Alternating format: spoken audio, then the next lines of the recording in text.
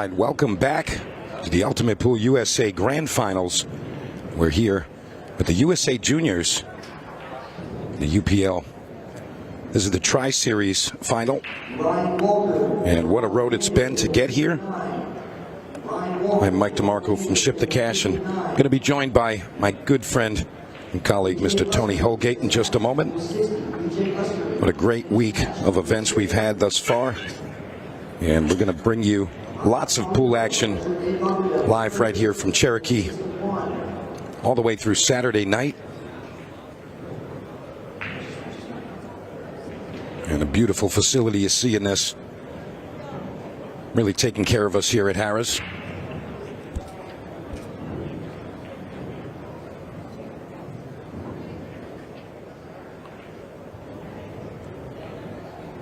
It looks like the players are preparing to begin. This is the USA Juniors and Ultimate Pool League is what they're going by in our bracket. We saw a couple of matches transpire over the first few days here. Australia versus the USA Juniors. USA Juniors coming through super strong there. 9-1 in that one. And Australia taking on the Ultimate Pool League team. 9-3 finish there. So both of these teams looking super strong.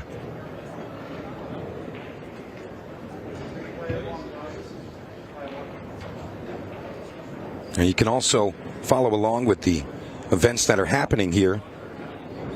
And go to the Ultimate Pool USA website. Just go to live scoring. You can follow along your favorite players or teams, see where they sit in the event.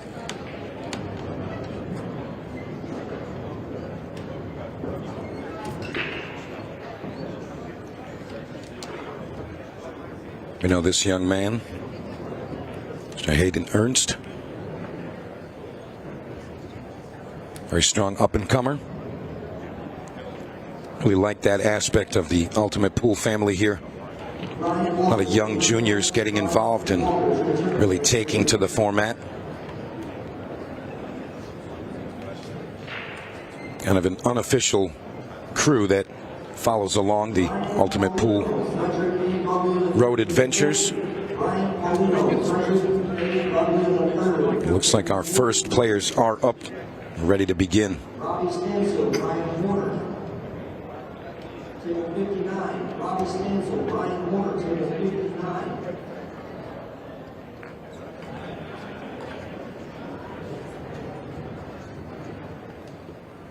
Colin Anderson, Joe Prince, table 61. Colin Anderson, Joe Prince, table 61, please. So again, young Hayden Ernst, very promising young player.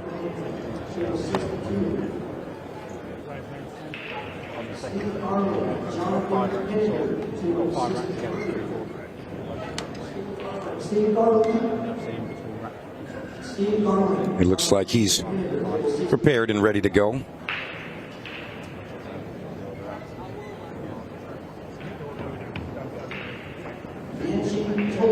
Toby Jack, table 64. Toby Jack, table 64, please. Your name has not been called for an 11 a.m. National Open event. We are waiting on a table. Just stand by and we will get you called.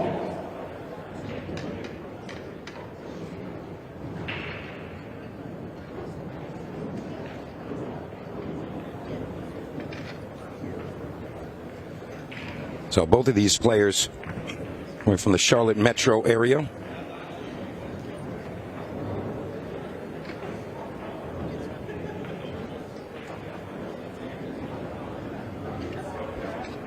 Apologies, we had some roster changes, and being added is Ronald Bott and Caleb Hickson from the Charlotte metro area.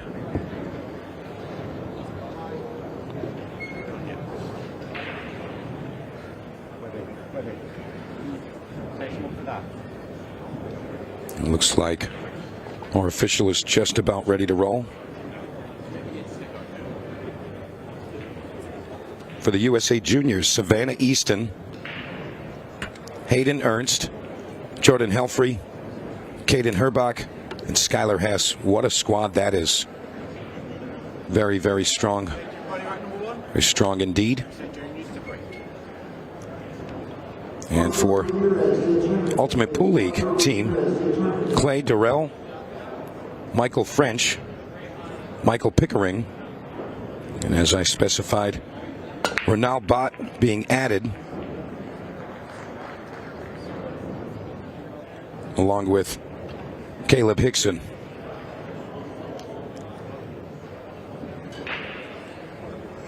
So Michael Pickering first up for Team Ultimate Pool. And joining me now, Mr. Tony Holgate. Tony, what do you think about this matchup? Well, all I can say is Michael Pickering is going to have his hands full with young Hayden Ernst. Saw him play yesterday. He was fabulous. They actually demolished Australia. Yeah, that was a 9-1 victory there.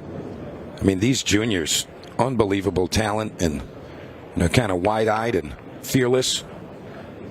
I can't see anything else but the juniors winning, to be fair.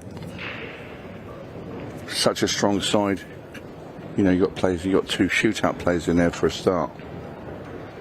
You've got young Jordan Helfrey, who's won a mixed pairs Ultimate Pool USA event in Phoenix with Dave Matlock. So that's Dave Matlock's mixed pairs partner. And of course, Savannah Easton.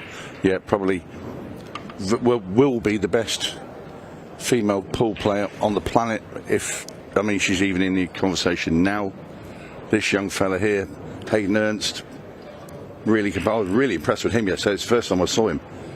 So composed. You've got obviously Caden Herbach, who really is no longer a junior now. This is his swan song or his farewell as he moves up into the senior ranks. Not senior ranks, the normal ranks, should I say? Because he's now 18. And then you've got Skylar Hess, another top young player.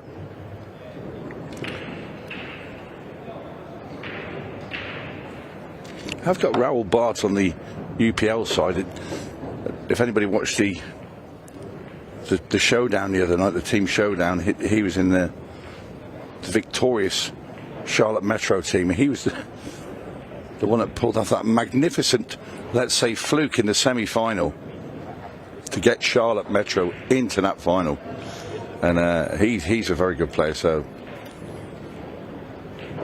the others I have not seen an awful lot of, so it will be an unknown quantity. But because of the prowess of this junior side, there'd be a match for a pro USA team, wouldn't they? Yeah, definitely promising young talent here in all of these juniors. We'll say on the Ultimate Pool side, Ronald Bott, super strong there. Saw him performing very well in the arena, so a little added iron on their side.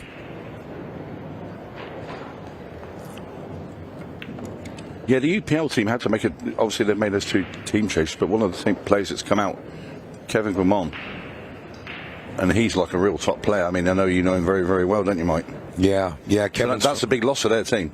Yeah, it really is. Kevin is, very notable player. Been a top-level competitor in the United States for quite some time, spending a lot of time in the Texas area, winning events and, placing high, a lot of pro events. So, definitely a big loss there.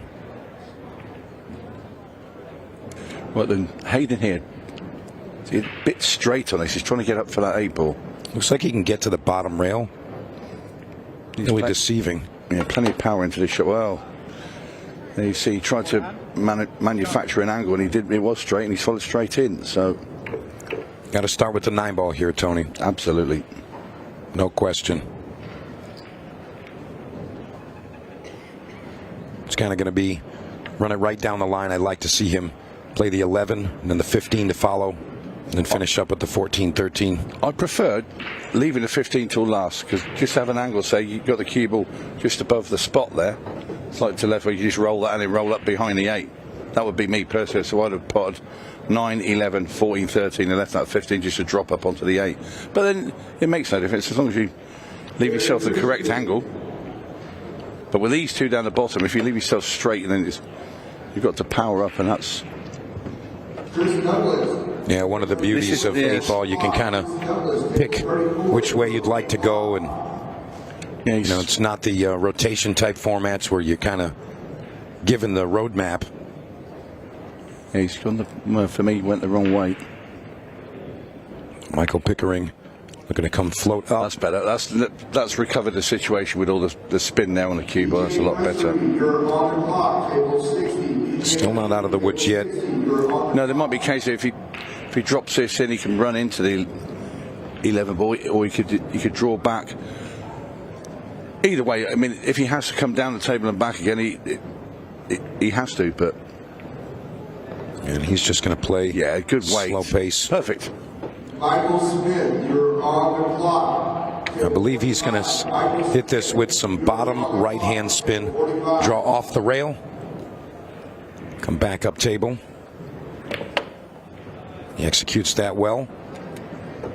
It's a dangerous shot at that speed, though. Could have gone up to the corner, but he executed very well. Yeah, impressive. Maybe went a bit of a sketchy way around that finish, but the last two balls he played them very, very well. Got himself back into good shape. And Pickering dispatches the 8-ball, and that is the UPL with the first rack. And we are racing to 9 in this final. I believe we're racing to 9. I think it's the best of 25. So if that's the case, it's a race of 13 with a 50-minute match lock. Okay, so in the finals, when the juniors played Australia, it was the same format, but there's no chance of getting anywhere near 13. It's unrealistic, unless it was a repeat of Justin Bergman and Rodney Morris last night, when everybody's just going to break and run forever. Yeah, it's an unrealistic race, to be fair. Yeah, that was kind of legendary type of finish to our stuff last night. Our show had 10 perfect break-in runs in the semifinal, and the only error in that match was and there you see that 25 games. We saw Rodney Morris playing Justin Bergman in the semifinals. 10 perfect break-in runs, alternate break, goes double hill. Rodney Morris breaks dry. Justin Bergman finishes out. And if that wasn't enough, in the final, we have Craig Waddingham playing Justin Bergman, and Craig Waddingham, who was declared our champion, perfect 6 break-in runs he broke and ran all of his breaks. And Justin Bergman, the only errors, 2 dry breaks, that's it. And Craig ran both of them out. It's kind of remarkable. Justin Bergman can break and run 7 racks straight, break dry twice, and that's not enough. No. He missed 0 pots. So when you're looking at this scoreline, I mean, we saw yesterday when the USA Juniors beat Australia 9-1. That's probably why you thought it was raced at 9, because that's when the clock ran out. Yes. And that's 9-1. So if it's going to be competitive, which at the moment that's the wrong way round that scoreboard, it should be the UPL that are 1-0 up. But the realistic scoreline with this sort of match clock, I would say you're looking at 7 or 8 if it's competitive, which will be declared the winner. Yeah, fair assessment, Tony. Yeah, I think sometimes if the match is moving along, they want to have a little bit of headroom to be able to bump that score up. Possibly a last-minute spectacular comeback. Yeah. So basically, if you're on in the last, session, if you think about it, so there was 10 racks played yesterday. So there's like 15 games that weren't even played.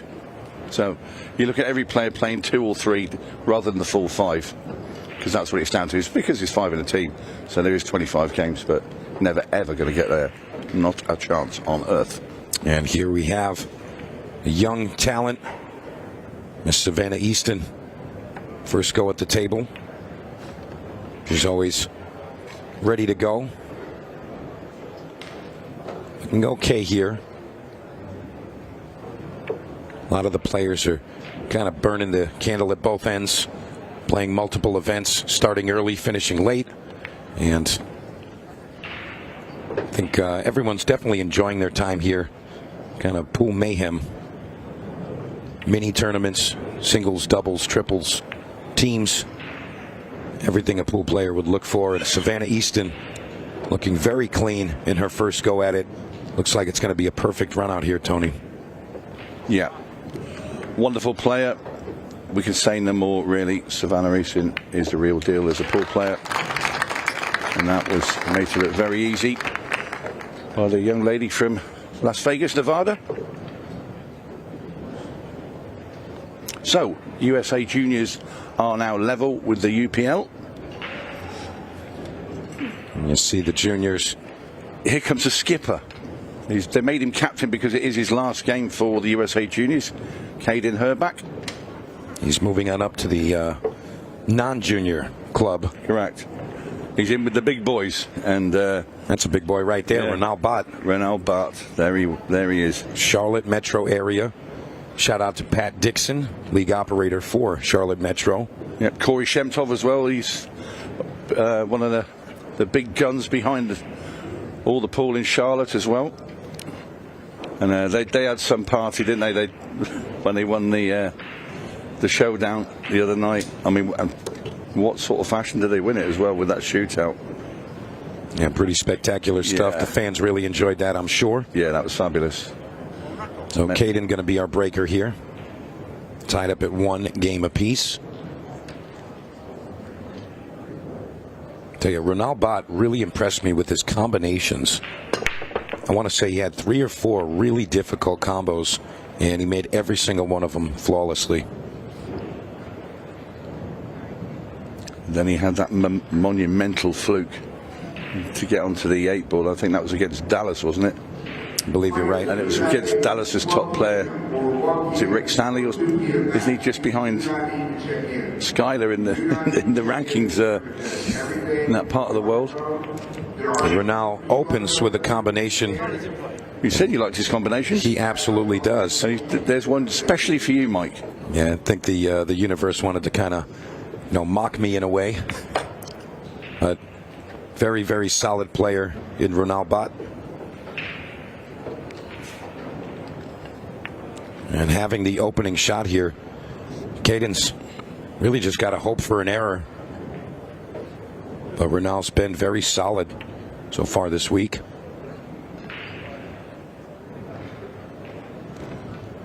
Nice angle here. 7 comes straight across over the top of the 9. Play the 3 in the bottom left. Nicely done. Gone a little bit further. Don't want to be queuing over that 11, boys. Okay. Any further there, and if he had to go to the top, it would have been very awkward. But Bart is going to deliver. There we go. Renal Bott takes rack number 3 for Team UPL. 2-1 to the UPL. This is Jordan Helfrey coming out. What a spectacular player she is. Absolutely. You mentioned earlier winning the mixed pairs with David Matlock. Yep. Earlier this year. I believe they made a finals also together. I think they were runner-up in another of the mixed pairs. Yep, I'm trying to rack my brains, but I know they definitely won in Phoenix.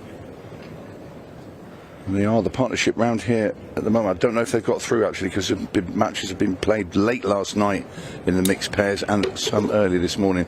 Because, of course, we will be going over to that after this as well. We will concentrate on the quarterfinals all the way down to the winning pair in that, and that's all to come today.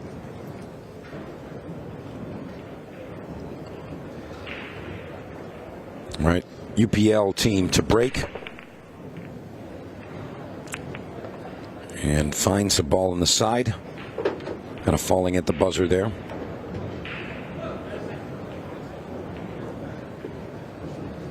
Nice solid hit there.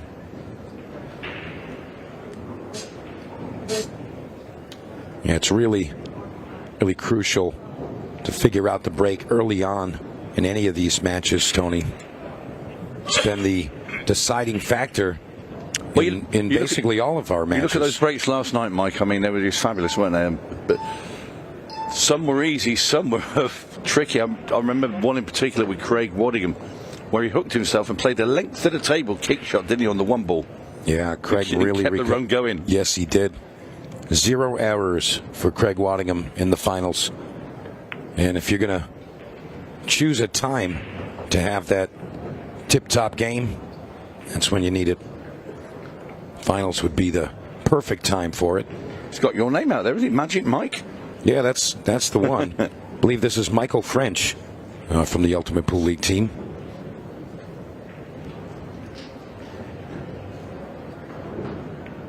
Squeezes it behind the 10 ball. Nice control there. Yeah, in good shape. For me, fire the 5 ball down into the bottom right now. Got to do nothing with the cue ball, just bring it back a couple of inches. Yeah, if he makes this 5 ball, that really simplifies the run out from there. Very natural lines here. Well, this is pretty good here from the UPL. You know, I made the juniors the favourites because they've had plenty of table time for one thing out in that arena where most of these players from the UPL team haven't. But I have to say they've come out with a plan, and they've come out looking very confident. I mean, I'm sure they knew what they were getting into with these talented juniors, and they're going to be very determined. You know, one aspect of this format that you got to consider is, you know, the rhythm of the players. One rack at a time, really have to come with it. You know, no time to really get situated, and, you know, a second chance in the next rack. Kind of have to come with it right away, and that's exactly what Michael French is doing here. And this will win the first set of 5, if you like, because obviously there's 5 in a team. So this puts UPL 3-1 up, and there's only Savannah Easton that's got on the scoreboard for the USA Juniors. Nothing Jordan Helfrey could really do about that. And it'll be Skylar Hess coming out for the juniors next. And she's going to be playing Caleb Hickson. But he was in the Charlotte Metro team as well. I do recognize this man. Absolutely. Yeah, Pat Dixon's got some iron in his group, and looks like he's ready to perform one more time in this arena.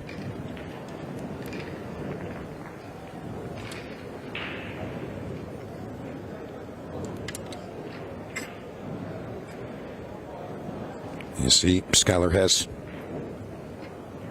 very ready to perform. It looks like she's going to be our breaker here. Let's see if she can deliver and close that gap for the juniors.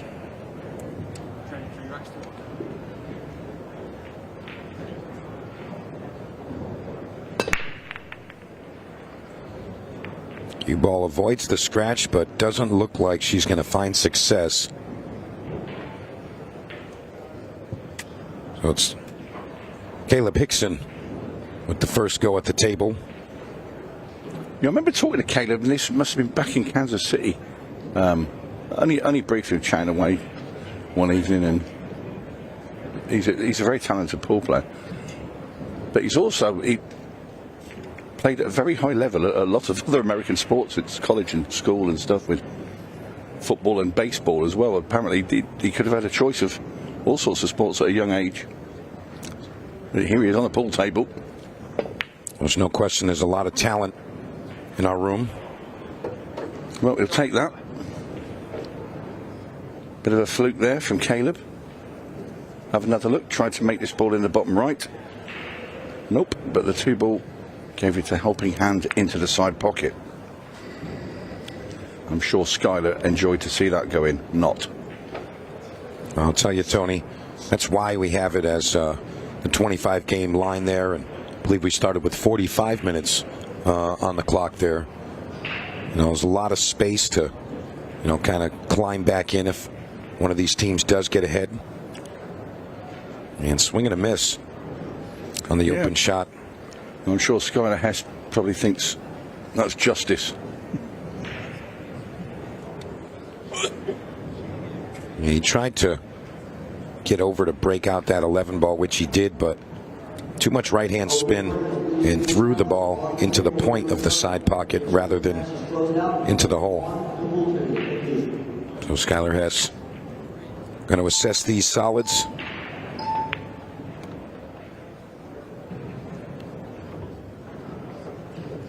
Not sure if the 4 ball will pass the 7 from this line. So she's going to go with the 2 ball. Probably stop it right there, play the 1.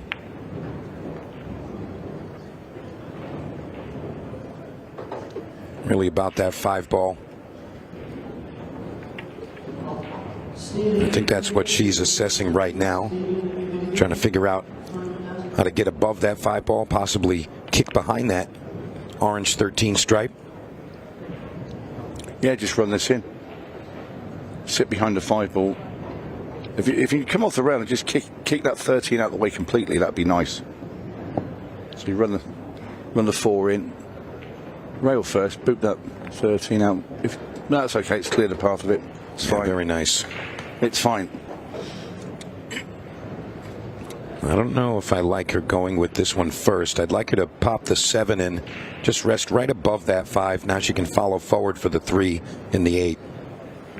I think she's recognized her initial error. Yeah, bit of a stretch across that table. She's going to get the bridge passed on over. Yeah, wisely so. I've seen so many players, and I'm talking top professionals, will stretch and not even bring that thing out, and then they make a real hash of it because you've got no control when you really are stretched across the table, and then they always walk away and say, why don't I get the bridge out? And think, well, yeah, why not indeed? I think there might be some kind of a stigma like, oh, you need that, but if you can't reach, yeah, you do. Yeah, exactly. I mean, you can't just be 10 feet tall now, can you? Well, look at a snooker table back in the UK. They're 12 foot. I mean, they've got the bridge and they've got the extended one. So, it's like a sea fishing rod. It really is. Yeah. So Skylar Hess getting down on this 3. She's going to fall behind the 8 ball. She gets a little bit high there. I still like her to make this. Yes, that's fine for Skylar. Any further it would have been, any further you'd probably been cutting it back in the other corner. So this to drag the USA Juniors to within 1 of UPL. In it goes, and that's a very good visit there from Skylar Hess. And the juniors are back. So Caleb Hickson fluking his first shot and missing that follow-up to the side pocket. Skylar Hess cleaning up and taking advantage. Now it's going to be Hayden Ernst. Yeah, he's back. So the UPL will rotate around, whereas the juniors will stay in their same order all the way through this match. So Hayden, he was up first for the USA Juniors.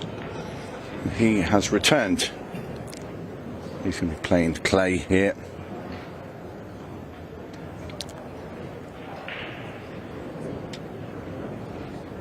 Trying to think who Clay played in his first match. Clay Durrell.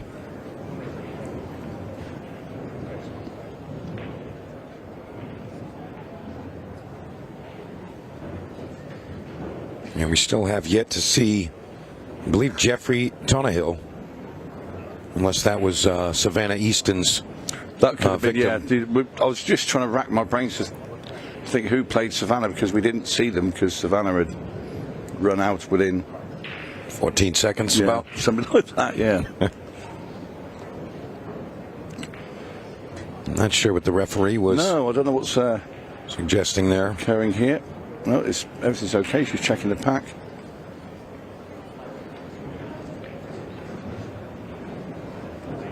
Oh, it's the wrong player. Yeah. So Ronald Bott. Yeah. So somebody came a bit early into the arena. Ronald Bott to return. Gets himself ready. Let's see exactly how this break looks.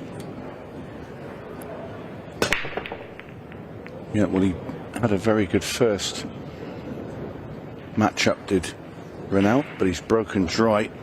So Hayden Ernst now will come see what he can figure out with the layout of the table.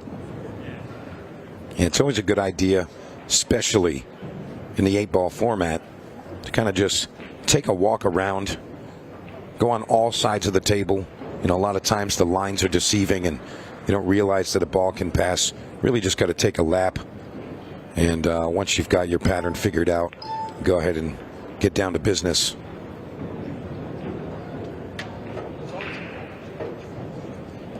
And young Hayden Ernst,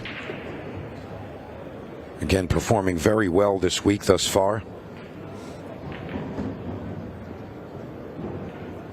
He's looking to pocket the 7, come back across, get above that 5. It's going to go just underneath this 10. Table 6, please listen up for your names. National Open players. Robert Stone, Martin Michelek. So although the 5 ball is a nice line right here, I kind of like him kind of using that as a backup plan. Like him to play the 1 ball here. And he does.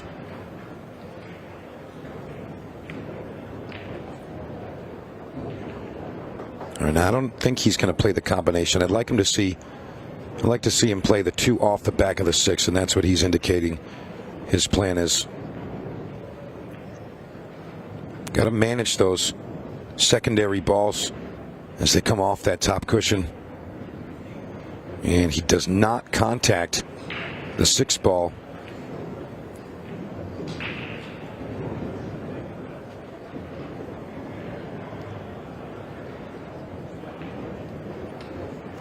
Narrowly missing the edge of that 6. 2 ball goes directly into the jaw of that corner pocket. So Ronald Bott with newfound life and an opportunity to extend his team's score and lead.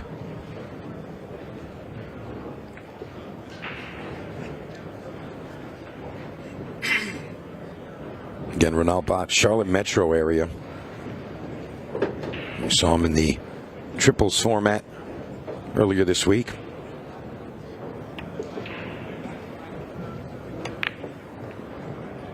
And he's kind of become Mr. Combination, in my opinion. He played another clean shot right there. Nice combination.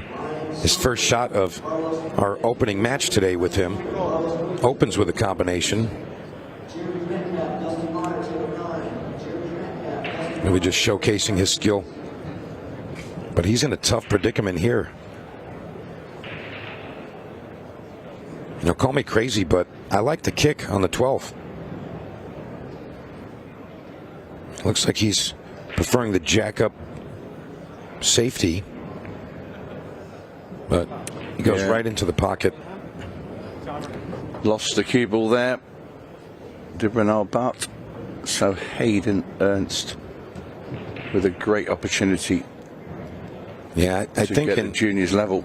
I think in Ronald Bott's situation there, I prefer the kick because you have the whole cue ball to work with, so your accuracy is going to be elevated. And he chose to shoot jacked up over the 12 and try to play a touchy shot, but you lose accuracy when you're jacked up like that. So, you know, personally, I would go with the kick shot there, and he's got a chance to make it. So Hayden hurrying along. I'd like to see him play the 3-2 combination here. 3-2. If you flick it with left hand side, it pushes the 11 out of the way. Exactly. You can also try to stunt into it. I think he needs to just wanted a bit more power into that, and catch 3 ball foot sort of thinner. Yeah, I think he did need a little more power. Yeah, because if you play it firmly with the side, the spin will take the cue ball off the 3 ball, push the 11 completely out of the way. It would have been, the 11 would have been next to the 14, if you like, and the cue ball would have been further along, and he would have been, well, the frame would have, or the rack would have been dead. Unfortunate for Hayden, he's got an opportunity to put Ronald Bott in a very tough predicament. Well, you can bank this 12 ball back up there, but if he knocks it in, to what advantage? In an ideal world, if the man can play another miracle shot, it would be the 12 ball bank off the corner, off the edge of that 3 ball, and go in and then remove the 3 ball out of the way of the 11 and 14 up on the rail. But we're talking very high tariff.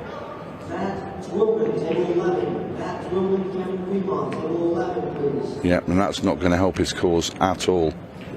So Hayden played a decent containing shot there to give himself another chance. I would like to see Ronald Bott come down table and look at that ball to see the difference of the object ball to the rail. You know, frozen ball versus a ball slightly off the rail, half ball off the rail. All of those banks react differently. So You know, it doesn't hurt to just take a quick peek. Problem here is the 8-ball for Hayden. He's trying to move it out now, but he's been very unlucky. What he wants to do there, he's trying to contact the 9 instead of the 8. Push the 9 out of the way, leave the cue ball and the 8 in that position, but not obviously hooked. But yeah, he's not had the best of run there. He's going to go with a 3-rail kick here. Yeah, this is the correct way. He's got to go wide of the pocket, try and clip this 3-ball in. Unlucky. Yeah, always going to be a tall order there from that position for Hayden. Yeah, Hayden. Yeah, a bit unlucky, I'd say, for Hayden there, rather than, you know, he took the bull by the horns, decided, right, I need to break out that 8-ball. I mean, he could have gone the easy way. When I say the easy way, the easy way out was to roll the 6, roll the 3, and then bank the 8. But I like his bravery. Yeah, I think that's going to only help him going forward. He'll learn from those mistakes and, you know, better himself. But for now, it's Ronald Bott looking to extend his team's lead to 4-2. Very clean execution there. That's going to put a 2-game lead over the USA Juniors. And in goes the 8-ball, and Ronald Bott gets the UPL 4x2 in front. Hayden has can consider himself a little bit unlucky there. And as we continue, looks like it's going to be Michael once more. Michael Pickering. That's right. Yeah, he was very assured in his opening rack. Must be chilly out there because he wasn't wearing that jacket in his opener. You know what? We can fix that. Maybe he thinks he might be sat in his seat for quite some time because he's played Savannah Eastern. So I thought, I don't want to sit here cold, I might as well just put a jacket on. Or he doesn't want his name showing while he's playing Savannah Eastern. Who was that guy that she broke and ran on? We don't know. No, it wasn't Michael Pickering. That's it. And it was a Ronald Bott. We know that's the two we know. It could be anybody. Absolutely. So Savannah Easton to break. This is rack 7. And she's had a perfect performance so far. Made the 9-ball as well, so she will come to the table to survey the situation. Solids for me look the ball. 7-ball, I think, will pass into that bottom left. She's got an easy combo to start off with. She can play the 3-ball if she so wishes as well. So, and then you've got the 1 and the 4 are both available into the top right-hand corner. So everything for me is pointed towards solids. Yeah, I agree with you, Tony. And she is going to take on this combination to start. Got to be careful how this comes to rest. I think she managed it okay. Question is, can she get to the 6 here? Yeah, I did wonder at first if she'd take the 3-ball up into the top left, because that would have left that 5-ball just in the gap of those 2 strikes near the 7, which would have been easy then to get down for the 7, if you know what I mean. Totally agree. She did have enough room for that green 6, so Savannah Easton now on the 5-ball. I think she wants to drop down on the 7 now. This is a great opportunity to get rid of that issue. Yeah, she definitely does, because you want to get rid of that 7-ball out of the way. Leaves the 3 solids in the middle of the table. So what she can do, if she gets in the right position onto the 7, she can just drop that in softly and then fire the 3-ball into the side pocket, and then you've got the 2, 1, 8, and it should be all over. All about the weight on this shot. Okay, so now she has to play. Will she run this in? She could run this in and come back up and play the 1. Yeah, I think she's going to come back between the right long rail and the 1 ball. Yeah, I don't know if she wants to dig deep and try and drag the cue ball into that side cushion and come back for the 3. It's hard to tell if she has the correct angle there. It might come a little bit wide. We'll see when she cues down where she's striking the cue ball. Yeah, I feel like it's a safe move there, look, to come back up table. She could have the 4 to the side, the 1 to the corner. She'll have a few options there. Yeah, she's pointing at the cushion there because she needs to be precise on this 1 ball. That's what she's playing to be on, because it's all about the 2 that will follow, and she's missed a 7. Yeah. She was manipulating the cue ball, trying to stay underneath that 1 for the corner. Yeah. She was looking more at cue ball than pot, and took her eye off the pot slightly there. Yeah. Easy done. Yeah, I think in that situation, I really would have liked to see just play the natural shot, let the cue ball run up table. She had plenty of options from up there. Yeah, if she'd overrun it onto the 1, she could have played a different shot. She could have played a different type of cut shot. And the four maybe does had still to go pass into the too. 8, but yeah. Yeah, the 4 still passes to the side, the bottom left corner. Lots of options there. But live and learn. Well, it's one of those things. When you play at a very high level, you tend to then become a perfectionist, and nothing else will do, if you know what I mean, Mike. I totally know what you mean. Sometimes the simple shots are just not adequate. And it's Michael Pickering in a tricky spot here. I think he's hooked himself, Tony. Maybe just a sliver of this 15 available for him, but yeah, he can't make it. He can move that 14. Yeah, the danger is he might think he's got the 14 and 7 tied up there, but that 3 ball will go off that 7 if he leaves. Well, that's a great shot. I was going to say, if he tried to split the 14 out, great part. Yeah, still really tough. It favours Savannah more than Michael, those 2 balls at the bottom, because the 3 ball will go off the 7 and break it out. Where he's landed now. Yeah, I think Michael needs to consider some defensive approaches here and move some furniture around. If he's eliminating all of his options, he's going to run out of shots. I've spotted a crazy shot, which would be to pot this and get high up on the 10, play the 10 off the side rail into the 7, and fire the 14 into the bottom right. That's not terrible. Sometimes you have to do those types of things, Tony. Right then. So can he bank this and go into the side rail on the way down and hit the 7 and go in? I don't think he can from the angle. I think. Well, I think that if he can make this 10, I think he wants to bank it, draw straight down, come back to the bottom rail, almost get glued there, play the combination and try to rest under the 14. If he can hit the 10 into the cover. side rail and come into that 7 hard, the 14 will go across. Well, he's just made a clean bank, hasn't he? Yeah, I think he wanted to draw just a hair more so he could play some kind of defense here, but yeah. Well, if he come in hard on the side rail, the 10 would hit the 7, and you know, if that's straight, that 14 would have gone straight into that bottom right-hand corner. I agree with you. But now he's really pressed for options. Just going to play a soft cut here. That doesn't do anything because Savannah Easton could now just leave him hooked up the top of the table. Yeah. Whatever happens, in fact, she could do it down the bottom, and she's going to clip off the 7. I know she played it into the. Well, that's very, very good. In fact, that's a nasty, nasty snooker. Because he can't go straight up and down. Where Savannah's left the cue ball is absolutely glued, but underneath the 7. So he now has to go straight into this left-hand side rail.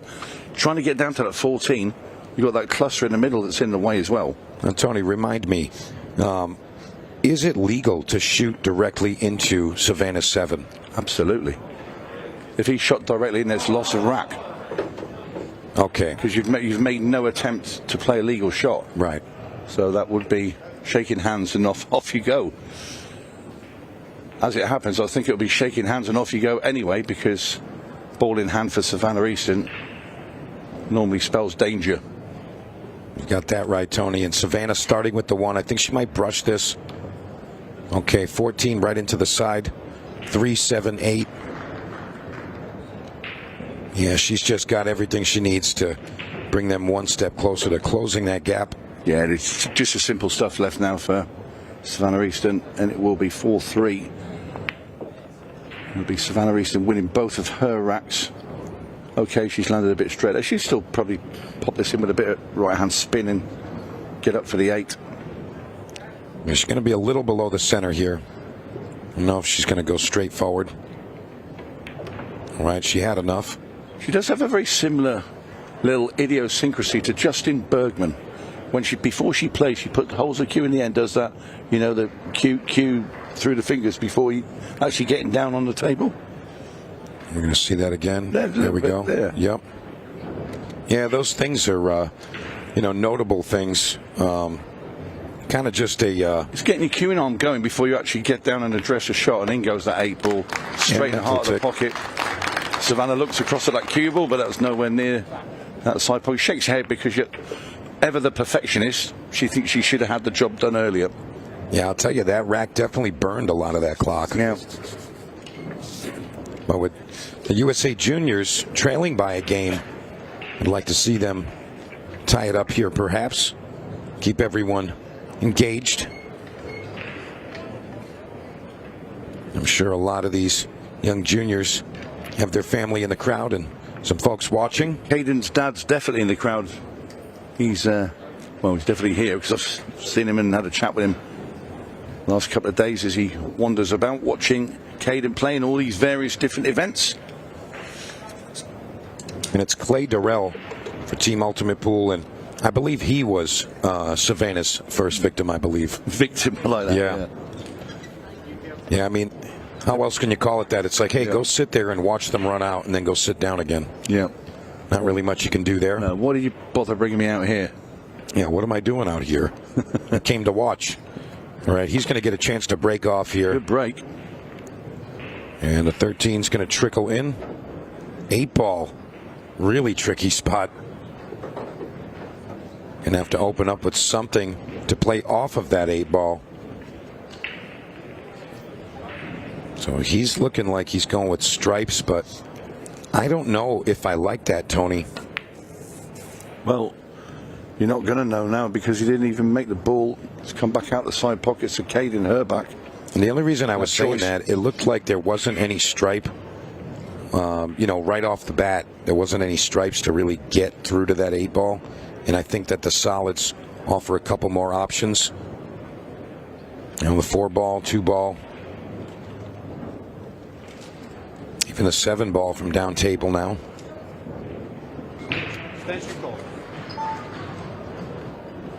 In any case, this young man's got to figure something out quickly as that clock ticks.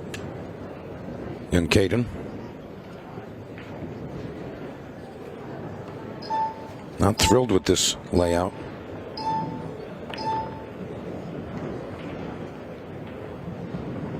And he goes a bit high. I think he was waiting for that 5-ball.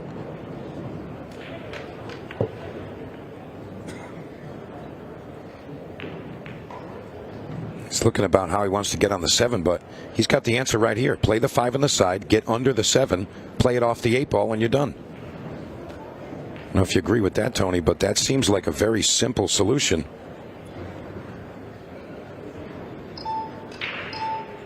Just get underneath that 7. Ooh. Yeah, and that's why I say, Tony, it's a great idea to walk all the way around the table, see all of the lines. Sometimes we kind of get tunnel vision and we only think of a shot in one way. We're like, hey, we have to get the 7 to this corner over here. But if he comes and looks under it like he is now, he's not even looking at it.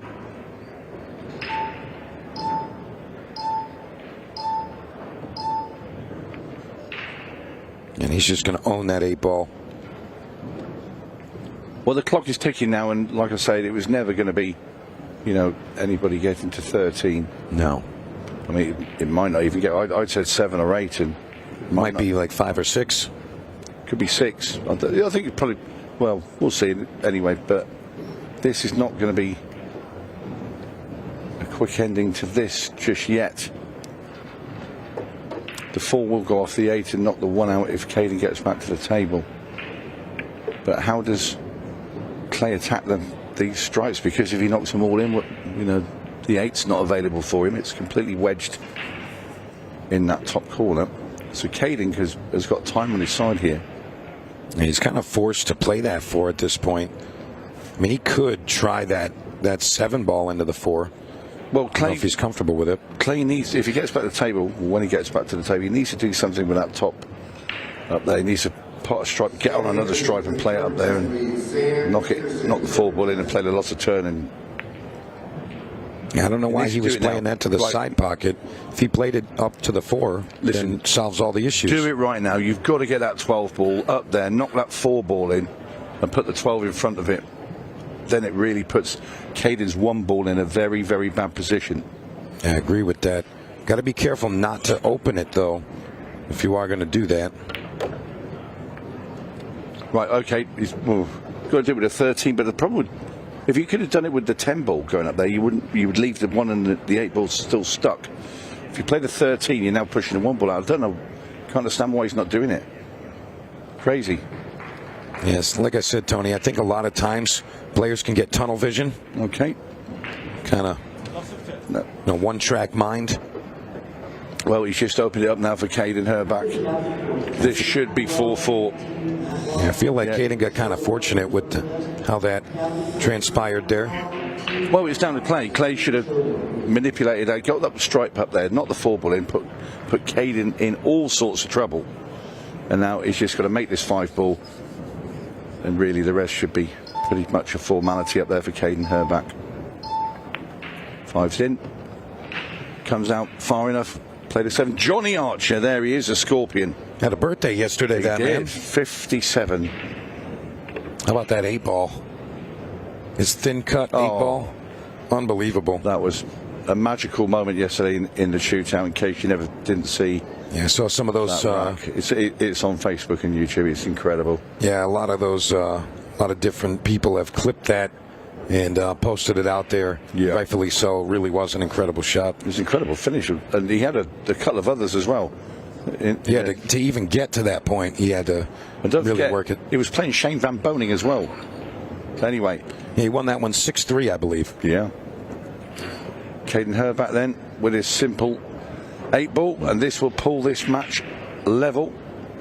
So we are going to have a bit of a nail-biting finish as we head into the last stretches of this match in the Tri-Series. Now, Tony, remind me, does the shot clock change in the final 10 minutes here? It will go down to 15 seconds a shot, I'm sure, yes. So Jordan Helfer coming out for the USA Juniors.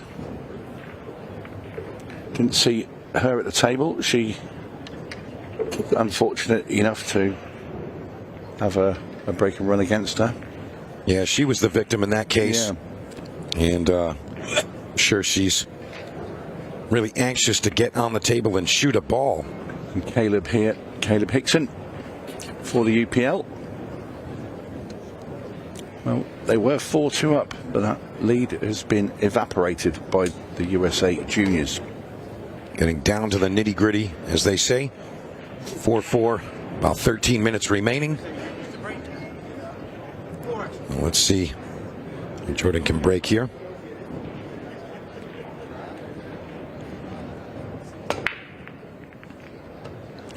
Took some off that, Jordan, but she's made a ball. I think maybe just a bit harder, but about that pace has seen success. And she's going to take a quick lay of the land. You know, see, Tony, again, in this situation, I really like to see the players walk around the entire table, just kind of get all of that stuff. There we go. That's what I like to see. And again, even us here, you know, multiple camera angles, things are very deceiving from a certain position. So getting a full perspective on what's available is always helpful. Jordan now taking a look. I think Jordan's the youngest player in the team, isn't she? I think she's 14 or 15. I'm not sure exactly, but I think you're right.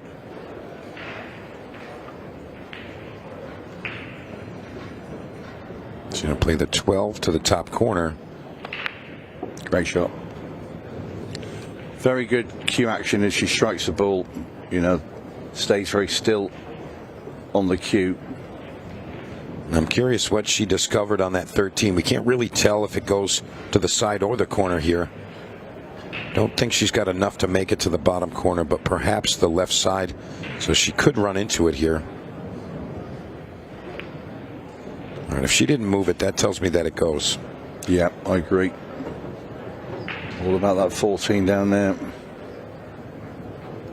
I think the plan would be to try and drop onto the 15, say where the spot is, or just above that, so she can play that into the side pocket, bring the keyboard down and rub into the 6 and the 14, pushing the 14 along that bottom rail. That's the only way I can really see that's feasible. Yeah, alternatively she can get on the back side of it, but she's going to be playing that 13 to the side. I feel like that's the only thing that she could be playing for here, and that looks like what she's doing. And that's where she wants to be, just there with that angle I just spoke about. So wants to drag the keyboard back just a couple of inches. Doesn't want to come too far. She needs that angle on the 15. And she's got to be very precise. Come back too far. She's now going to have to power this into the side pocket, Yeah, rather than run it in off the rail. Yeah, she's got to be really precise on how she breaks out that green stripe 14. You can't just kind of hit into it and hope you get something. Got to make sure. I don't think you should go into the rail from this angle. I think it's going to have to be like, you know, you draw the cue ball straight into the 6 and the 14 now. Yeah, it was tough. She just had not enough angle there to get in, and there's no bank shot either for Jordan here. Could you play the 14 off the rail, half ball of the 8 ball, and go in the side pocket? I mean, it's feasible, definitely possible, probable. Yeah, to be determined. I'm looking at, you know, in pure desperation here to try and get out. Yeah, sometimes you have to do that, Tony. I totally agree with that. I mean, recognizing a shot like that, that could save the day in a lot of cases. Well, there's no safety because there's too many solids on the table. Wish you didn't hit it. Tried to put that right on top of the 6, but I wouldn't have recommended that shot for the pure reason that all Caleb has to do is put the cue ball at the top of the table and make Jordan come all the way back down again until he's happy. Well, Tony, we just heard that chime, 15-second shot clock in effect, so perhaps the urgency might help. That wasn't the greatest shot in the world there as Caleb nods his head. I mean, ball in hand, you should have made sure you got the right angle there to kick that 14 out of the way to 6. He's still the favourite, though, in this rack, just because the numbers of solids on the table and where Jordan's 14 ball is.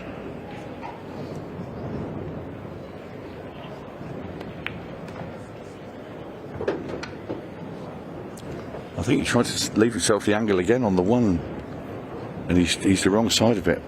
And you got to be working towards that every shot here, running out of options. Yeah, I think Jordan will be sat there thinking, hang on a minute, I might get another go at this. Yeah, honestly, I kind of feel like that's the case. Jordan will be back at the table unless he can come with something spectacular. Oh, what's this doing?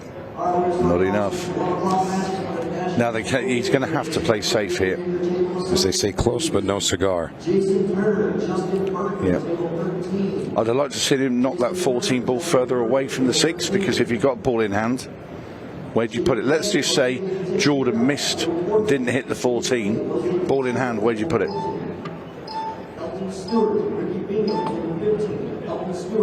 Well, we're not going to find out, because Jordan, obviously, the great player she is, managed to hit the 14 and actually put it in the way of the 5. So another safety would be my recommended shot here. Push the 6 over the pocket, leave the cue ball hooked behind the 8 and the 5 for Jordan. He's going 2 rails forward. He's going to play this to the side. He's played it well. I wouldn't have took that risk, and I'm an attacking player, and I wouldn't have took that risk.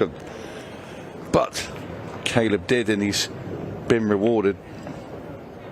So this 8 ball to put the UPL 5-4 in front as we come running down to about 7.5 minutes left on the match clock. Yep, that's pretty good there at the end from Caleb. Well, Jordan going to be a little disappointed with the result there. That 14 stuck on that bottom rail was really her hindrance there. And we see what we've got coming up just in a few. We got Lucas Fracasso-Werner, Erica Tester versus Janet Atwell, Rodney Morris. That's going to be a fantastic mixed pairs match. And we've got the Brennan Oborowski duo versus the Tara Conner, Johnny Archer in the mixed pairs. Dinsmore Thompson versus Prince and Talbot. And then Benoit Van Boning versus Beauchamp and Waddingham. What a lineup we've got here for the mixed pairs, Tony. There's going to be fireworks. Yeah. Amy Beecham there and Craig Waddingham team up together yet again. Ashley Benoit Van Boning, what a great partnership that is. Ashley Dinsmore from Northern Ireland. She's playing with Shane Thompson from England. So again, another formidable partnership, playing Joe Prince and Mary Talbot from England. That's Mary coming over. Of course, she's an ex-professional. Well, I think she still is a professional snooker player, but she's a fantastic cueist, playing with Joe Prince. They are going to be the pair to watch for me. Well, there's definitely a lot of iron in that group. And right now we got Skylar Hess and Michael French, or Magic Mike, as his teammates call him. Magic Mike. Is he going to do a few tricks out there for us right now? Well, if you're Skylar Hess, she's hoping not so. Well, And missed opportunity there, so Skylar Hess going to get her chance to put up a point and tie us up.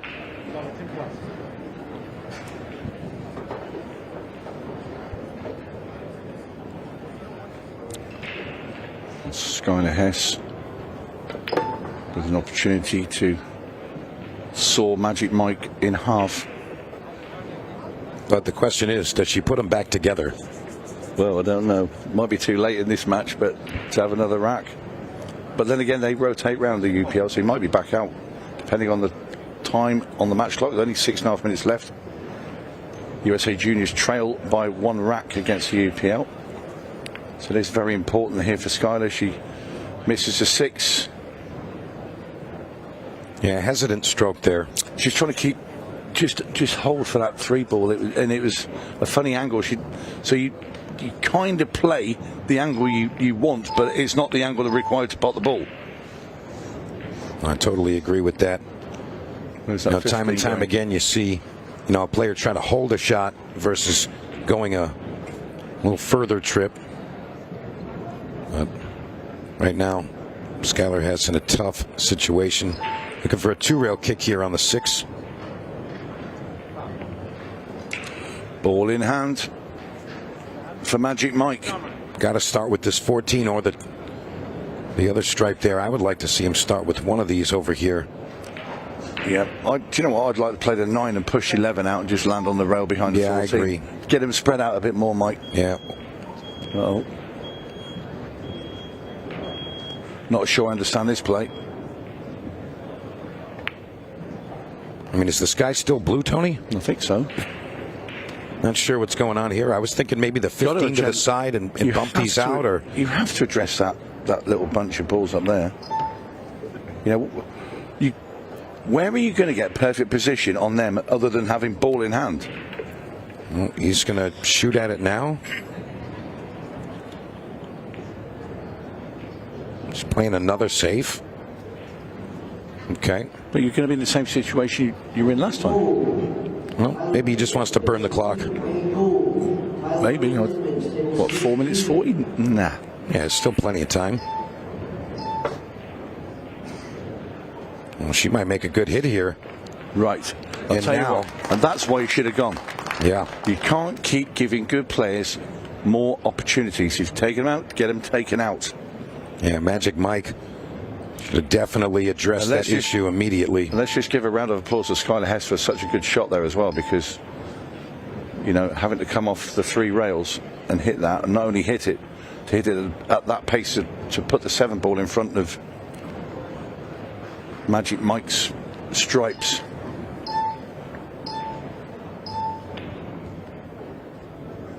And she tries to just kind of shorten it up, but I know she didn't really want to disturb that too much.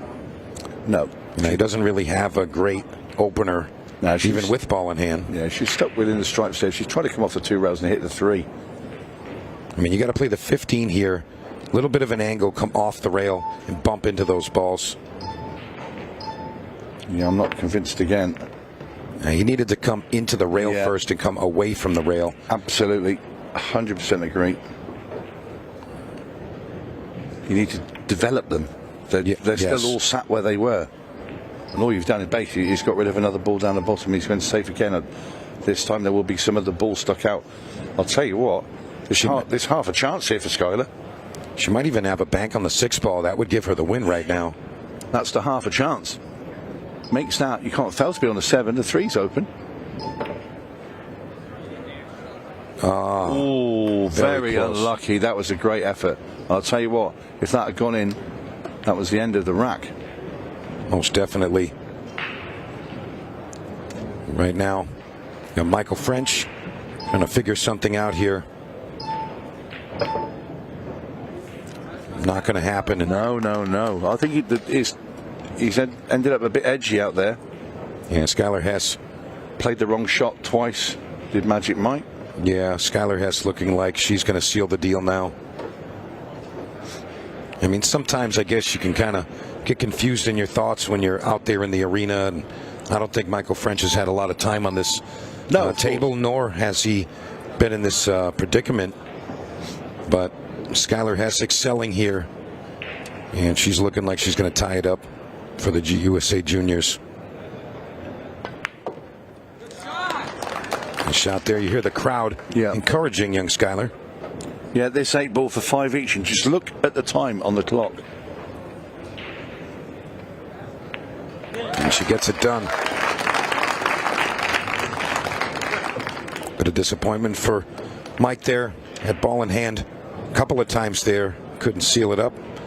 So we're tied up 5 games apiece as we continue our tri-series. USA Juniors versus Team Ultimate Pool League.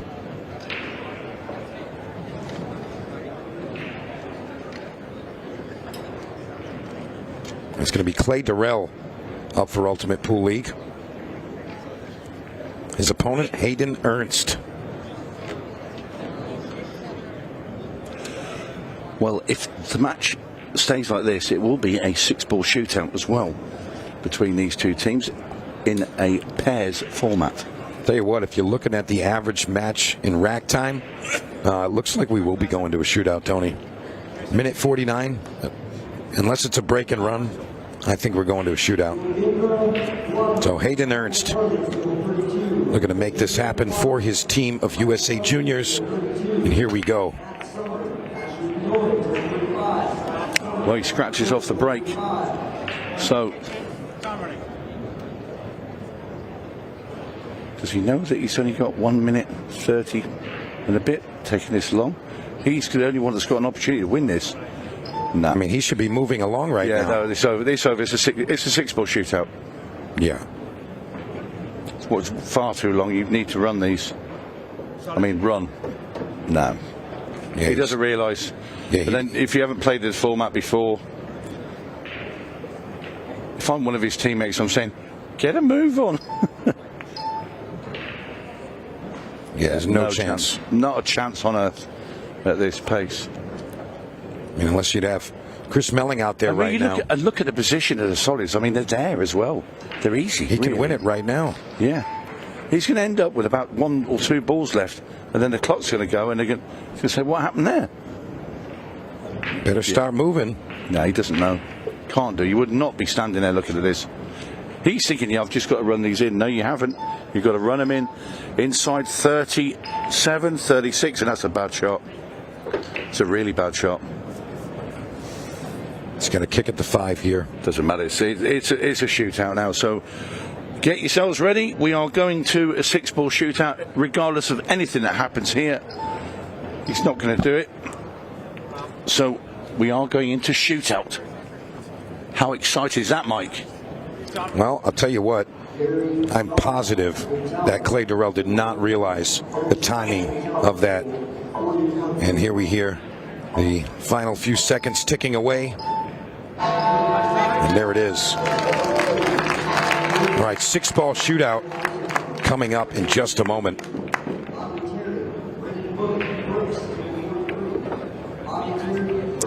Yep, it will be in a pairs format.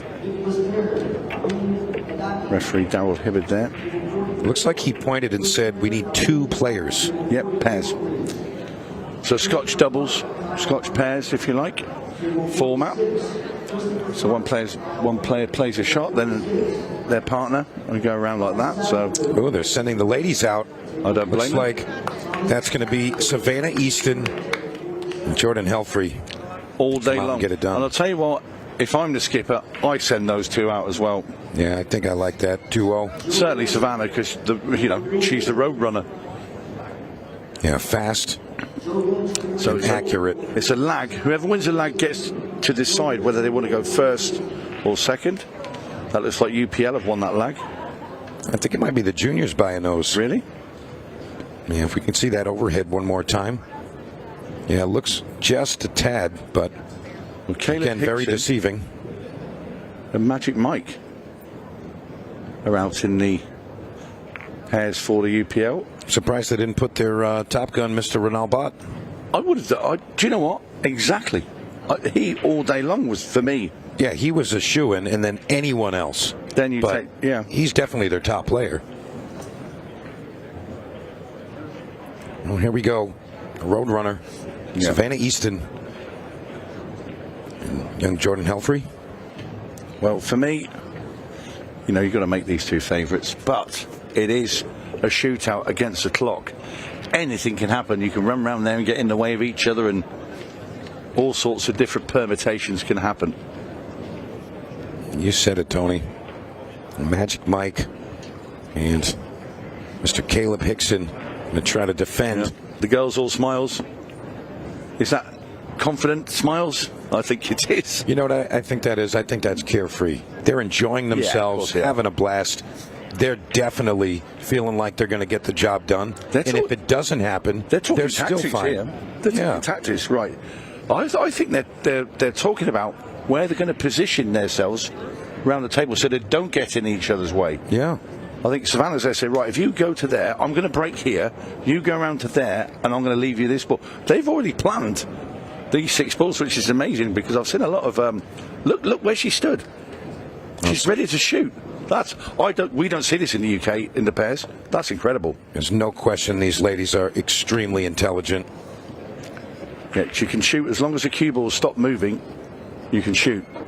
Oh, that is hard work there for the girls, sticking to that ball.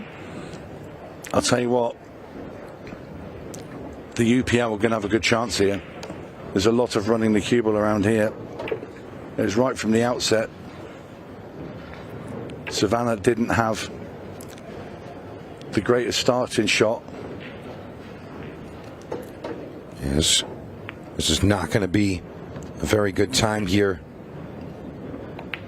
Such a fast table. The thing is that the times are slower here in the US on that table than they are in the UK, because the table's that much quicker, the balls are heavier, so they roll more.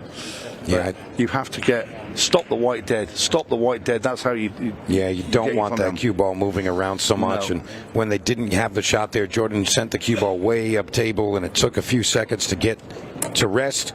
But nonetheless, they're still all smiles,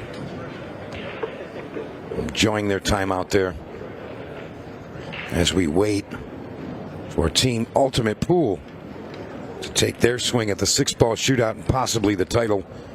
And that's going to be Michael French and Caleb Hickson. And we're going to see exactly what happens here.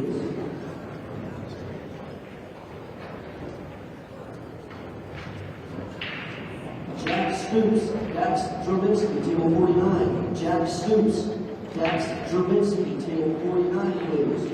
It looks like the rack is set as our juniors look on in anticipation for the final result. John Roach, William Christopher, table 51. John Roach. Yeah, it's a tough one there. We said before, Savannah and Jordan just had that cue ball running a little bit too loosely around the table, and they can just stand and look on.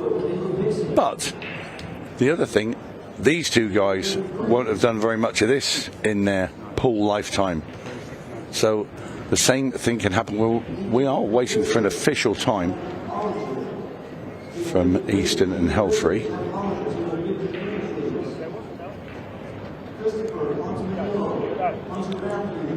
Well, our unofficial time was around 41 seconds. Yeah, but it will come up on the screen, I'm sure. Don't know why it's taking so long to get this set up. Yeah, I'm curious what's happening right now. Nobody knows. Well, whatever it is, it's Stephen Jameson's fault. Yeah, we can blame it. There's the official time, 46.96. Oh, that's a big difference. That's what they've got to beat. Oh, you know what? I think maybe they were reviewing something. That looks like a 5-second addition, so maybe they had a foul somewhere. And I'll tell you what it was, is because the cue ball hadn't quite stopped rolling when Savannah played into the left-hand side pocket. Anyway, that's what they have to beat, 46.96. Oh, look at this. They've just got to be careful not to do what Savannah did. And this is going to be a definite win for the UPL now, you feel. Oh, Swing and a miss. I wouldn't play that over the bag now. I'd have left that. Just moving that cue ball. But you feel that 15 seconds not getting this 6 ball. Unless this goes in the side pocket or hooks them. It doesn't. They're going to win it. And there it is. Team Ultimate Pool takes it down over the USA Juniors in a 6-ball shootout. So congratulations to our Tri-Series winners, Ultimate Pool League. Please stay in the arena, folks. We'll have the presentations very shortly. All right, folks, and following this, we're going to go straight to the mixed pairs and take a short break. Be right back.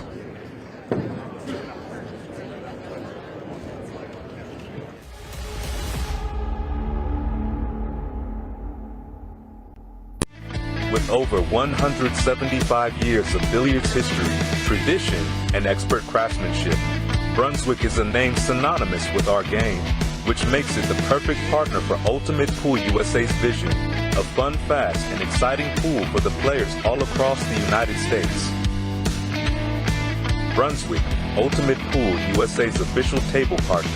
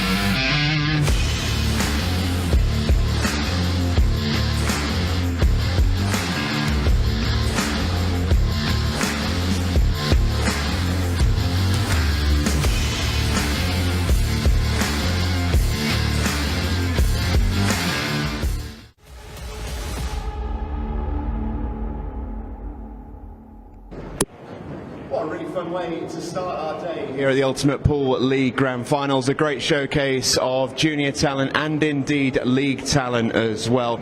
But first, let's put our hands together for your runners-up. They are the Ultimate Pool USA Juniors. Well played, guys. Caden, I want to grab a word with yourself, if I may. How much have you enjoyed playing with this gang, first of all? I still feel like this is the best team. They're incredible at pool, and they're really fun to play with. So I feel like we just still have the best team, no matter what the score was. That 6-ball shootout is never easy to manage. What you were on the sidelines for, it was probably the hardest place to be. What was it like to watch? I don't know. I said I didn't want to be in the 6-ball shootout because what happened in Colorado for a final. I don't want to do that. I DNF'd. So I think they did good. I think if we didn't have a cluster on the break, it would have been a different outcome. But we had multiple clusters where they had a wide open table. But there's no excuse. So I think they did good. I think they're still the right people to do it. Yeah, absolutely, and we've enjoyed watching you guys. Congratulations on a great tournament. Our Ultimate Pool USA Juniors, everybody.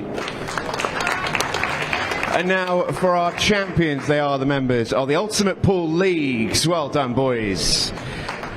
Mike, that was a really, really difficult trophy to win in the end for you guys. That match toed and froed. It had a little bit of everything towards the end, and a 6-ball shootout as well. How pleased to get the win?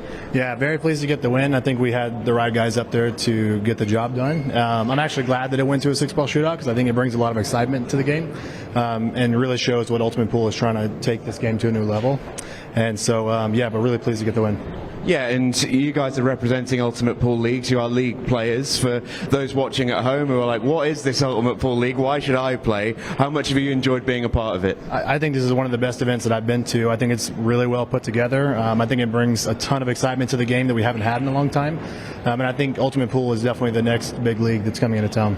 Well, we've enjoyed watching you as much as you've enjoyed playing it. Congratulations, sir, and congratulations, boys. We're going to give you a chance to get yourselves a trophy. Come pick it up, lift it to the sky. Our Ultimate Pool Leagues are our Tri-Series champions.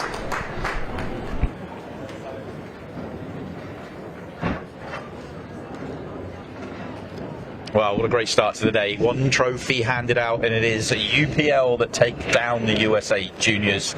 And I have found myself a scorpion in the studio, rather. Johnny, great to have you at your company again this morning. You've got plenty of pool to play today, but I want to specifically talk about what we've just seen. It's so good to see the USA Juniors putting on a little bit of a show the way they played against the Australians yesterday and the way they played today. Obviously, they didn't quite get it over the line in the sixth ball, but to see the next generation is fantastic. You know, it's just I was talking about it while it was going on. I said, man, look at this. I said, you got junior players mixed with girls and boys. Yeah. And I said, you could tell they're getting along. It's good camaraderie. Yeah. It makes people closer. You know, it makes them a better person as they go forward, because it helps. You know, hey, you can get along with people. This because you got to get along to be able to play well together. And then they get to come out here on a big stage like this. I mean, you know, how can you ask any better? I mean, they done well. It's just like you said, the sixth ball was a little cluster for them, and it kind of just it kind of put them in a bad way to start with. And I want to mention the fact that that's a team game. We've not seen much of it yet. We saw a Tri-Series earlier on, but this is where we're going to start to ramp up. This afternoon we've got some mixed pairs coming up, but tonight we're going to have our first big team final, the 10-ball team final, and we are gearing ourselves up for the 8-ball team final. Tomorrow night around 10:30, an amateur team of pool players are going to be winning $100,000, and that's our first little taste of seeing the team pool, and we're going to ramp up and ramp up. Tonight's the 10-ball, tomorrow's the 8-ball. Johnny, I'm really excited for it. Me too. You know, just to see people, you know, call themselves amateurs. I've seen some of them that could probably play on tour myself, but you know, and to get out there and play for this kind of money under a big stage, you're going to have a big crowd here. The excitement's going to be going. People, the viewers, all the viewers out there watching, I'm seeing some stream numbers is coming in. Man, they're really impressive, and just to see it happen, somebody's going to walk away pretty happy people tonight. Yeah, and of course it's all handicapped, so you can have some great players out there, but you can have some, you know, really good amateur players out there, and they're going to have a really good, decent match, and that's what we love about UPL. It's the ability to match these peoples up and actually have a great match. That's exactly right. I mean, if you're looking to come play league, you have to come try this out. Yeah. You know, it's very exciting. They got something for everyone. So, you know, just everybody needs to get out and come do it and support your local pool room and go do it. Johnny, thanks for your company in the studio here. I know you're going to have to go and play some mixed pairs, seniors, open up, all sorts. Johnny is a very busy man. We're going to be back after this short break. We're going to reset ourselves in the arena. Join us in a couple of minutes, and we're going to turn our attention to the mixed pairs.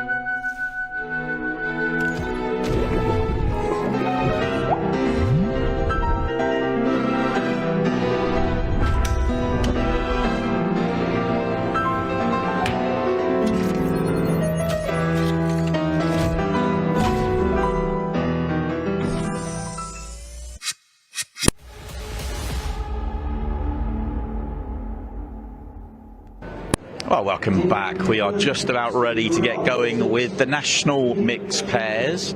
We've had plenty of mixed pairs events with Ultimate Pool USA over the last year or so, but this one has been expanded. This one is bigger and better. We started with 64 pairs. We are down to our final 8, and we are going to see all the way down to a champion over the course of the next 4 or 5 hours. Let's take a look at the lineup for the quarterfinals and the schedule that will be coming. We have got some big matches here and some big pairings are still in there. We're going to start off with Lucas Werner. He's playing with Testa, Atwell and Morris. Big partnership there. We've seen plenty of them this week. Declan Brennan and Nicole Obraski. Johnny Archer, who we just had in the studio, he's playing with Tara Connor. Ashley Dinsmore and Shane Thompson. Joe Prince and Mary Talbot in a very British affair. And then the biggest draw, probably the favourites for the tournament. You make your own mind up on this. But Ashley Benoit and Shane Van Boning, they have history. And then Amy Beecham and Craig Waddingham. Craig had a very busy day, so that was a very late night last night and early morning. He won the shootout last night, had to then go and play in the mixed pairs and the pairs as well and make his way through to the quarterfinals. We're going to follow with the semis, and then we will have the final, roughly scheduled for about 4 p.m. That is your schedule for the afternoon, but I can tell you that we have got 4 players in the arena ready to go. So I'm going to send it down to our commentary box and get the first mixed pairs underway. All right, thank you, Simon. And what a way to start the mixed pairs today. Lucas Fracasso Werner, Erica Testa taking on Janet Atwell and Rodney Morris. Now, this is going to be an action-packed matchup here for the mixed pairs. And it looks like Rodney and Lucas going to be the laggers to determine the breaker. Let's see. Going to be tight. And it's Lucas Fracasso Werner winning the lag by just a bit. All right, this is the Ultimate Pool USA National Mixed Pairs. We're down to the final 8 teams. I am Mike DeMarco from Ship to Cash, and I'm joined with Tony Holgate. Tony, look at this lineup right here. Unbelievable stuff here. Again, we've got Lucas Fracasso Werner and his partner Erica Testa taking on Janet Atwell and Rodney Morris. And that's really a recipe for some fireworks. Of course, saw Rodney Morris take out Dennis Hatch to get to the semifinal against Justin Bergman yesterday in the shootout, and played a nearly perfect match. His only error was a dry break. The alternate broke 10 perfect break-and runs. Rodney Morris breaks dry on the hill, and Bergman cleaned it up. So Rodney definitely playing strong out there. Yeah, plenty of experience in the Atwell-Morris partnership there. And on the alternate side, Lucas Fracasso Werner, a very strong American player, becoming a household name. And Erica Testa coming from the Northeast as well. And she has been a fierce female competitor for quite some time. And she's a go-getter, Tony. I've watched Erica play for some years, and I'll be honest, seems like the 8 ball straight in. Golden break. What a way to start the day. But are we in shootout now? There's some confusion here. Did he say re-rack? I think that is what he said there. I think Fracasso Werner there thinking they've won the rack. We'll have a look at it when he's made the 8.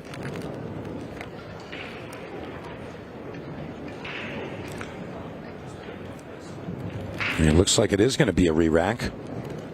Lucas looking bewildered. I'm bewildered as well, because I don't think, even if the 8 had gone in and it wasn't on shootout rules. Yeah, it is 1-0. Yeah, okay. no, the golden break is in play. All right, so it is a win. That is 1 rack. Rack 2. All right. Yeah, Lucas puts a little smile on his face again. And as I was saying, I've watched Erica Testa play for some years, and it seems like the theme with a lot of players. Ultimate Pool USA has kind of given her some encouragement to get back on the table and compete more often. And here she is.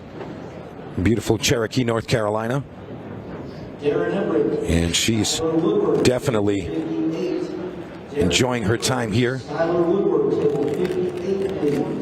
So it's Rodney Morris, Janet Atwell at the table. And looking like they are going to go with solids to open. Possibly a force follow here to bump into that 5. Are they going to stay up table? The 5 does break up. All right, so now Lucas and Erica to the table. Swipes in play. Erica also in the fast and quick connect format type of player. Doesn't waste any time. Fearless player. Same as Lucas.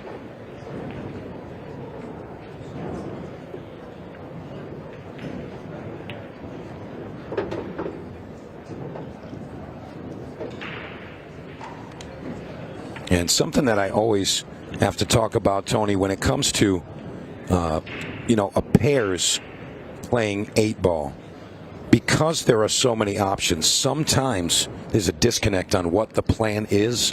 And I think that really speaks volumes to the chemistry of these winning teams.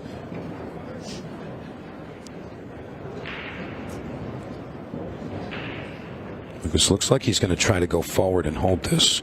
No, I got to go above it. Yeah, that's a great shot from Lucas. Yeah.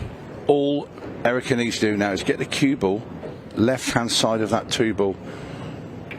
And Lucas Werner will have a shot at the 8 into the top left corner. Just run it in. Just run it in. Natural angle will just be to get the cue ball off the bottom rail. It will go slightly to the left as we look, and to the other side of that 2 ball.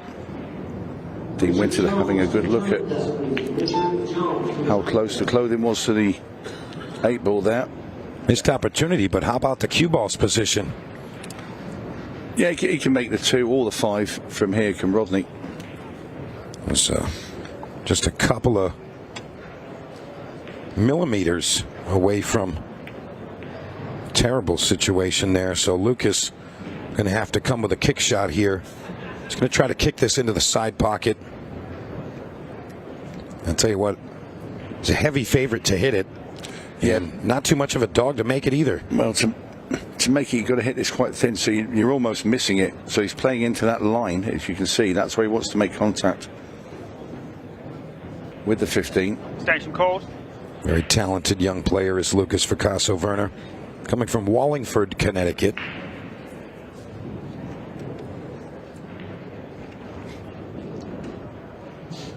And taking his time, getting down on this one. All about execution here. Oh, fabulous shot. Absolutely brilliant. What a wonderful shot that was.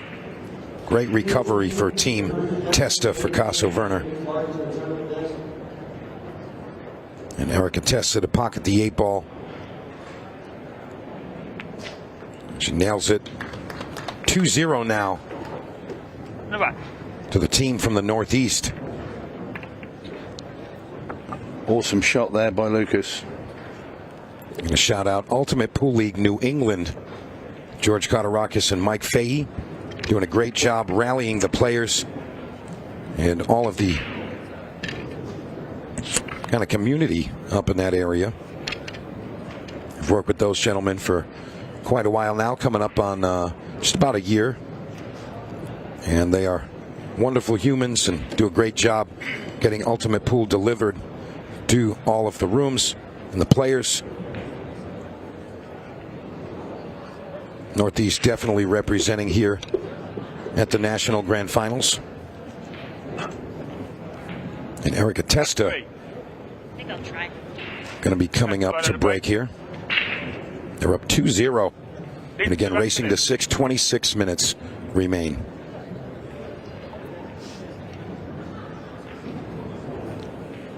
Erica Testa has a monstrous stroke in there. Not a dainty player by any means.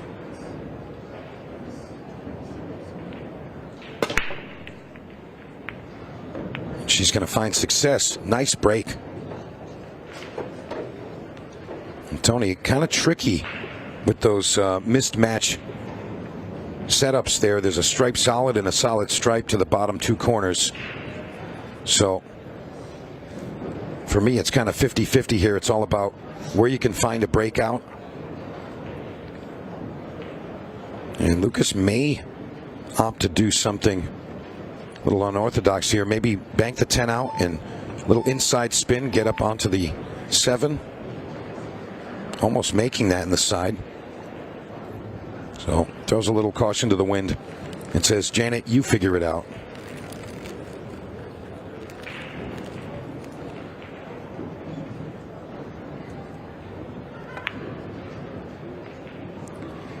That one's not going in. So at the moment it's Fracassa-Werner and Erika Testa here. I've got a little bit of a firm grip on this match in the early stages. Yeah, I'm thinking they're going to have to go with solid here. But they're kind of disagreeing. They're saying playing the stripes here. I like the solids here, Tony. Yeah, kicks the 11 ball out here, playing this combination shot. 10 into the side, kick the 11 out. Yeah, that definitely changes the landscape. Stripes in play. Not really fond of that green 14 stripe. Sitting in an awkward position.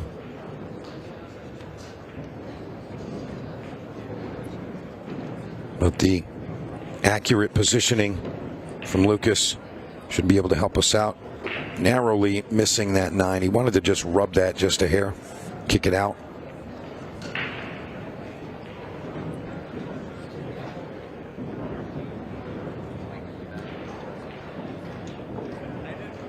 Just going to pop this one in the side.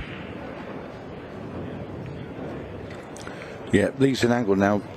So Lucas plays this into the top left-hand corner. Now it's all about getting the cue ball low side of that 14. He'd probably come off 3 rails here. Right between the 8 and the 6, you think? Yeah, just around these angles. Got to get between this 8-6. And he's hit that very well. Yeah, couldn't ask for much more than that. Big pocket up there as well with the 1 ball, which will help the 14 as well if it's a little bit offline. 8 ball will be in the side pocket. Yeah, that's good. Great shot there.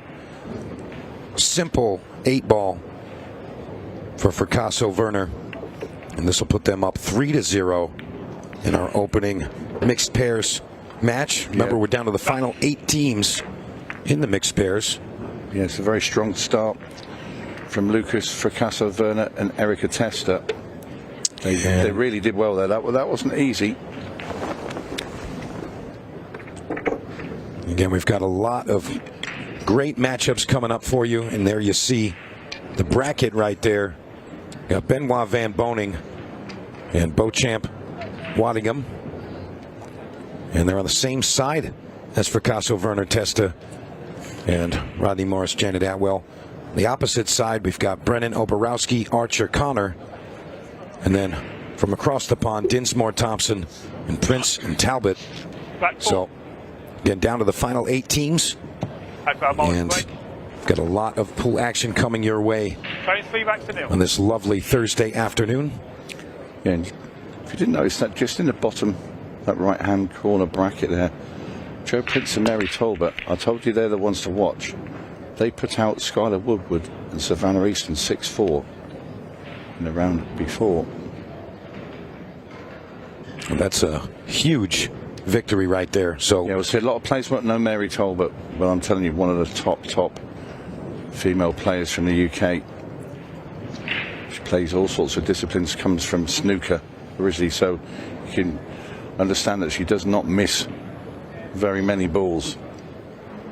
And we all know Joe Prince. So let's nominate. And that's a tremendous win for them to get through. I didn't want to leave her jacked up on the 8 ball, but still going to accept the open shot.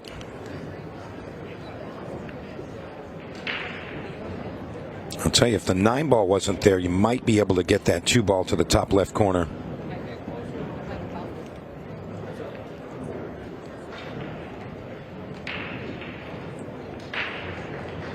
She's going to tap this one in. Foul. 8 ball moved. Yep, just saw that. Erica moving the 8 ball there with a cue. So, ball in hand, Rodney Morris.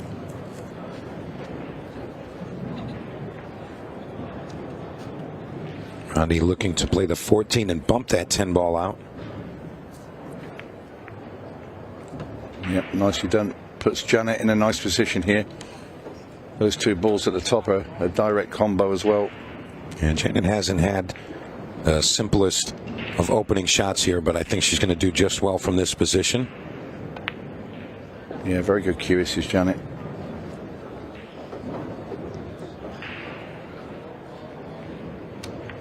Are they going to get rid of that combination?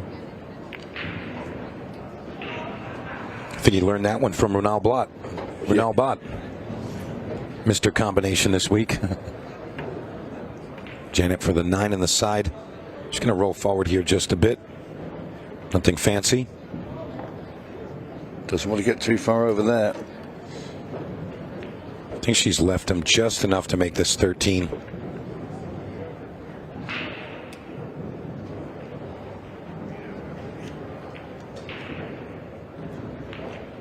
He's going to try to draw above the 8 maybe. I think he tried to kick into the 8 ball there and he's come a bit high. Didn't contact it, so now it's a bit tricky here for Janet. Although the 11 ball seems available, I kind of liked the 12 ball first. But you got to go with your instinct, Tony. Yeah, it wasn't as easy as it looked. So missed opportunity. Yeah, this is big now. Lucas comes to the table, easy 2 ball to start with. Doesn't make Erica walk too far to take the 7 next. Just coming around and having a look where she wants to leave Lucas for the next ball.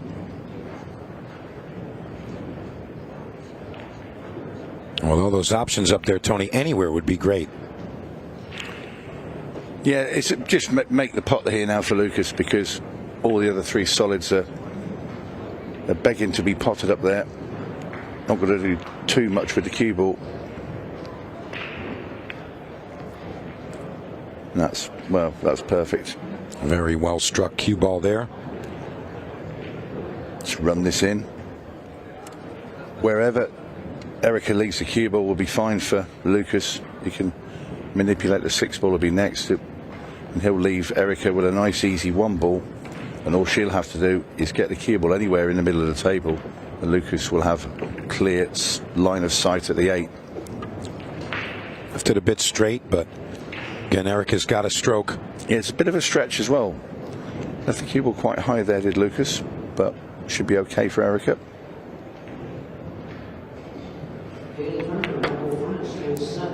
And Lucas will be more than happy with that. Very nice. And this will be 4-0 in favour of Lucas Fracasso-Werner and Erica Testa. Thank you very much. Lovely Lucas. Crack. Lovely crack at the back of the we pocket. love to hear. Yeah.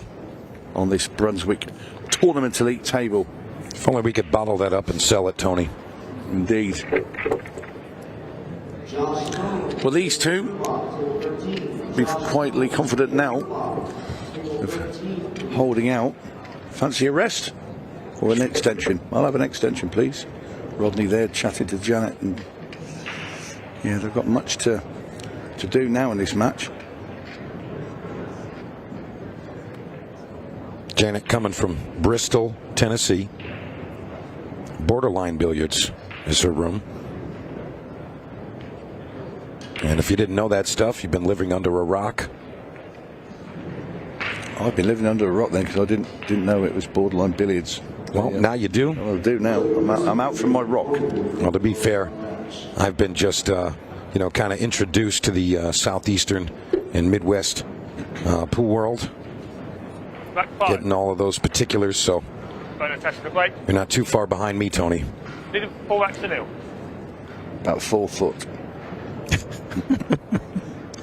All right, here we go. Rack number 5. Lucas there just making sure he wasn't past the diamond there from the breakoff spot, so he's correctly placed.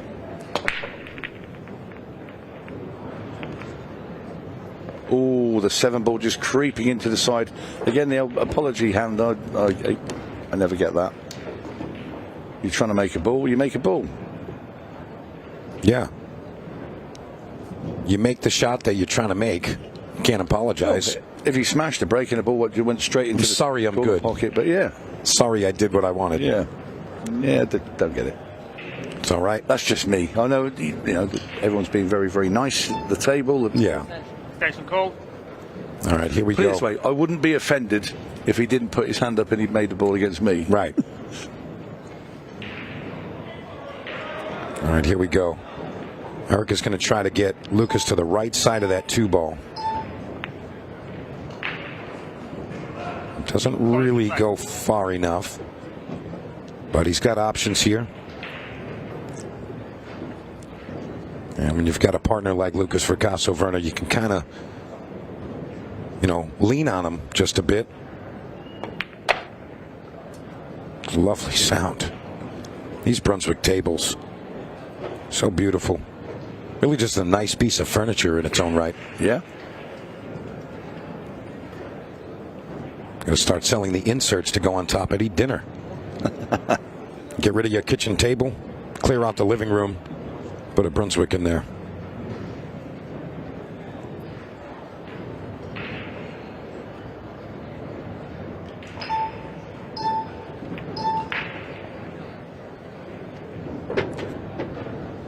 Lucas going to be playing this off the backside of the 13. Yep, rail first. Might even get some good fortune with the 13 bumping that 8-4 for him. If he hits it firm enough.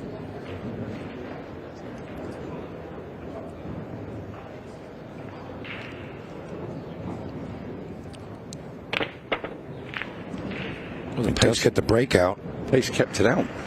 Yeah, it did. Kind of popped up off the table a bit. A little too much muscle. Lucas had 2 bowls of Wheaties today. Stick to just one, young man. Oh, Rodney Morris going to get things started for Team Atwell Morris. And they have a pretty reasonable layout. Really just the 2 ball blocking the 14. Really the only hampering here of a clean run out. And what do you do in this situation, Tony? You just try to get behind that 14, try to get above it perhaps? Yeah, get up into that gap. You could do it here.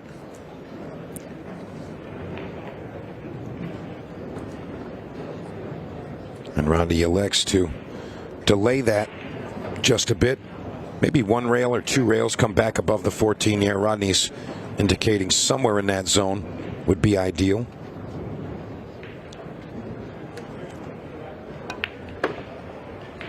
Very nice stroke from Janet Atwell. Overcooks it just a hair, but she's got the rocket to take care of it.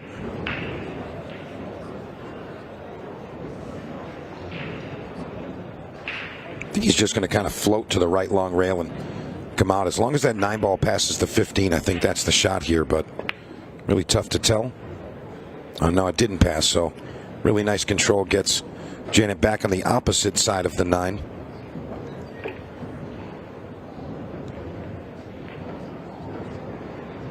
Drag this one into the left long rail. Come back out. Station called. This is just... Now Rodney's asking her to go around the 15. Although that's a natural shot, this can definitely be overstruck and get behind the 5. So she's got to be mindful of the pace.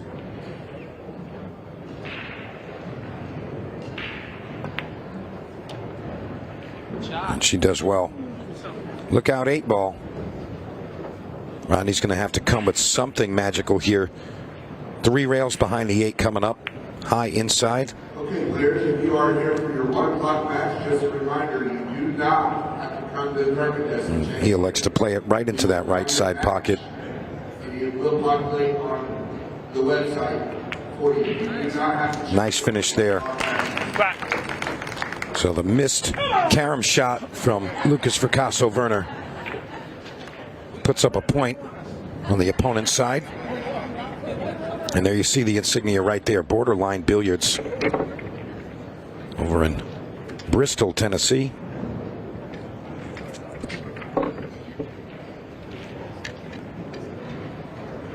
And Rodney Morris going to be your breaker in rack 6. And still a little bit of a hill to climb. Erica and Lucas had a really strong start to this mixed pairs matchup.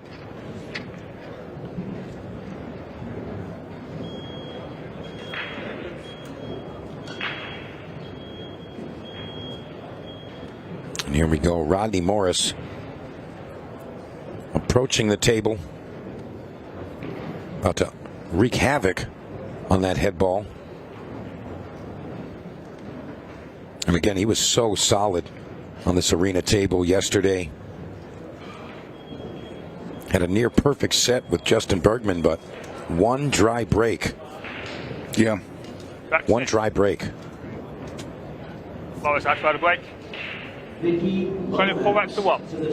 All right, here we go. Rack 6. What can they do here? Doesn't find a ball on the break. So Lucas jumps out of his chair, looking to get them on the hill here. Again, Team Fracasso Werner Testa just 2 racks away.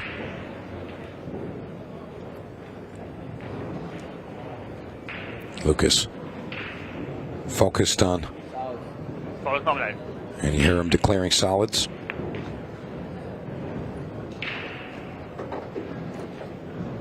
Solids in play.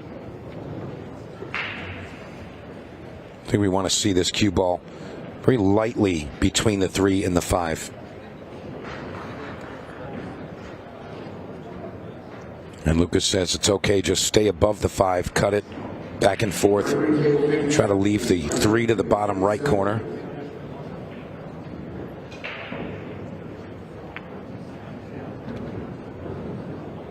Needs to get off the rail. That's okay.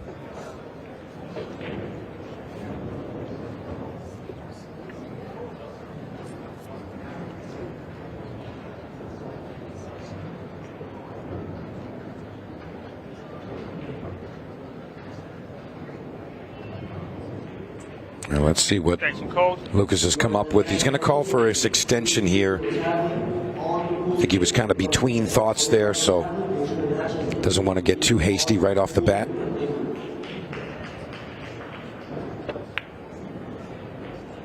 And that's the first missed pot, aside from that carom. But the first open shot missed.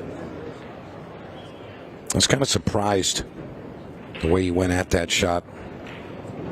But I think he might have been just kind of disappointed with the position and played it in a two-way manner. Janik going to try to play some defense here. Then the 10 ball, try to go right behind it. Kind of complicates things just a bit, but really didn't do much damage with that.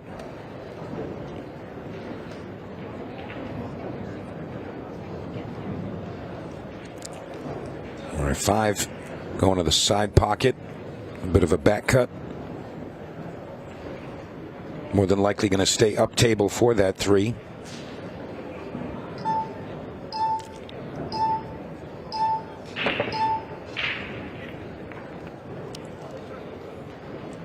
And that overcomplicates things as the 1 and the 5 are now in trouble. I think he could have actually taken that 3 ball instead of the back cut on the 5. Was available.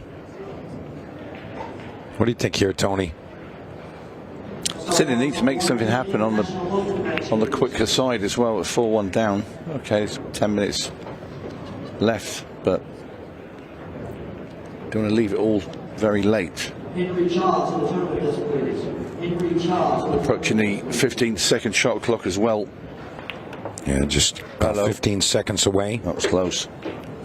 And they're going to end up literally no man's land. So possibly just a short click on the 15, or maybe even a kick on the 14. 15-second shot clock now in play. All right, 15-second shot clock now in effect. 5 balls still available. If I'm Lucas, I might actually take out that 1 ball right now to the top right, just because he's so accurate. Be able to take that out of the equation. Jay Glasgow, table 40. Paul McAllister, Jay Glasgow, table 40. Charles Loma, Steve Taylor, table 8. And Lucas suggests that they're going to play the 1 ball last. William Bloom, Casey Gibbs, table 51. William Bloom, Casey Gibbs, table 51. Scott Strollo, Rachel Peterson, table 52. All right, 1 rail shape here. She could alternatively just stop it right there. Yeah, I agree. Just pull it back a little bit here. Lucas will be fine. And again, 1 rail shape. Yeah, just a slight right-hand side on the cue ball here. Just brings it above those stripes in a choice of side pocket or the... will be the side pocket now. And that's going to put them up 5-1 here. Really strong performance by these two in the first mixed pairs matchup here in the arena. Yep, on the hill, and they are far away. 4 racks in front, with 1 required to win the match, and 8 minutes 26 left on the clock. So if you look at it from Atwell and Morris's point of view, they need to win 4 racks at approximately around 2 minutes and 5 seconds or 6 seconds a rack, around there. Just goes to show you how strong these teams can be and how trivial some of the racks can go. Well, the thing is, it started so well, didn't it, for Lucas and Erica. Lucas, of course, making the golden break on the opening rack. That immediately puts these two on the back foot without even getting out of their chairs. And then another fabulous finish when Lucas played that kick into the side pocket to get on the black as well for Erica. So the first 2 racks were incredibly quick. Yeah, starting with a golden break. Yeah, and then Lucas has played that kick off the bottom rail, fires the ball into the side pocket, gets on the 8 ball as well for Erica. And the Atwell and Morris just never recovered. Yeah, it kind of just made a statement and probably diminished some of the motivation on the opponent's side. You kind of think it's not going to be our day when that happens for the first 2 racks in the match. As Erica breaks off, makes a ball. So Lucas comes to the table. And this is it. All they need is table time. Because every ball that they remove from that table is another 15 seconds off that clock. So, barring some golden breaks and golden ducks, all going the way of Atwell and Morris, Lucas Fracasso Werner and Erica Testa are going to be heading for the semi-finals. I'm going to play this one off of the 11. Oh, wow. Lovely shot. Kind of took my eye off the screen for a moment there, Tony. I didn't even see what that shot looked like. Yeah, he played it very well. Yeah, carom combination. Combo. Yeah, carom combination. Absolutely. And that's fine. No damage done there by Erica. And now you see, look, you know, we're still in rack 7, and there's now only 7 minutes and some change left on the clock. You got to keep going.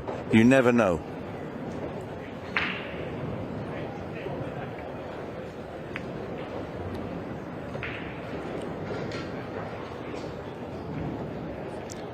Rodney shoots a combo, gets rid of the 3. That flick on a 9 wasn't enough to stop Janet being able to see this 1 ball into the same pocket. Might even go upstairs and take the 6. Going upstairs and taking the 2. I'd rather take the 6 of these 2, but you're also going to finish high or the wrong angle on the 6, so leaving that now, you'd have to come down and play the 4. Might see rail first here. Yep. And he's missed it. Yeah, he wanted to play the rail first to come and get that angle. He was a little bit straight there, so.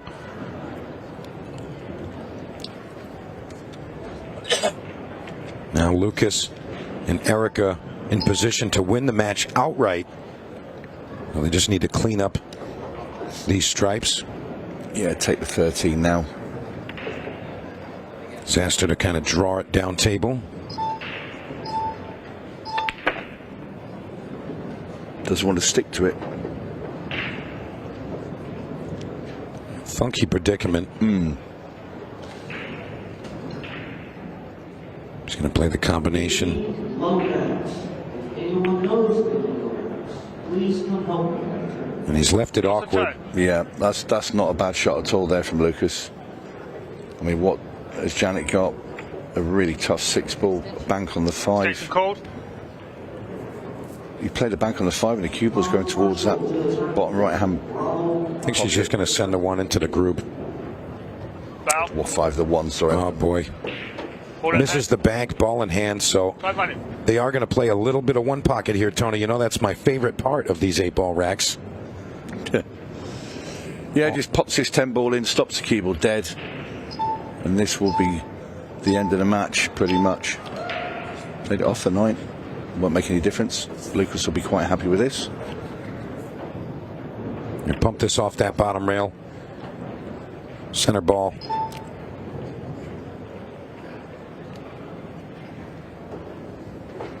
Well, they started off blistering form, Lucas and Erica. They started off in a flurry. And Lucas has perfect position for this 8-ball. They've never looked back, have they, Mike? No, they haven't.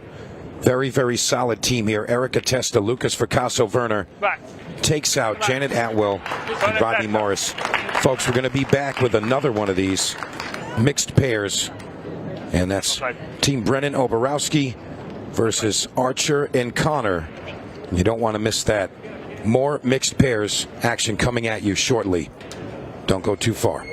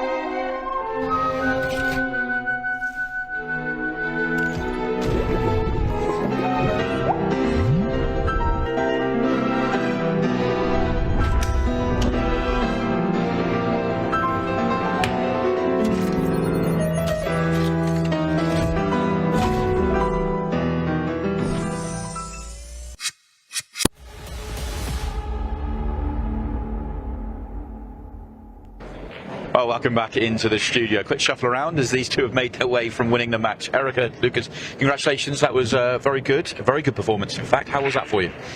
Well, for my first tournament at this format, a little bit nervous. Yeah, just with the shot clock and everything, but so much fun. Yeah, but you dealt with that well. Yeah, thank you. I have a great partner here. Yeah, that's the good news of when you get to do it for the first time, you can do it with somebody out there. Absolutely. Especially Lucas has experienced it a little bit before as well. Yes, Yeah, with only my second event here, I'm still trying to get used to that 15-second shot clock. I mean, I play fast, but playing 8-ball with a 15-second shot clock is like a little nerve-wracking. I know players that have been playing it for 5 years and still find the 15 seconds nerve-wracking, so it will always be that way. When you hear that buzzer, it's like you have to remember not to rush your shot. A lot of you mentioned 8-ball as well. For you, Lucas, obviously you play a lot of rotation. Is it you need more time when it is 8-ball just to kind of figure out your patterns and things like that?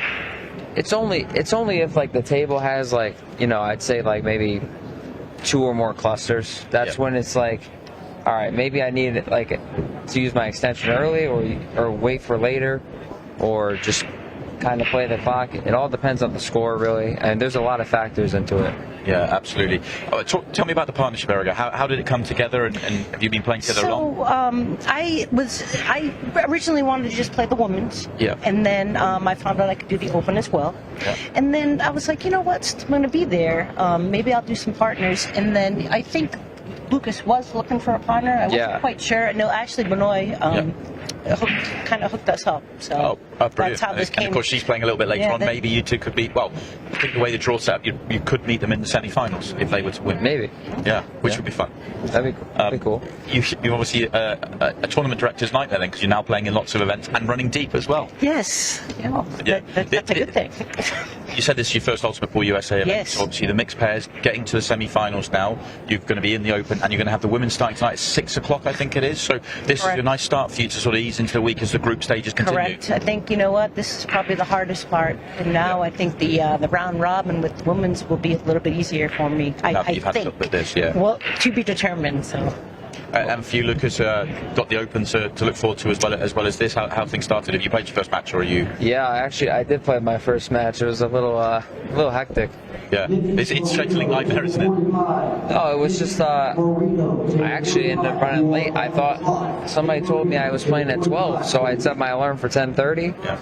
And I'm still in bed at like maybe 10:45, and I'm getting all these calls and everything. So now I got to get ready and everything, and I think actually by 11 I got out of bed. Yeah. Did you manage to make it? Get the match yeah, no, I had to give up 2 games, but like that's the part that was hectic. Like my opponent like started off with a really good break, gets up, I make it 2-1. Supposed to make it 2-2, and I'm just having my eyes were still adjusting just because I literally just woke up. And I went to find him and said, "We're up." And he goes, I was having trouble with the bracket. Yeah. We're up right now. Just keep your cue with you and be ready to play. That's the way I go. Yeah. Well, you will be. I can tell you, will be back out in 4 matches time for the semi-finals. Going to the other 3 quarter-finals to come first. We'll find out who you get to play in the semi-finals. We're going to see you back out there. Yeah, can't wait. On a very good first performance. Thank you so much. And we're going to move on. Another quarter-final on the way. In fact, I can see behind me. Yeah, we've got 2 very good pairs out there. We're going to send to the commentary box and get quarter-final 2 on. All right, thank you very much, Simon. Congratulations to Erica Testa and Lucas Vercasso-Werner for winning their open pairs match today in the arena. They're going to move forward. Remember, we were down to the final 8 teams in the national mixed pairs, and now we've got Johnny Archer and Tara Connor taking on the Brennan Oborowski duo. So this is going to be a strong one. I am Mike DeMarco from Ship to Cash, and I'm here with the man from Montana, Kobe Jab. Kobe, what's going on, my man? Yeah, happy to be here. And I'm hoping I get to stay the whole match this time. There were some scheduling conflicts with the last one that I was they on. had to call you out and go play. Yeah, we only got about a half a rack in, and they said, hey, he's got to go play. Let's roll. So, Kobe, how many events are you playing this week? 4, I guess 5 if you count the mini games thing, but I played the mixed pairs, open pairs. In mixed pairs, we actually lost to Johnny and Tara, so yeah, excited to be on this one. They played great. And then played the shootout and then the open as well. So played my first match in the open already, went well. Yeah, okay, great. Glad to hear. So Declan Brennan and Miss Nicole Oborowski, the first to break off there, and cue ball off the table. So Johnny Archer, Tara Connor going to be getting their go at this rack number 1. Yeah, and ball in hand anywhere, kind of a unique rule where if it goes off the table, it's ball in hand anywhere versus in the kitchen. And Johnny going to open with this green stripe 14. And you hear him say, oh, they got me all messed up here. Yeah, and I'm assuming it's probably the ball in hand anywhere rule, maybe. But it looks like, stripes are good, especially if that 11 goes past the 3. I mean, if it didn't, he would definitely be shooting that first. But I like a shoot stop here, get on the 14, and then, yeah, can pretty much roll forward and take that 11 out and kind of work your way down. Yeah, I agree with that. Really all about execution once you've got the plan in place. And Tara Connor aside from being a pretty sporty pool player, if you didn't know, she was a pilot. Yeah. That's pretty strong. Yeah, I've seen it on Facebook. I saw her in the sky. No. Oh, yeah. And Johnny Archer having a birthday yesterday. Happy birthday, Johnny. He's playing pretty sporty in the arena, and that birthday mojo with him. Yeah, he played great yesterday. I mean, both in the shootout and then in our match. Yeah, took out Scotch. Took out the great Shane Van Boning, 6'3" in the arena. That was a very, very nice performance from the Scorpion.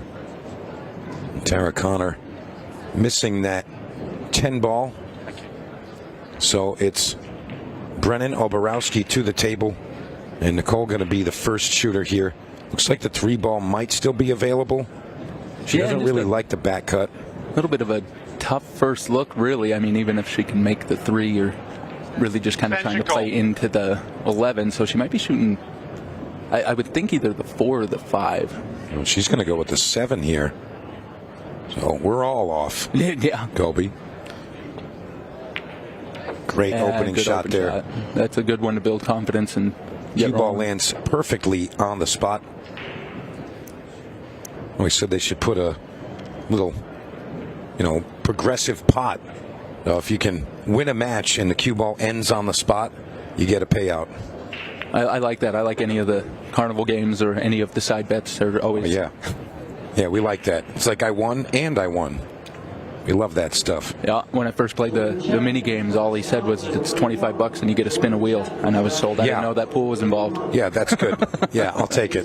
Let me get 2. Yeah, absolutely. So Nicole Oborowski, currently living in Arizona, and she's a very competitive player, very active player.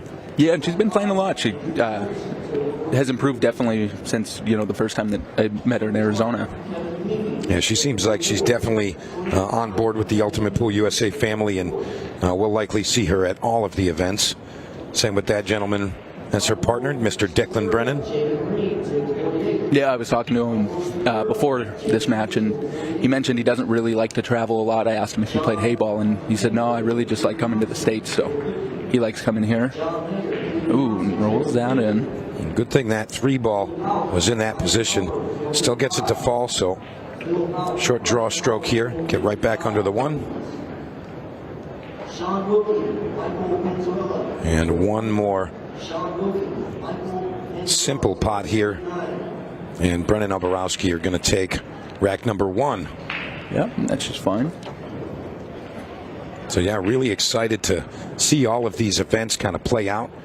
And again, if you'd like to see the brackets and the live scoring, go to the Ultimate Pool USA website. Just click on live scoring and scroll down to the event of your choice. You can see how everyone's doing down here in Cherokee. Yeah, and if you're looking for a specific player that you want to watch or look up scores, you can search their name, which makes it nice, especially like with the Open with 500 players. It's nice to be able to just search, find what group they're in. Yeah, I was trying to do some math, and we've got over 1,200 players competing.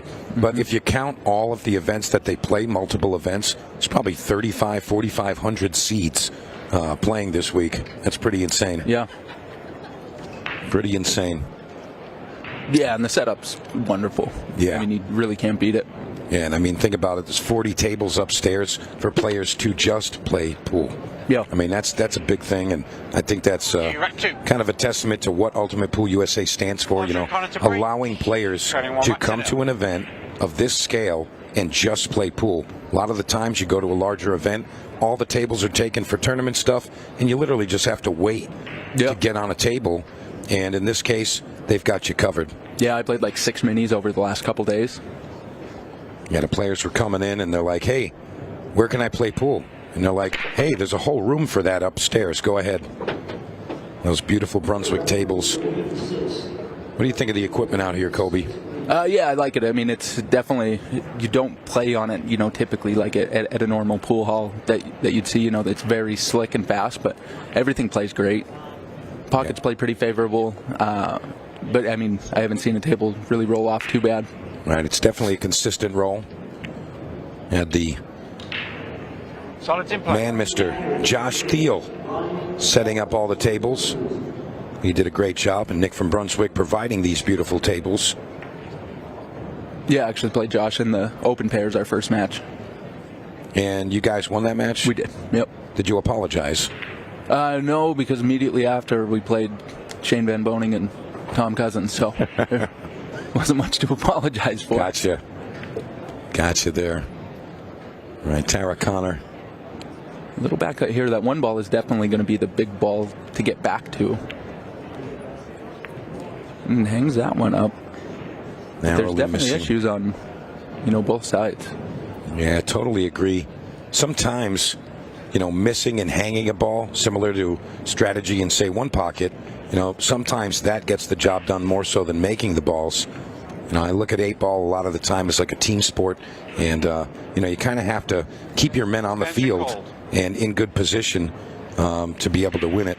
It's kind of an all-or-nothing type of situation. If you're not going to run all the balls, you got to have your men on the field to play some defense. Yeah, for sure. Yeah, there's a pretty good concept. It's a, runner hide, so you kind of decide early whether to run the table or, hide early. Exactly. Like he's doing here, he's just going to play this ball in. Loss of 10. And granted, he kind of leaves a pretty open shot on the 3-ball, and he might have left an angle to where Johnny can roll up. It looks like it's pushing a little too far towards the 13, but if he can roll straight up and then play that combo, it really does open things up quite a bit.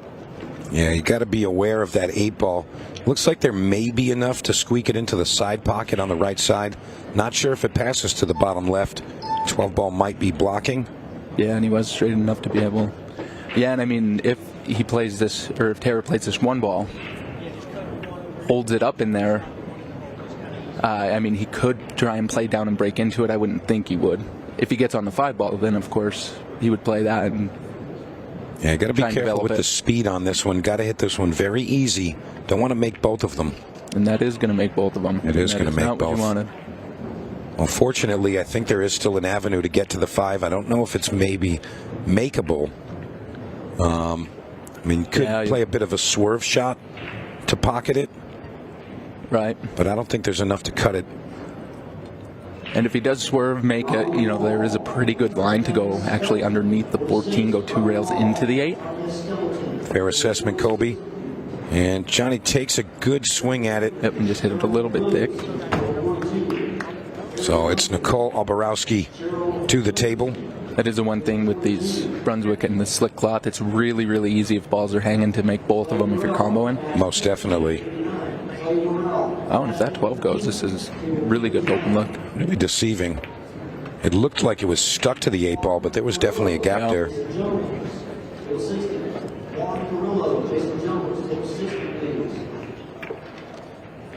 Had a bit of fun with Declan yesterday. Had him pose with a special piece of candy. It's now the official candy of Declan Brennan. Yeah, I saw that. And I'm going to let you guys go check that out. The surprise is waiting for you.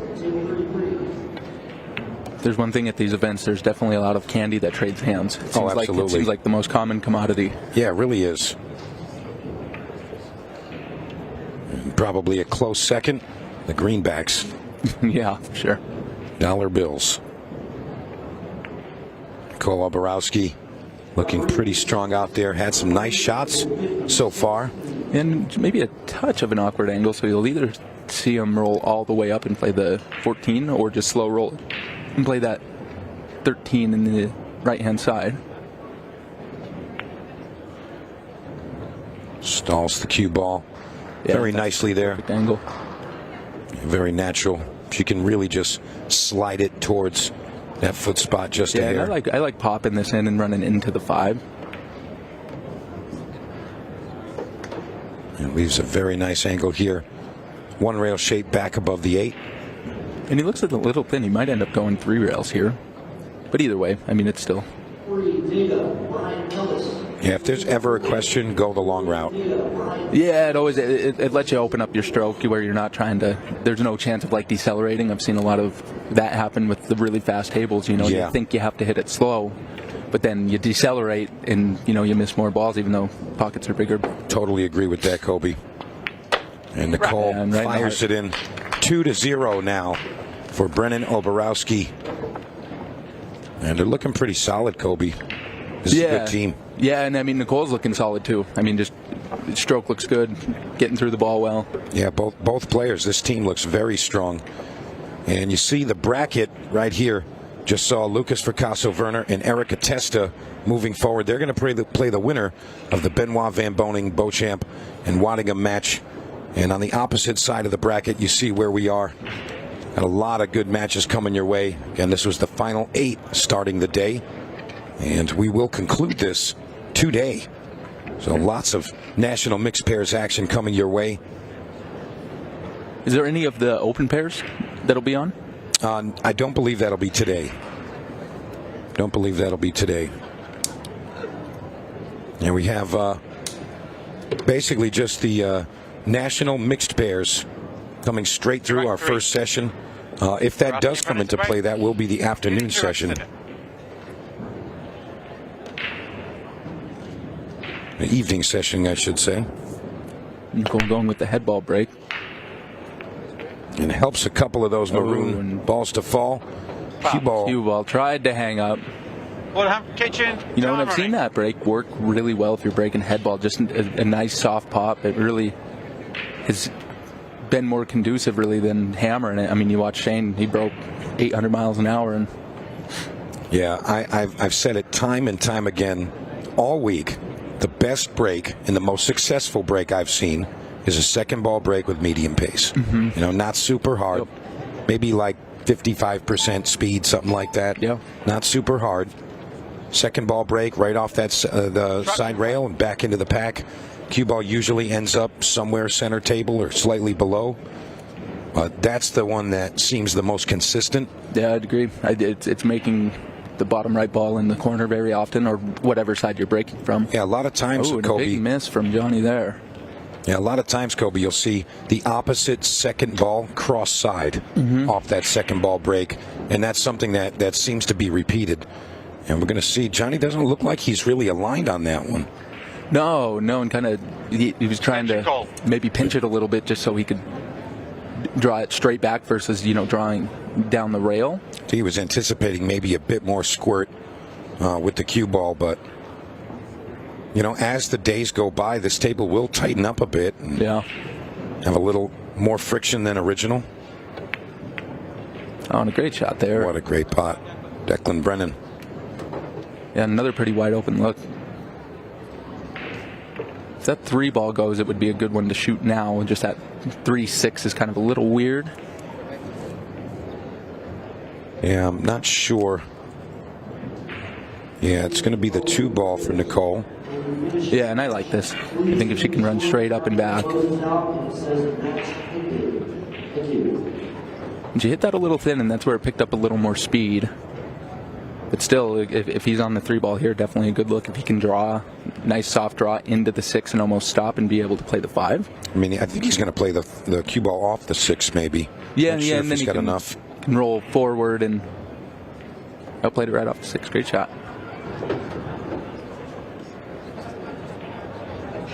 Yeah, this is looking like a roadmap now. 6-5-4-8. Really just a stop shot here. Maybe just a hair of draw. Yeah, just like that. Very nice pace. Just going to roll forward just about 6 to 8 inches. Leave just a baby angle for that 4. Just to leave Nicole a shot to get off the rail. Not the ideal angle, but she can just. Yeah, and this is she can just stop it or drop back slightly. Kind of like in Johnny's case where he tried to cheat at a touch to get off of the rail. It's like, just make it. Leave it on, even on the rail would be fine, but that's perfect. Yeah, that's why you choose Declan Brennan as your partner. Yeah, absolutely. And he delivers. They're up 3-0 now. Starting to see a pattern here, Kobe. So if you're on the left side in the pairs, you go up 3-4-0. Has that been the pattern? I mean, I've seen it the last match. Just the last match, and now this one continues the same. So, well, in my shootout match, I was on the right side, and I definitely was a victim of that. Well, you heard it, folks. If you want to win in this arena, sit on the left side of the table from our perspective. It's going to give you some help. Eric Charlton in the crowd there. Yeah, he was another one on the right side. Yeah, the right side just seems to be cursed. Well, they tell you where to sit. Yeah, for sure. They tell you where to sit. All right, Tara Connor going to be our breaker here.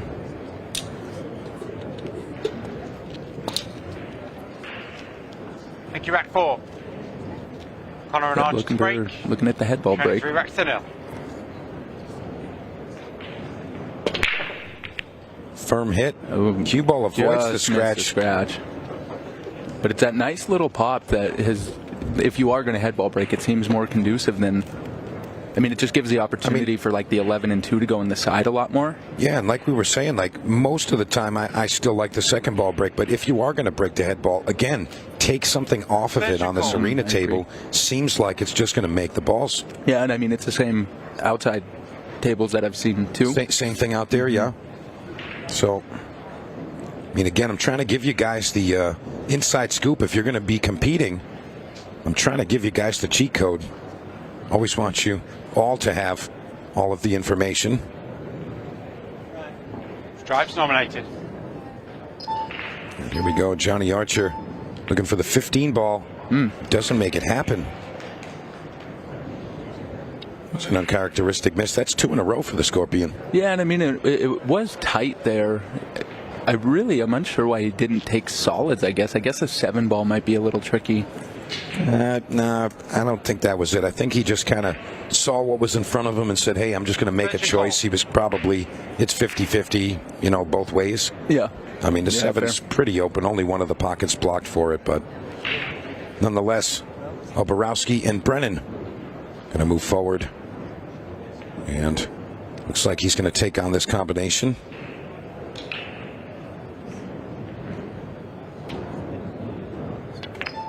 Very clean cueing there from the Destroyer. In play.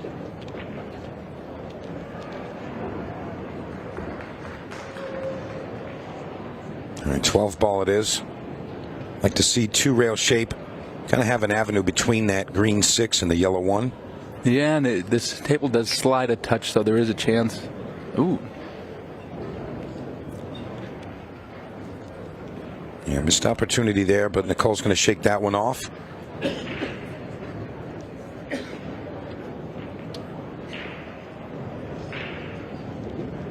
Yeah, I'm pretty open look here. I mean,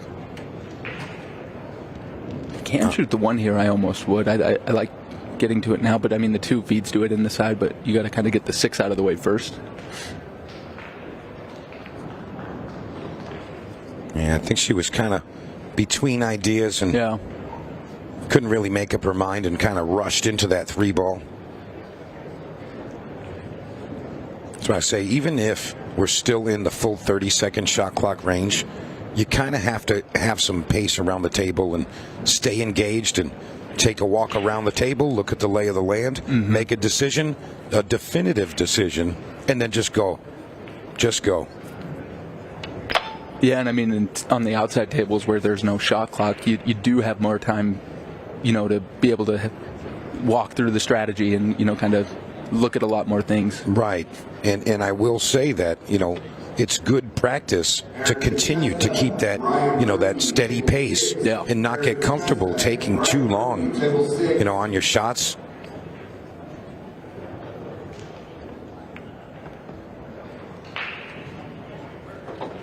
Got to be able to play the same way consistently through the events. Yep. You don't want to get shocked by a shot clock later on. Yeah, and he kind of has his pick here. I like both the 9 or the 13. Yeah, it's really preference here. Personally, I take the lower stripe. Just kind of come across, touch of inside English, kind of straight towards the 1. Yeah, the only thing you want to be a little careful of is not getting too thin on the 13.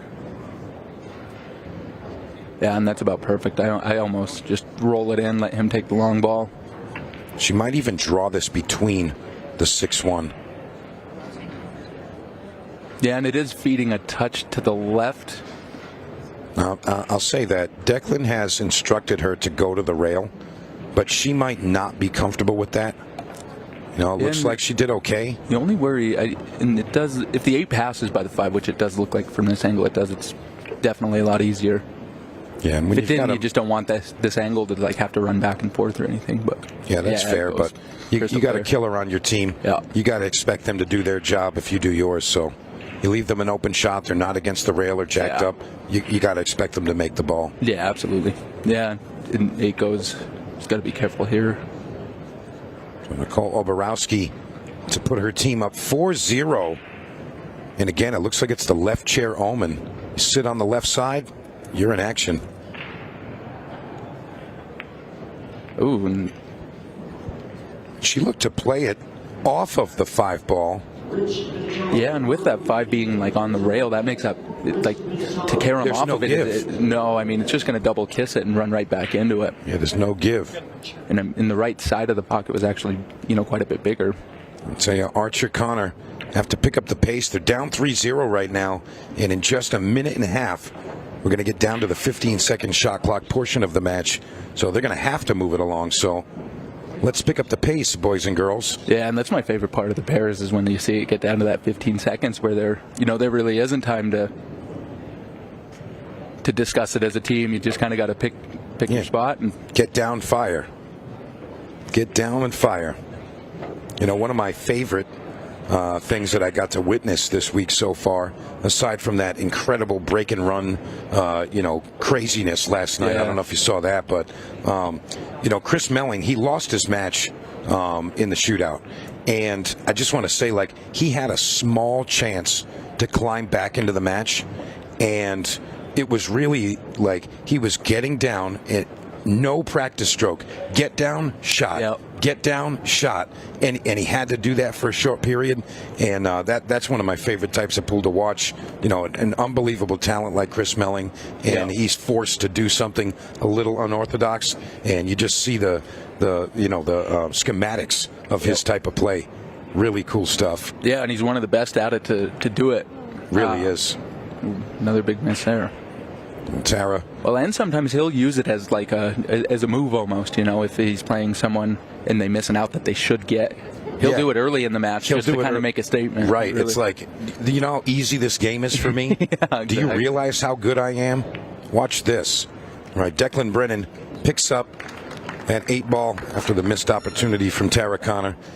Nicole Oborowski says, hey, sorry about that, buddy, but thanks for the pickup. And still, of course, all smiles around the arena. All these players really enjoying this experience. And rightfully so. It's a good time out here in Cherokee. And there you heard it. 9:59 on the clock. 15-second shot clock is in effect. We've got Brennan Oborowski up 4-0. Colby, is there a chance for Tara and Johnny to get back into this? Yeah, I mean, the nice thing about the 15-second shot clock is it forces you to play fast. So it makes you have to, play quick enough to get 4 in a row.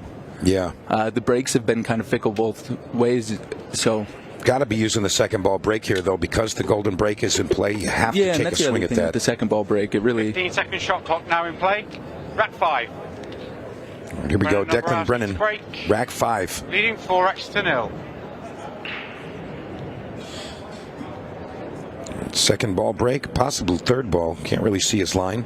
Yeah, he was hitting third ball a couple times. Almost third ball break. Finds success with a 2 in the top corner, but it's going to be stripes for me, Kobe. Yeah, I think stripes all day. That 1 ball is pretty tricky. I mean, it goes in both sides, but there's nothing that really feeds to it. And, I mean, stripes pretty open. Both the 15 and 11 go in the top left, so.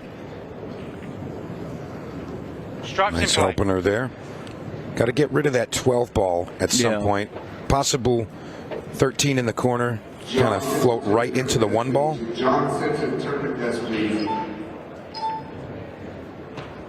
I'd like to see him just extend that, bump the 1 ball. That kind of clears any question of finishing this table. But she's got a draw shot here to get on the 12. Well, yeah, and I mean, that 12 ball actually isn't really too bad to play it as your out ball. I mean, you can roll forward here. There is a good gap between the 1 and 7. Yeah, I just think that, get that out of the equation, clear up table, and just worry about the 8 ball right there. You know, one of the things we were talking about this week, Obi, is just, you know, player preference, where it's, hey, you could do this first and then that, or this versus that. There are situations where it's, hey, this is the higher percentage way to get this done. But in some cases, you know, you really just want to kind of stay in one area of the table versus, you know, going back and forth up and down the table. Yeah. It looks like Declan's got a nice line to get on that 12. Yeah, it's a little thin, so, I mean, just got to be careful to hold it here.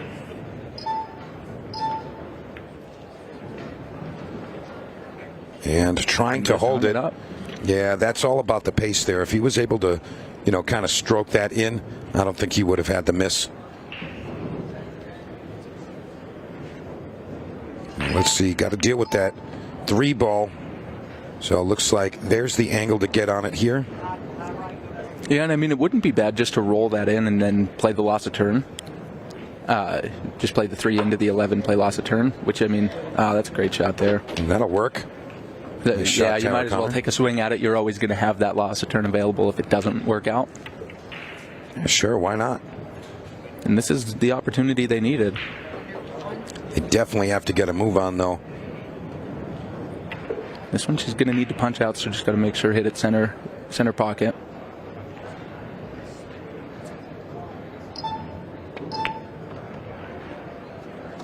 Little heavy there, so you might actually see him. If he can't hold it, he might go underneath it and leave the 1 ball either in the side or the top left. Agree with that. It's exactly what he's done, but his partner's going to be jacked up here. Yeah, and I thought he might actually go all the way underneath, go 2 rails to the right side. Well, she's going to take a swing at it. Extension call. Yeah, and I like floating this in the corner.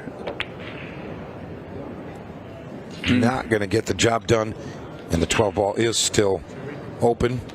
So it's Nicole Oborowski to the table to get their team on the hill.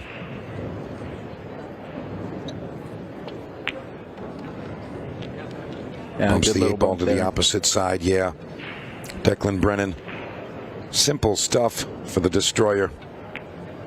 And there it is, 5-0 currently in this mixed pairs final 8.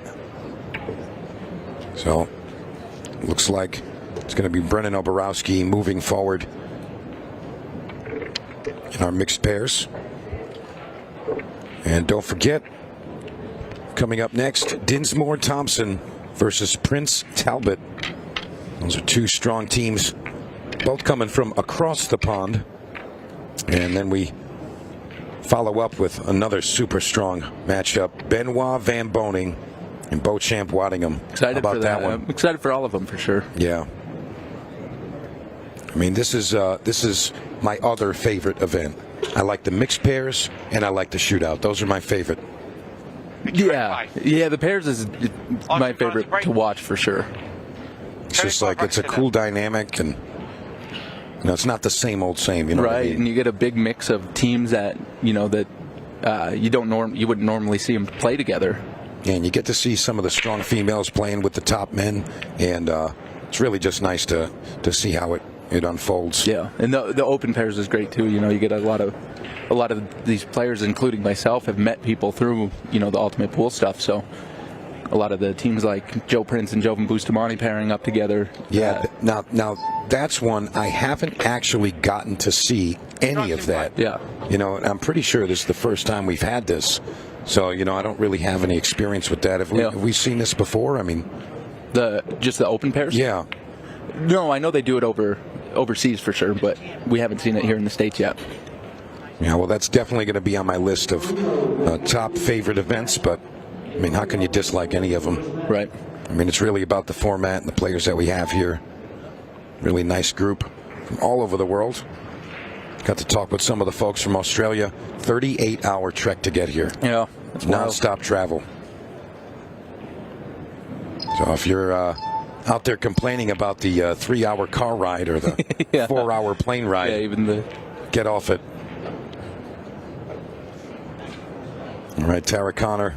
Yeah, and I mean, I played one of the Australians in just a mini, and they haven't played. It's similar to the UK guys coming over. They haven't played with the big balls, so In They're Australia, they have the same UK stuff? Mm-hmm. Yep, Okay. Slightly different, but very, very similar. So did they bring different cues with them? They brought American cues, or are they still using the, like the 8-9 millimeter cues and stuff? The one guy I played, it looked like it was actually like a ochre ash cue. It looked like the butt was almost a snooker build, but then bigger diameter tip, kind of unique. Big stroke from Johnny Archer. There. Where's he going to finish? Wow, bit short on the 8-ball. He powered that ball the in. bank here. I almost play this with pace and play it a touch short just because it can open up and go into that right side too. I actually just drilled it right in. Wow. Great shot, Tara Connor. So they are on the board 5-1 now, but just 4 minutes remaining. Not a lot of time to mount a comeback. Yeah, they're looking at needing about a minute a game average to get it back. I mean, we've seen it done.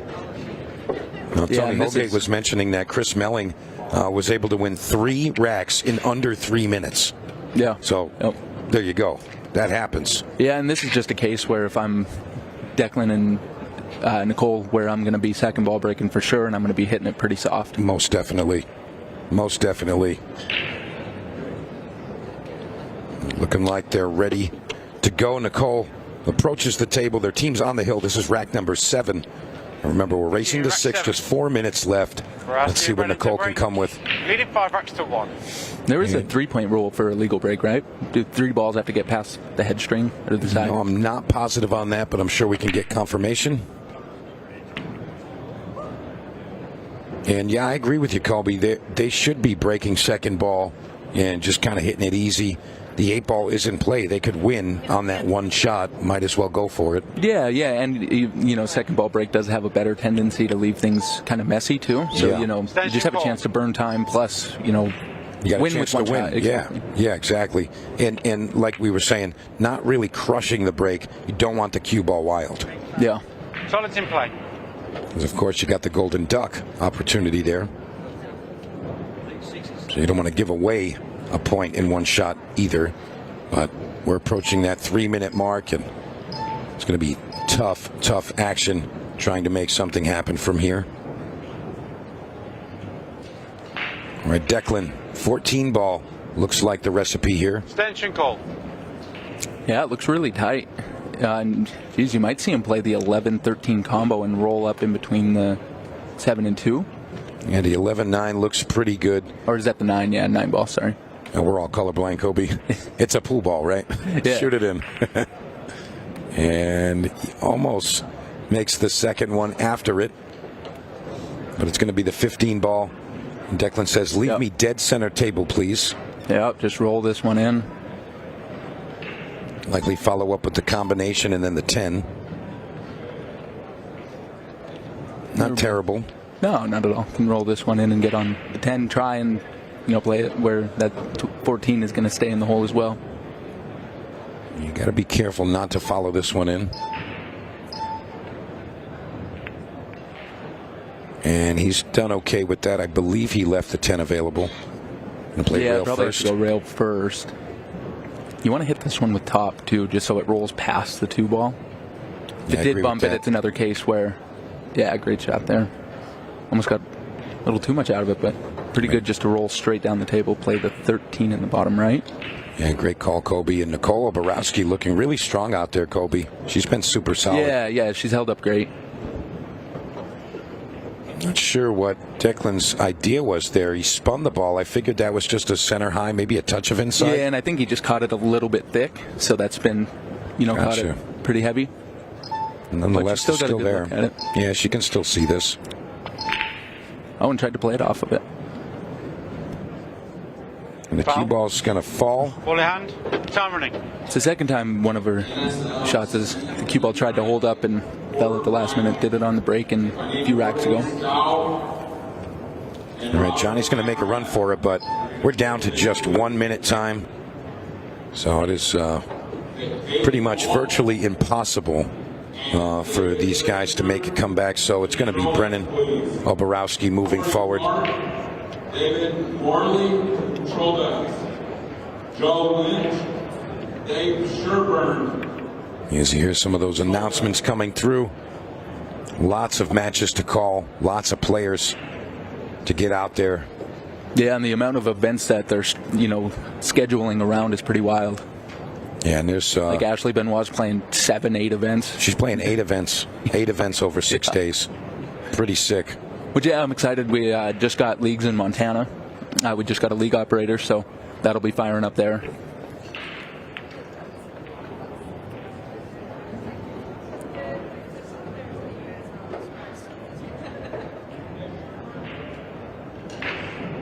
All right, Tara Connor, and they're going to try to finish this one up. At least another point on the board.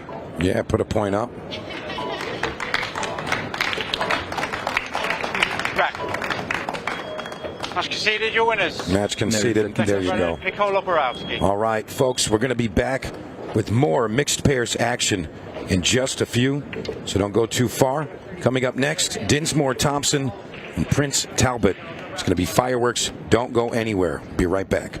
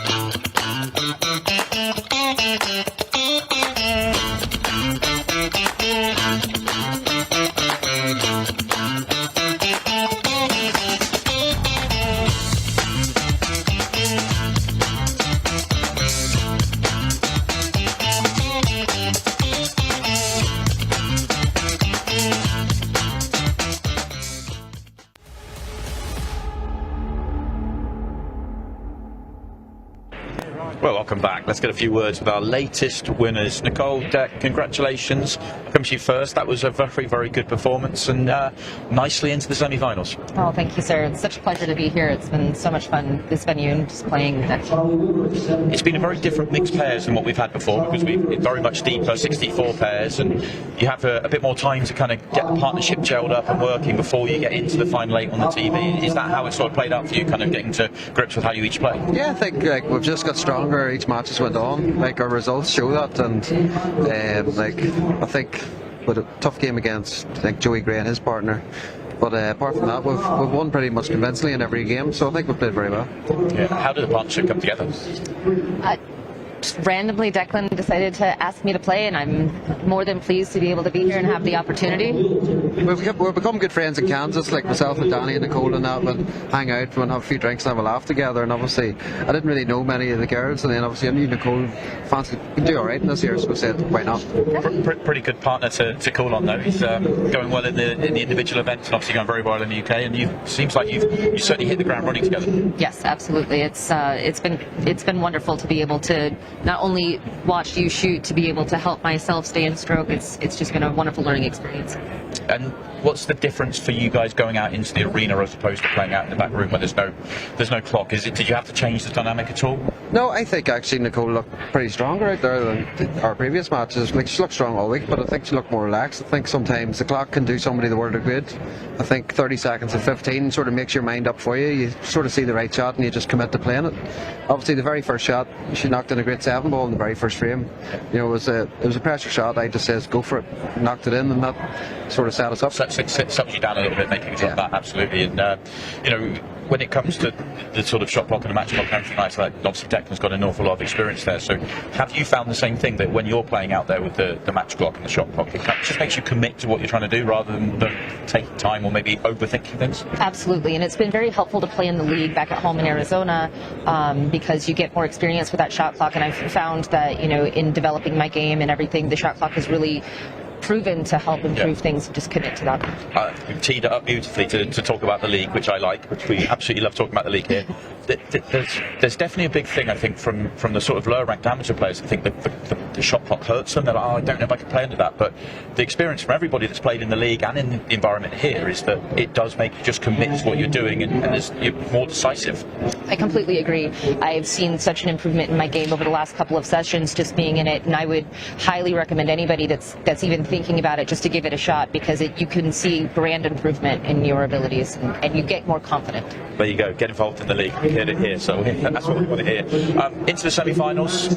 Could be a very good afternoon for you two. We've got a big semi-final coming up, and potentially final, and potentially a trophy and the first prize, which would be nice. Why not? Let's go. Sounds like a really good plan. Look, congratulations. We'll see you in the semi-finals in a little bit, and we're going to move on. We're going to take a short break. After that, we've got more quarter-finals on the way.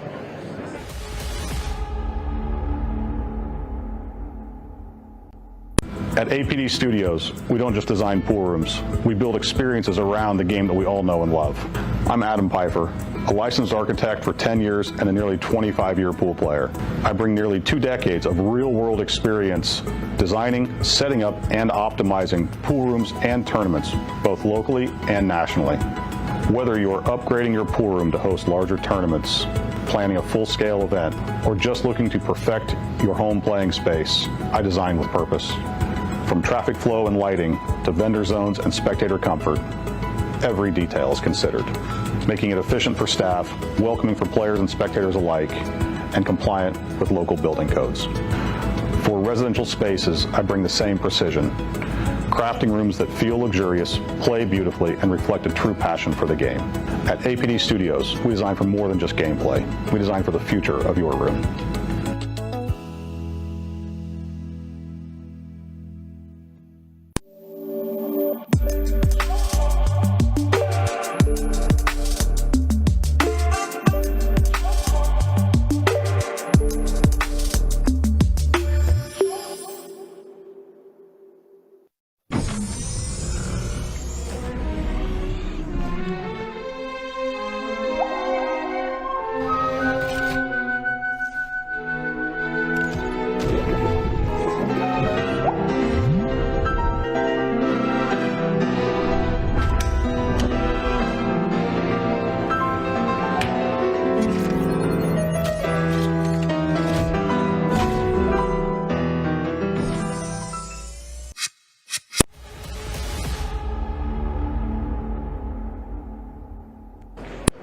Welcome back to Harrah's Casino and Resort here in Cherokee, North Carolina.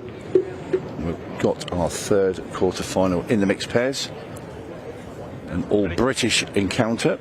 Shane Thompson and Ashley Dinsmore on the left from England and Northern Ireland, and Joe Prince, Mary Talbot from London, England.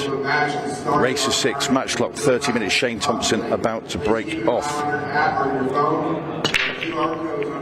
I'm Tony Holgate, and joining me in the commentary box, he stayed here. We've held him hostage. It's the man from Montana himself, my buddy. Judgment Day, it's Kobe Japp. Thanks, Tony. Yeah, they're brave enough to keep me around for a second one. Brave? So. We love having you here, buddy. I appreciate it. Yeah, and excited for this one. I'm one of the rare Americans that watches quite a bit of the UK Ultimate Pool, and yeah, I've been excited to see an all-UK battle for sure. Yeah, it's an interesting one. So everybody really knows Shane Thompson, one of the top pros from the UK. He's playing with Ashley Dinsmore. She's from Northern Ireland, and she is a member of the World Champions women's team this year. They won in Ennis, County Clare, in the Republic of Ireland. Joe Prince, of course, everybody knows Joe, one of the top players. And his partner here, Mary Talbot, she's the British Open champion. Comes from a top quality snooker background as well. So Ashley and Mary, it's their first visits to Ultimate Pool USA. And I can tell you both ladies are very, very excited to be in this arena today. Yeah, and you can just see the proper, snooker mechanics from Mary for sure. Well, these are my dark horses at the start. I said were Prince and Talbot, and they've proved to be very successful. Their last 16 match, they put out Skylar Woodward and Savannah Easton 6 racks to 4. A big win there, and I know you say dark horse, but I don't think people realize how maybe not dark it really is. Just how quality they play. Oh yeah, and this is finished here now already. Very quickly, rack 1 is going to go the way of Prince and Talbot. Well, one of your parlay bets that you mentioned didn't come through. Me and Joe haven't even played at all, so this is one of the first occasions where we haven't matched up. Yeah.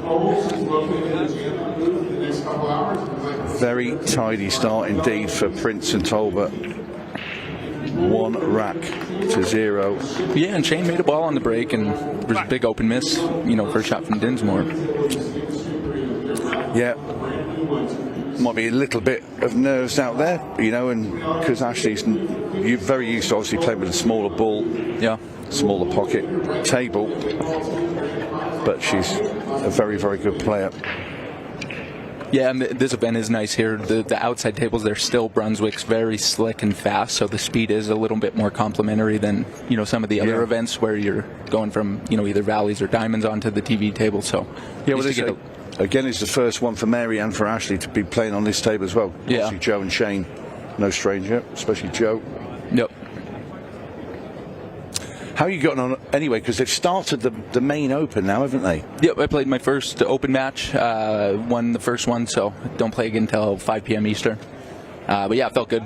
Played really good the first match. How's the group looking? Do you fancy it, D? Well, you had a good... Didn't you win 6 racks to 0? I did, yep. The man from Montana on form, is he? And it's helpful, the game spread. If people don't know how it works in the group stages, the amount of games that you win, the differential can make a big difference. How many's in your group? 5? 5, yep. So 4 matches. 2. Yeah, and I didn't know anybody in my group personally, so kind of a mystery, but feel good. Yeah, that's great news, Kobe. Here is the patented Joe Prince break. It's a head ball. You'll see the cue ball, cut. And he's still, that break has been very effective, and I haven't seen one player, try and duplicate or mimic it.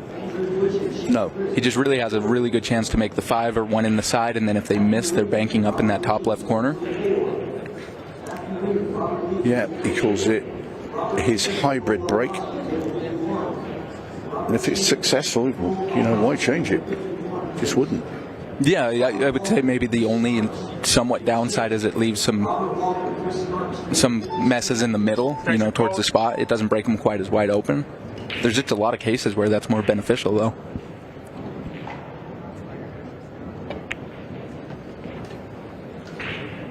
There's a very calculated cueing of Mary Talbot there. Yeah. Stays very still.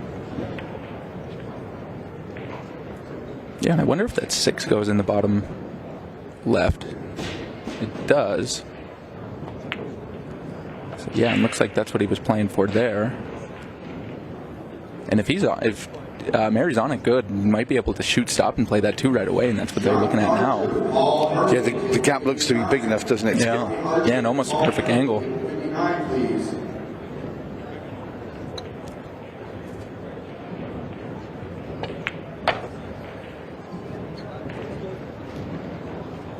Yeah, and that's great there.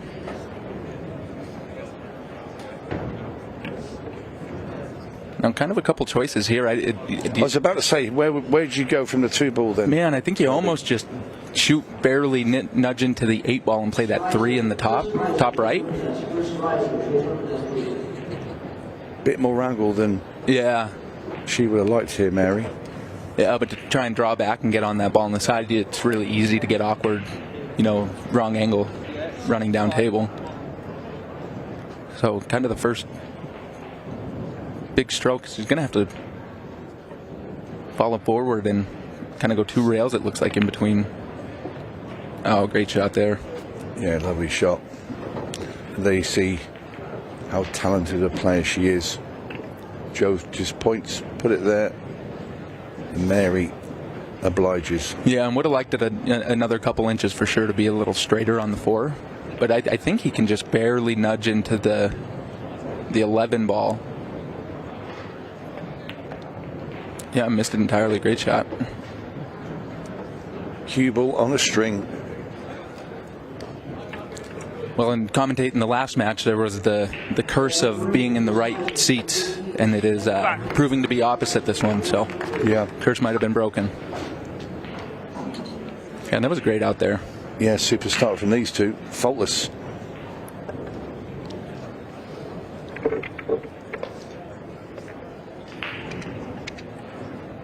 So you didn't enter the mix then, Kobe? I did, yeah. I played the mixed pairs with Sky Christador out of Montana as well. Yeah, and we played, did great our first match. Played Nate Kane and Holly. And then second match played Johnny Archer and Tara. And yeah, played good. It was just a few little errors. They played great.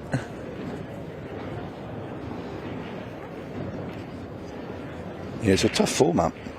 Yeah, and then in the open pairs, me and Eric Charlton, we ran into Shane and Tom Cousins. And that was a interesting one for sure. They're fun to watch play. It was fun to watch them, try and communicate. And Tom was pretty funny after. He's like, man, I'm really nervous playing with Shane.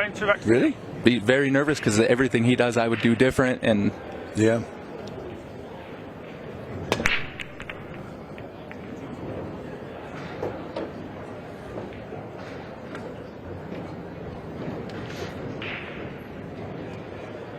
And another good break there. 3 ball right inside. Close nominate.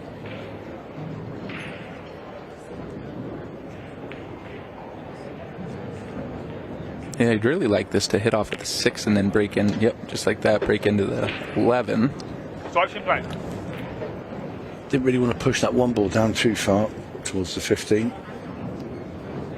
Yeah, and I mean, if they can kind of use that as their outballs, get down on the 13 or the 15, it does go, and they feed to the 8, which you'd play, typically in the top pocket.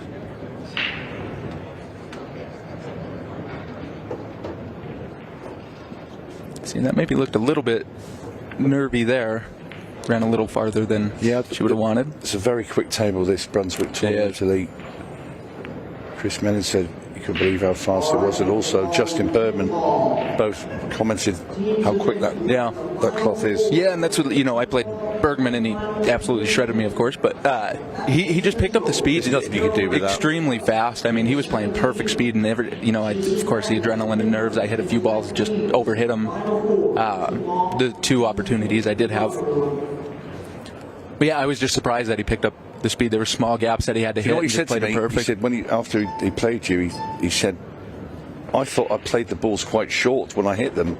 He said, and they actually ran into perfect position. Yeah, that's wild. Yeah, always a very honest assessment from Justin. So Shane Thompson. Now, where does he leave Ashley? So that 15 is the important ball there. So the 15 is going to be the last ball to be shot, I think. Or will it? Yeah, I don't know. I think he got perfect on it there now. Well, you can kind of soft drag it in, and I mean you'll end up with the cut on the 13 a little bit. Yeah, that was some shot by Shane, and nice delivery as well from Ashley. Almost shoot stop play it in the top. And this will settle some nerves as well if there are any. Get off the mark. Because both previous quarterfinals, one team's just run away. Yeah. Lovely 8 ball there from Ashley Dinsmore. And that is now 2 racks to 1. And Dinsmore and Thompson are off the mark. Yeah, now we're going to see Mary's break.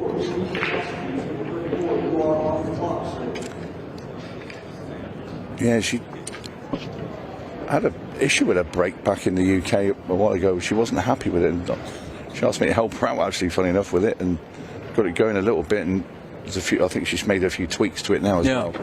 Yeah, and it seems like, and I don't know, but love your thoughts on this. Like with the smaller balls, you don't really see like that pop break like you see Shane Van Boning do. It seems like a flatter, a lot of speed if you're breaking head ball or you're playing that cut break.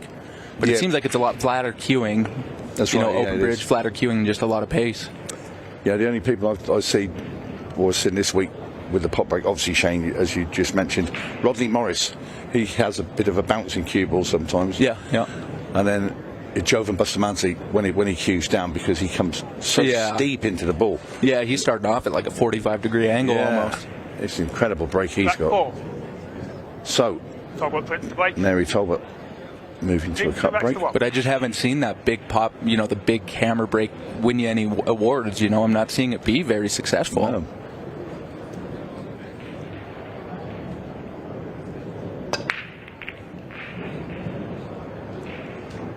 And that's going to be dry.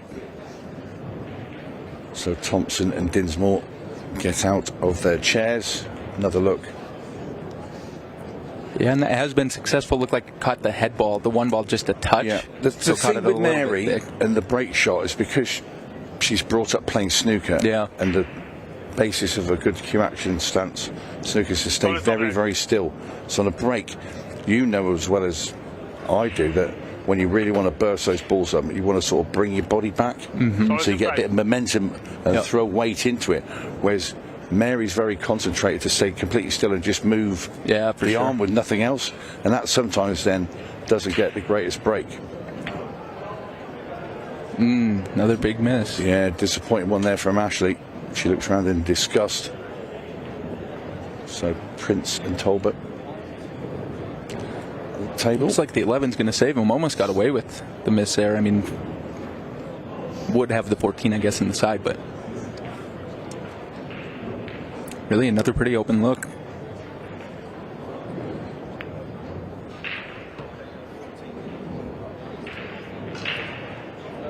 I don't know if Joe left that a little bit short for Mary. Yeah, and kind of left choices, a few of them. But I think if she can just pinch this one in, be in between the 13 and 15, kind of have choices there. You'd want to take care of that 15 probably sooner than later. Yeah, this is what Mary's so good at, long potting. Yeah, I would imagine.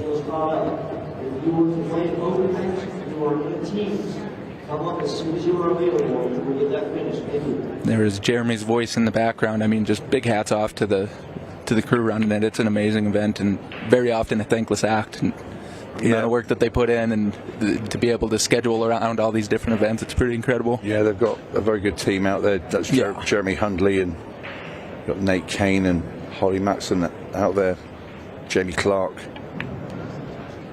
and all the other guys. It's non-stop when you've got that many tables and that many different events all going on at the same time. Yeah. Mary Talbot's only just finished a singles match. I mean, literally 5 minutes before the off of this semi-final, because there's a question mark as to whether that she would finish in time, and we would have had a slight scheduling issue. Yep.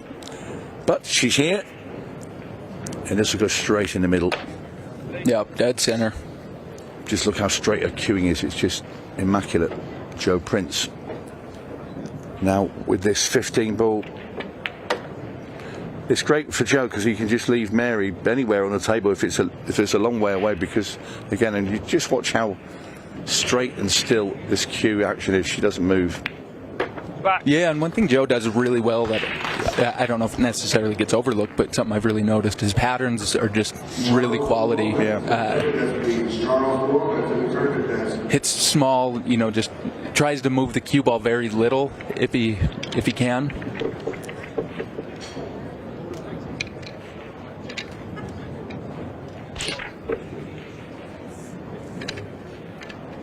They hail out of the pool room called Spots and Stripes.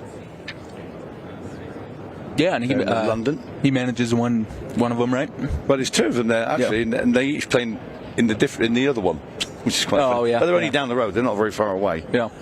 So Nigel Smith has come over with them. Yep. He'll be somewhere around, probably in the crowd they're watching. Back five. Well, I am planning to come over across the pond. Sorry? Plan on coming over across the pond next year for sure. Me and Eric both talked about it, so. Yeah, you have to, the pair of you. And it'll be great to have you.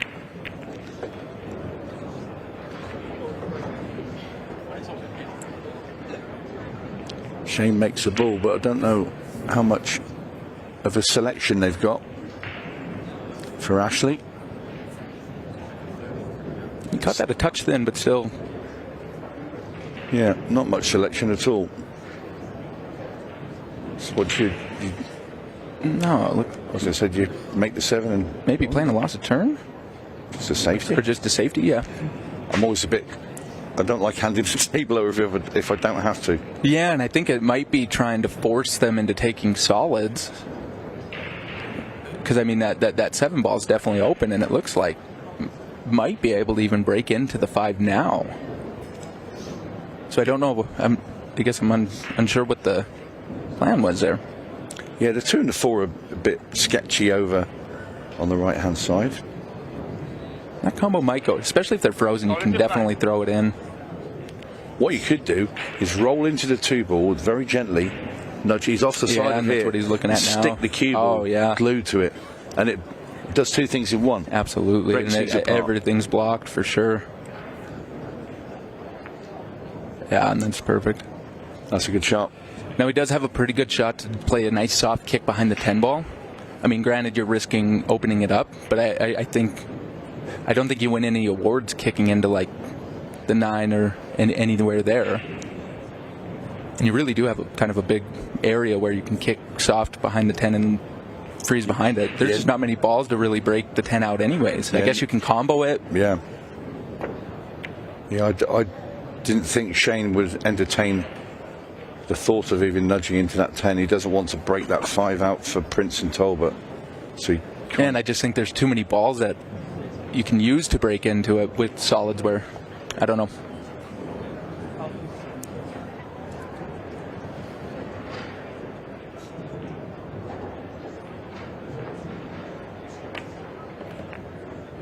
Yeah, good shot there.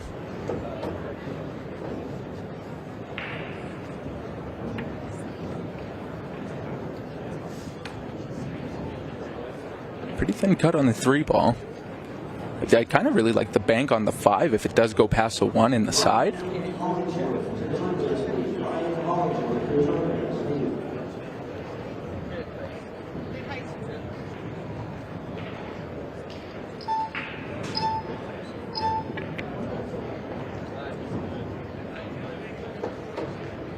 Yeah, good shot there. That 1 ball feeds pretty nice if you can get on it in the side and have an ankle pushing up table to play the 5 down. Use that as kind of your out ball. It's another one Joe does really well. He hits those nice soft drag shots really well. Yeah.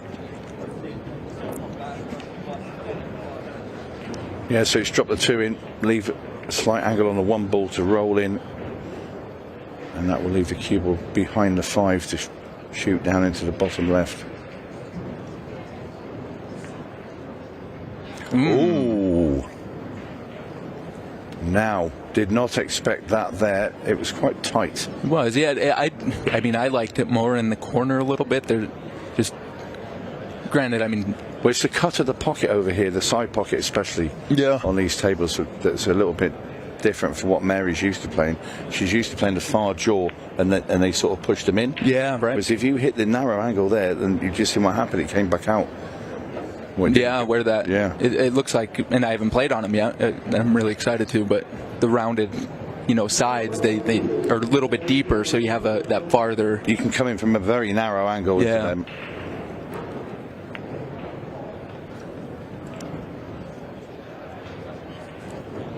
What about a Team USA coming and playing in the World Championships next year? That'd be awesome. There's talk of it. I think you'd have to be there. You and Eric, that'd be great. Dave Matlock. I'd be in a heartbeat. Here I am picking the US team. But that's. How many people play on the teams? There's normally about 16 to 20 teams that play. And that would be next year in Marrakesh, in Morocco. Then how many on a team? How many individual? 7. Oh, okay.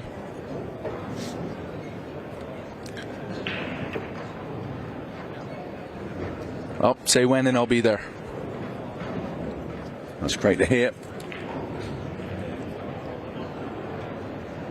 I always say that any World Championship if it hasn't got USA in it, isn't a world championship at any sport. Yeah, I like that. Now that A looks like it goes inside. Looks like it might be a little bit tight, but.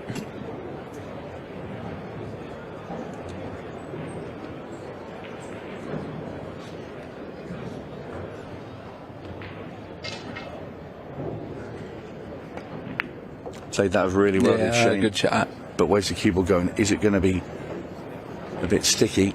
It's not easy, this, for Ashley. No, but I think, and I like playing it into the top right. I just think you can play it at a nice, kind of drag stroke. Yeah, I'll be going where it opens up that. I'd have to play this top left for me. But I know it's a bit of a blind shot. I should play that hit it great. Yep. Brilliantly. Well, she's got no problem knocking in 8 balls, Ashley Dinsmore. That was big there. Yeah, big game there, 3-2.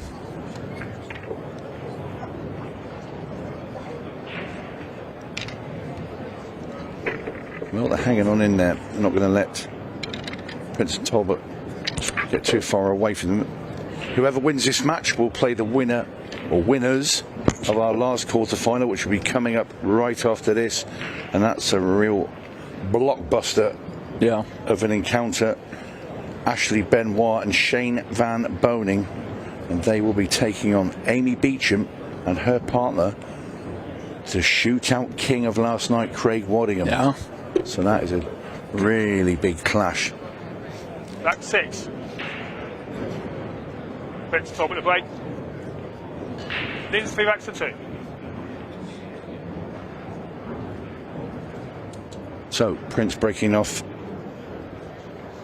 Yep, and you really look for the 1 and the 5 ball to both go in the side, and if they do miss, they kind of run into each other and tend to go up in the corner. Good call.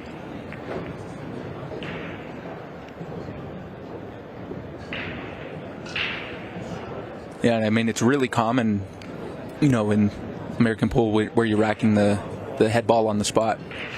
And that center break very often makes those balls go in the side, but when you're racking the 8 ball on the spot, they definitely go long more often, so that cut shortens them up a touch. Yeah. Stripes the order of the day for Prince and Talbot. Stripes in play.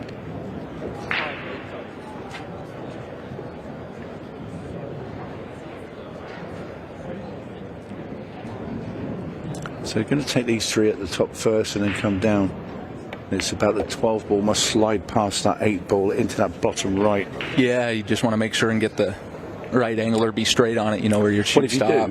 You stop the cue ball dead, and we'll have another look when we see the full table. You want to be just above that spot so you can play the 11 ball into the bottom left, drag the cue ball into the 7 to hold on the 13. Absolutely. Is that the way you go, Kobe? Yeah, absolutely.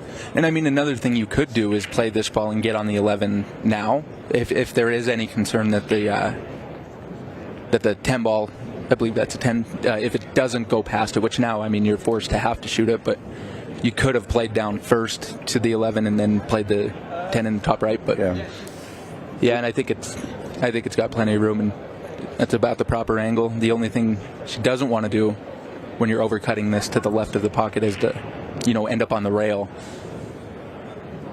And it's 12 ball. It was tight. It was. Yep. And there he knows it. Joe did point. He sort of pointed at that far jaw, and I think Mary, when she cued down, didn't feel that she wanted to go that wide. Yeah, and going wider there is where it feeds the cue ball towards the rail, which you want to try and avoid. So. Yeah.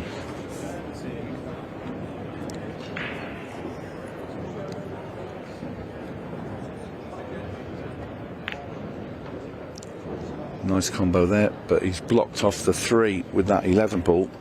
Yeah, a couple opportunities to get into it for sure. I almost, if you had the right angle to draw straight back into it here, like draw back into the rail into the 11, but it might be a little too straight. Station called.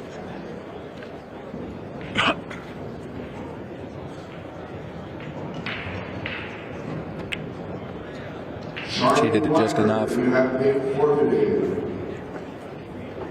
Yeah, I think he's got to play the 7 into the side pocket and draw the cue I would back think into so the too. 3. Yeah, I think you draw into the 3 and then you're right there on the 4, or I mean you have a lot of bailout balls. 15-second shot clock. Now in play. That was anywhere that was high of the 11 ball was making the finish really easy. That's just made it a little bit trickier. Ashley Dinsmore now's got a long hop with this one ball up they into the just top got left. to the 15-second shot clock too. Yeah, good shot there. Wants it to go a touch. Yeah, very nice shot there from Ashley. Yeah, I think it's just perfect. Just enough angle where you can just drag this one in. And I was going to say, do you dig down on this to keep it above the 11 ball? Yeah. Yeah, I think just a nice soft drag stroke. Yeah.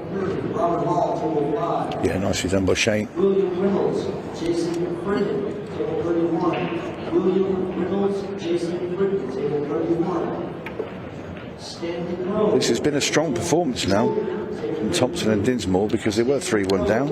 A little bit at sea, but they have steadied the ship, negotiated the choppy waters. Yeah. They're going to go 3-all. In goes the 8 ball. Yeah, Thompson and Dinsmore right back in this. 3-3. We are down to the 15 seconds a shot. Kelly Summers, Mario Mendoza Jr., table 11. Kelly Summers, Mario Mendoza Jr., table 11. Yeah, and you can really kind of see somewhat the difference in experience and the shot clock in the arena for sure. Some teams when on the outside table where there's no shot clock, they can communicate a lot more and talk about the patterns more. Where when you have 15 seconds, there's not much time to decide. No, that's right. Ashley Dinsmore to break off. Michael Tracy, Samantha Hauser. Table 43. Michael Tracy, Samantha Hauser. Table 43, please. Timmy Lyde, Bradford Martin, table 48. Timmy Lyde, Bradford Martin, table 48. Daniel Alba Jr., Chad Campbell, table 62. Back 7. Daniel Alba Jr., Chad Campbell. There's more spots in the plate. 3 backs all. Christopher Wood, Tommy Kennedy. Ashley Dinsmore to break off, rack number 7. Tommy Kennedy, table 64. Oh, is it going to be dry? It is. Prince and Talbot leap out of their seats. And it's a good break from Ashley as well. Plenty of balls moving around the table. No friends. Yeah, a lot of things fighting to go in. In the extension there, looking at solids, which is that? Would you take the solids here, Kobe? Yeah, mostly because of that 12 ball. 12 ball's pretty tied up. Granted, there's things to break into it. I don't think either answer was wrong necessarily, but don't on the 14 either.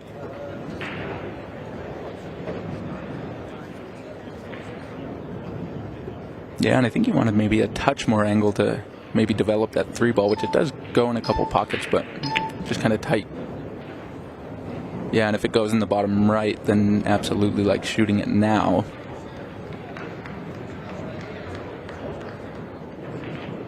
But kind of awkward cueing. Travis Menard, Jason Mize, number 47. Travis Menard, Jason Mize. He was really trying to get on that 2 ball, and I think he may have just got there. Yeah, I agree. Yeah, and especially you can just roll this one in nice and soft. Oh, and she powered it in. She had more of it than I thought.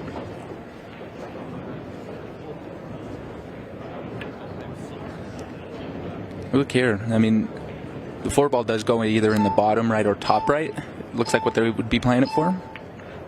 So kind of either angle. Yeah, and I like that. Just roll forward where Joe's pointing to now.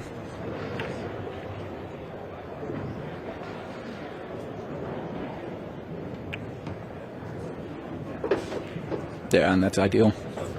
Yeah, this has been a very well executed pattern and finish should they get them, and I think they will. There's no way in the world Mary Talbot misses this. These are food and drink for this lady. In goes the 8 ball, and yeah, Prince it did wipe its feet a little bit going in, but yeah. Prince and Talbot now edge back in front.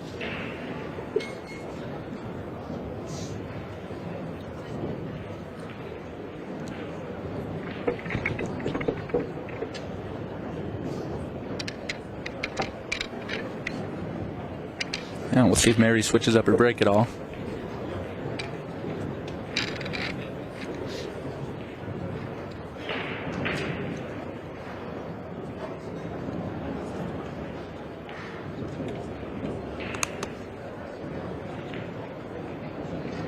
So Mary Talbot comes to the table, ready to break off rack number 8.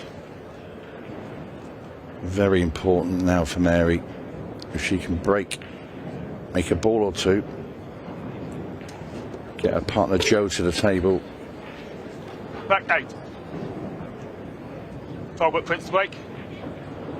Then 4 back to 3. Referee Dean Winter there. Handing the cue ball to Mary.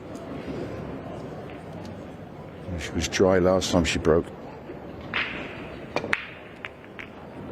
Makes a ball, however, this time. Yeah, and definitely caught that one a little more flush on the second ball. Ryan Miller, hitter returner, table 46. Ryan Miller, hitter returner. Station called. Dennis Mullen, Steve Breshaw, table 52. And one of the small downsides of that second ball break is the cue ball can very often get put underneath the rack, so it can limit options a little bit, but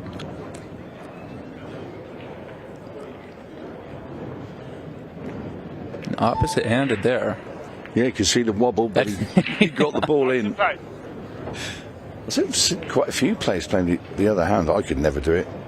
Yeah, I learned how to kind of on accident, but you can, yeah? Yeah, I play pretty good opposite-handed for sure. That was I'm that bad with my other hand, I'm in danger of ripping the cloth. Seriously.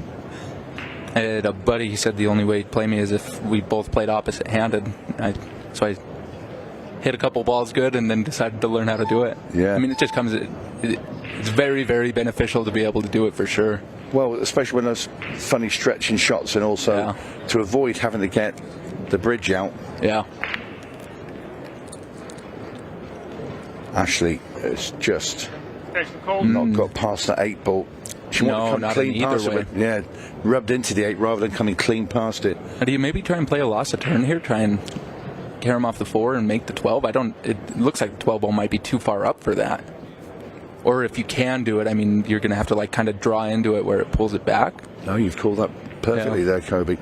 Yeah, good shot there. Well, there's only one ball you can really play, and that's the 9 ball down the line. Yeah, no other options there for Shane but to play that.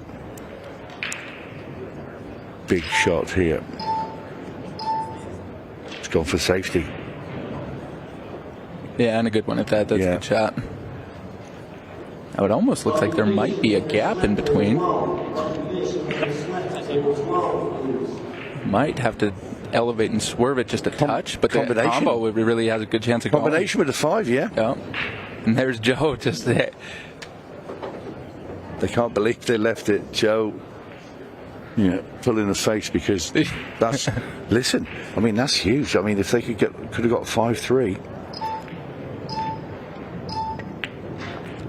Yeah, and I mean, it literally looks like a 2 1/4 inch gap that it could get through. That's the only spot that looked bad. Yeah.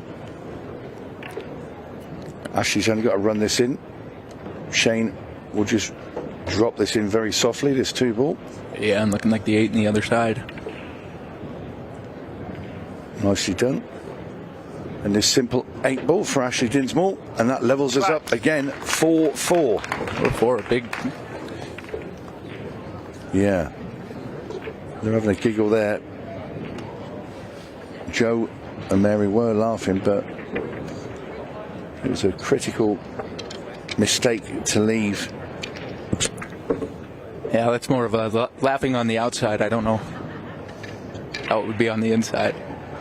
There's Joe and Shane talking about it.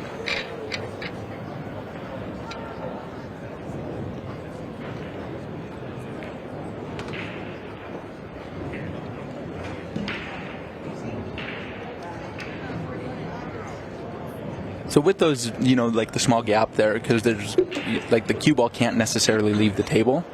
Back 9.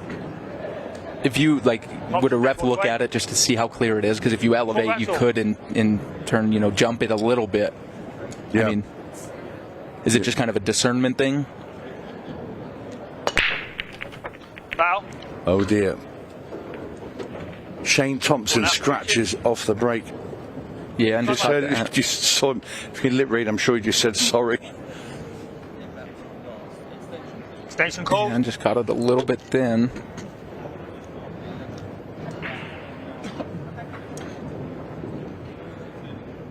Yeah, and really a pretty good pattern. I think he'll want to play maybe 2 rails and get on the 9 ball on the side. Would be ideal.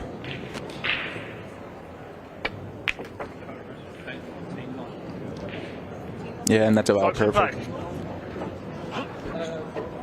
Could play the 14 first. Do you know what? I look straight at that as well. I think I'd rather play the 14. Yeah, and you can roll up and you can get on the 15 and then, you know, play the 9 in the bottom left. Yeah, and a little bit too much angle for that, so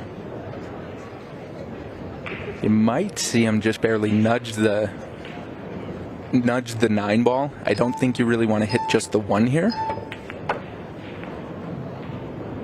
See, and that's where I didn't like it. I just pushed that out. I mean, you do have the 13 as a backup.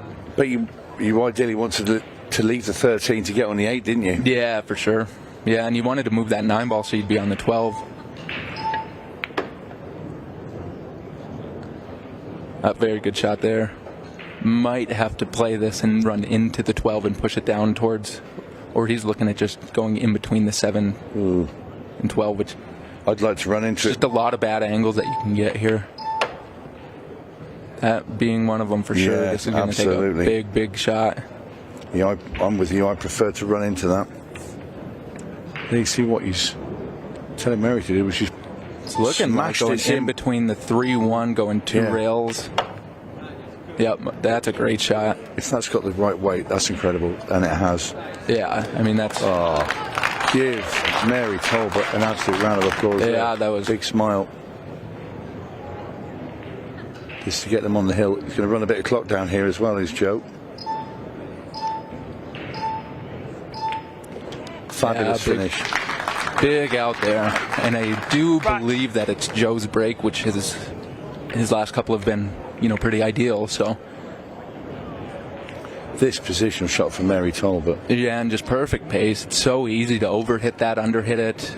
You know, you're using a little bit of inside, and on this slick cloth, you know, it's hard to get that angle and the speed right. So.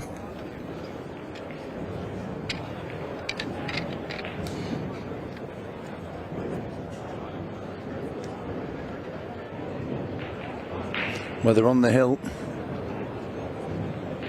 Stephen Askew, you have been forfeited in the first match. Stephen Askew, you have been forfeited.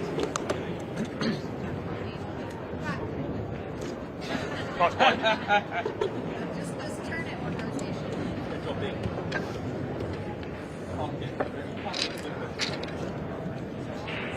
Little smiles out there. Not sure if Dean Winter just incorrectly racked them slightly. I think Mary pointed at something to do with the pack anyway. And having a giggle about it. Oh, yeah. Probably put the 8 ball at the back somewhere. Back 10. Ben's top with a plate. Leading 5 backs to 4. So making a ball here is huge. Yep. Make a ball. That should be the match. And there's that 7 ball right to the side. And the cue ball's safe. So 57 seconds and the clock is going down. 4 balls, even 3 balls after the extension wins them the match. Thompson knows. Yeah, he's got his towel. He's getting his other cue ready. Look, Shane Thompson in the background. He's packing up his troubles in his old kit bag and preparing to leave the arena. Sorry. Sorry for Mary. Anywhere in the middle of the table, Joe says. In goes the 11 ball. 1 more ball potted will kill it. I think Will he bother to walk around and play the easy one up into the top right, or will he just play this 10 ball into the bottom right? Shane's already there's the concession from Shane. And that is it. Joe Prince and Mary Talbot continue their dream run. They defeat Shane Thompson, Ashley Dinsmore. Very good match indeed for the spectator. Coming up next, Ashley Benoit, Shane Van Boning. The superstars are in action against Amy Beecham and Craig Waddingham. That will come up right after this. See you soon.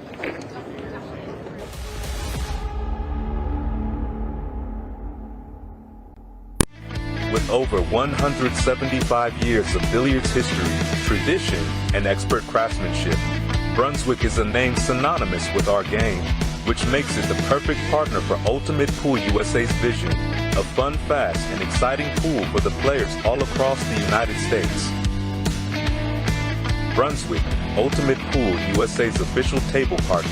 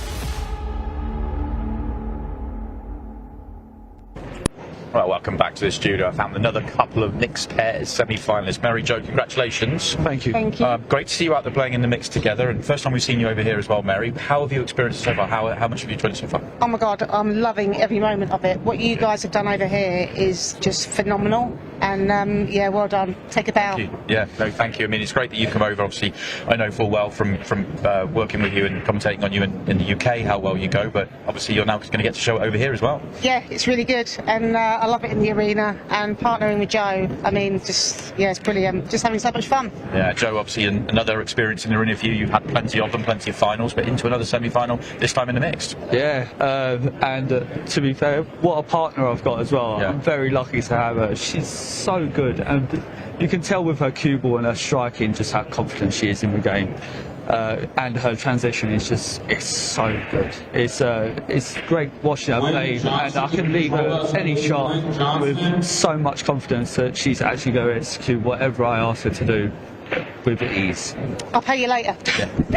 But how easy have you found that transition? Obviously, we know Joe's done it for quite a long time now, but the transition from English ball, it's snooker originally, English ball, he's done some Chinese 8-ball ball. How tough are you finding that? I think the Chinese 8-ball has helped me with the bigger balls. It's just the speed of the table, but I expected that to be faster than the outside tables, but it's actually not. Look, I just say to Joe, where do you want the cue ball? And I'll do my best to get it there. And she does it. But one thing I want to mention, Joe, I don't want to bring up all the finals, but if you manage to make it through to another final, this time it'll be in the mixed. Mary's going to have to talk you through it because you've had a lot of them. Oh no, I lose because I'm on my own. I win if I'll have someone with me to carry me. Simple. You don't lose, you've won plenty. Of course I am joking because you do have the big open final, but you've had plenty of finals here. We've seen you out there a lot. You've come over and really hit the ground running. It's so impressive what you're doing. Yeah. For someone that doesn't actually play much, I actually impress myself with just how well I adapt and how I just take like a duck to water. Really, it's I impress myself at times, just how well I can control the cue ball and stuff and the finishes I get, which sometimes maybe I shouldn't get. So It's your pool brain. It's amazing. It obviously works because you're doing really, really well. Congratulations on everything. Mary, congratulations on your first victory out here. You've got plenty of pool to play, but we will see you in the semi-finals in a couple of matches' time. Yeah, off and beyond. But you're in everything, so you've got a lot of pool to play. But congratulations. We're going to send it back to our commentators to get our final quarter-final on as the players are already in the arena ready.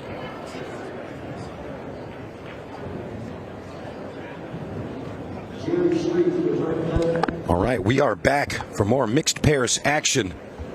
And down to the quarterfinal. Van Boning and Benoit, Beauchamp, Waddingham. It looks like Craig and Shane going to determine the first break off. 1, lag.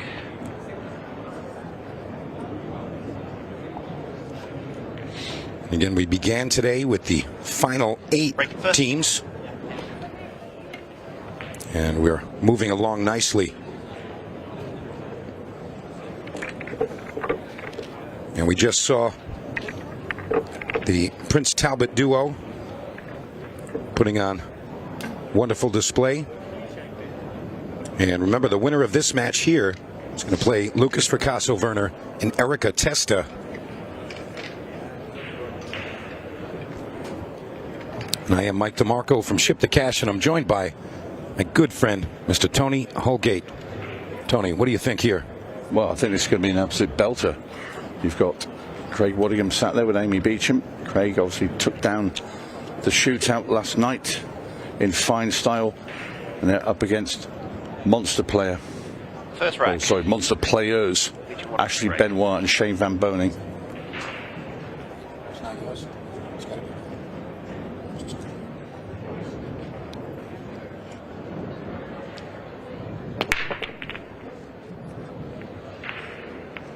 Wow. Ball in hand from the kitchen. Time running. All right, opening break and scratch, so great opportunity for Shane and Ashley to take advantage and maybe put on the first point. And we're going to move on to the 2 semifinal matches following this one here. And then, of course, the finals. Solid to play. So Ashley and Shane are past champions. Ashley also winning this event with Mr. Justin Bergman over at the Kansas City Open. Yeah. So Ashley very familiar with this event and the winner's circle. And she's looking for the three-peat. This would be her 3rd in a row to win the mixed pairs. Beecham and Waddingham are an intriguing one for me, because you see that lineup in the UK, you think, oh, who's going to take those two down? Because Amy Beecham is a multiple world champion. Obviously, Craig Waddingham, we know how good he is. But when they come home and play here in the pairs, they've played a lot together. They never, ever do very well. Yeah, sometimes it's really about the styles or whatever it may be. But for me, it's always the chemistry between the partners, where you kind of have the same thought process, kind of trust in your partner, and you kind of just let them do their thing, and you trust in each other to pick each other up. A nice position there.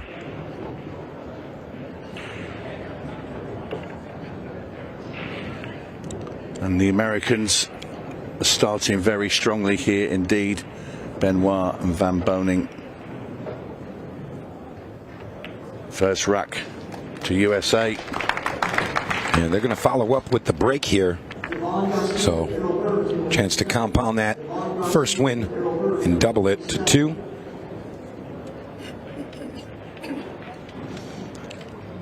Little half wink from Ashley Benoit. And you see the road that has gotten us here. In the top left there, you see Van Boning, Benoit, Beauchamp, and Waddingham moving forward to play Fracasso-Werner and Testa. And on the opposite side, Declan Brennan, Nicole Oborowski taking on the Prince Talbot duo in the other semifinal match. Really, a lot of strong teams to start, but only the iron continues.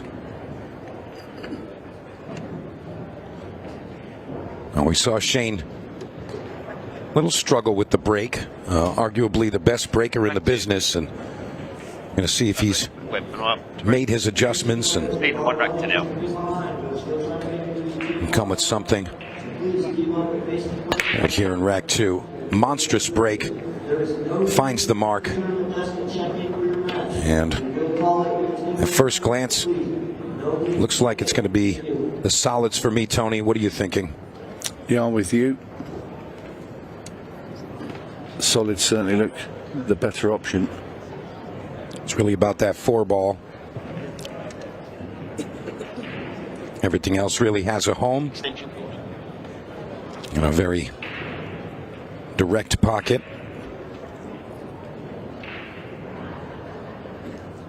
Possibly play the 1 and get under the 6.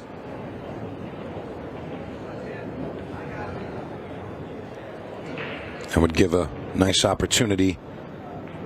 And she comes a bit shy there.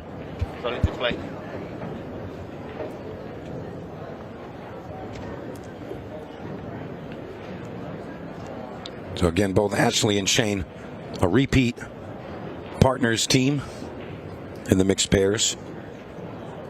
And this is the largest mixed pairs that we've had, 32 teams. Attention, I have the captains of the 8-ball. And Shane missing the 2. Mr. G's team, the task force, thrown together, we don't play safe.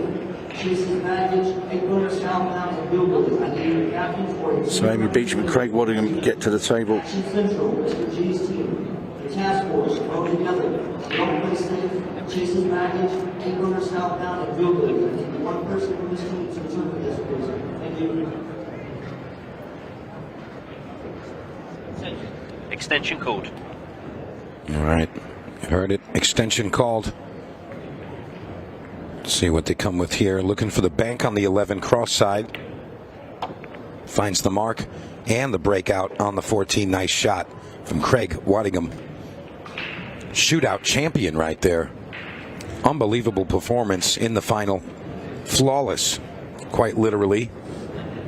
Did not miss a ball. No dry breaks. Perfect pool from that gentleman right there.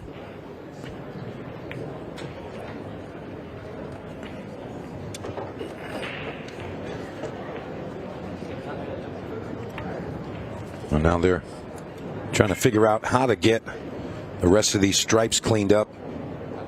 9-ball looks a little tricky. 10-ball has a pocket, but also a little tricky to get position. Craig's going to lend a hand here. Get that cue ball over there. Looking for the 10 on that position. Rockets that ball down the rail.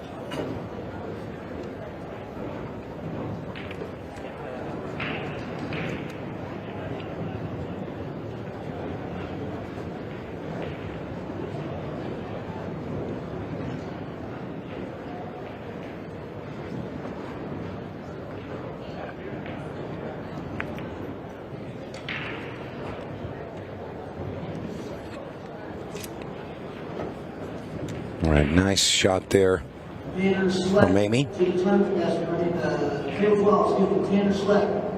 does look like Craig has assessed the situation.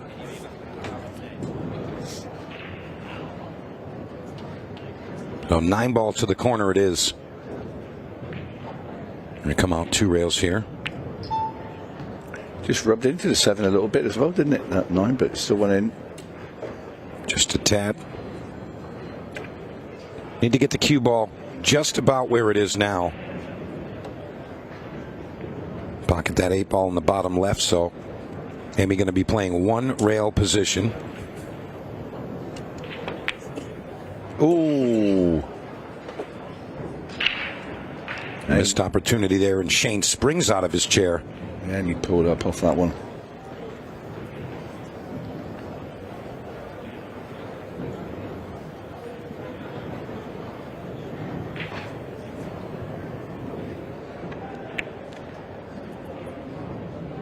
And that's going to be expensive. Yeah, the only thing we have to do is manipulate the 8 or make sure that we can get underneath it. That's why the 5-ball sat there waiting. That's why I would suggest take out the 4 at the top. Just get an angle on the 5-ball just to roll behind to the 8. I'm sure that's what Shane and Ashley are going to do. That's where Shane wants the cue ball. 6 ball next. These are small angle on the 3. And you see Shane circling the position he'd like, and Ashley delivers.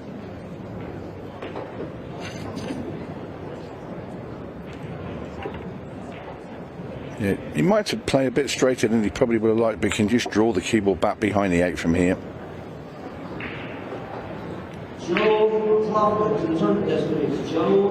Install this one right underneath the 8 ball.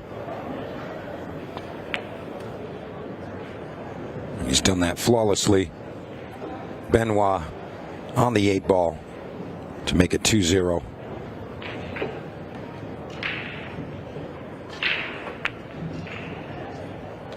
Finds its way in. A little jacked up on that 13. Uncomfortable cueing. But the pocket accepts it, and they move up 2-0. Yeah, she played it fairly pacey as well. I thought she'd play a little bit softer, but then Ashley does like to make sure the ball's been hit. But it is 2 racks to 0 as Benoit and Van Boning punish the Amy Beecham miss. And they are all business. Both of them very serious about competing. They want to win. You know, of course, they enjoy their times in the events. Staring at the table. Yeah, very similar table demeanor. So it's Amy to break in rack number 3. Rack 3.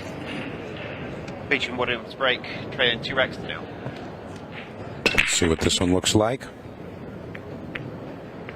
Had a chance in the top corner, but doesn't happen. But plenty of power into the break, and most of the balls are at the other half of the table, so a little bit unlucky there for Amy. Yeah, when those balls are kind of rocking around the table, who knows what all those kisses are going to turn into. And in this case, misfortune for Beauchamp and Waddingham. Quick shots. Mr. G's team, icebreakers. Rack them up. Task force. No, they want to play stripes here, but not really the greatest opening shot. But it looks like he's forced to take the 12 to the top left corner. He's got enough. Thank you.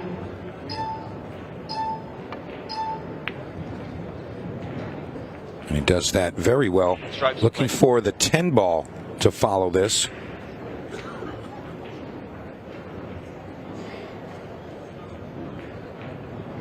And Shane indicating the pattern that he'd like to play for this striped run out.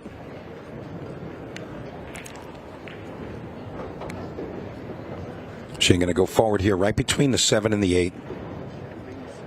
Looking for the 15 in the side next.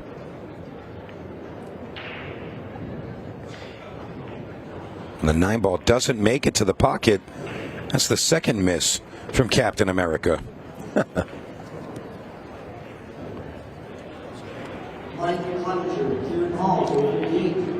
So in this situation, Tony, that 9 ball is pretty deep in the pocket. I think you can put a ball through it.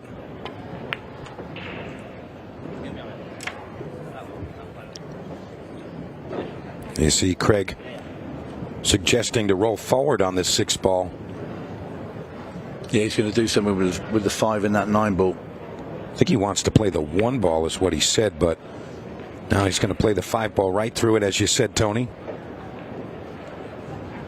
Yeah, just checked his angle there. He's going to try and get both of these in the same shot. Get the 5 to go in behind the 9. Oh, it stayed there. It doesn't happen. Lost turn.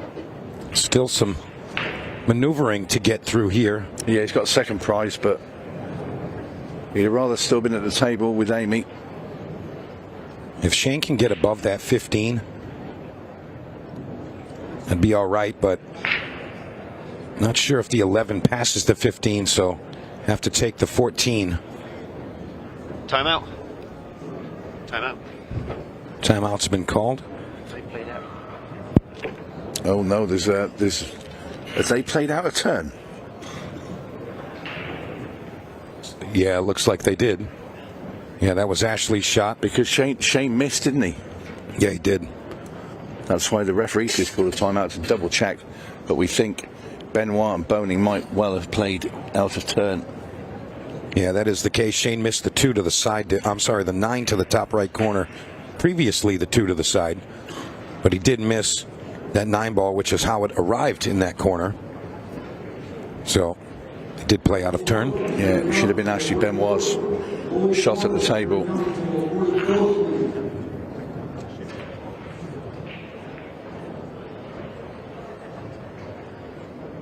Mike Barnes, Jonathan King, table 49. Mike Barnes, Jonathan King, table 49, please.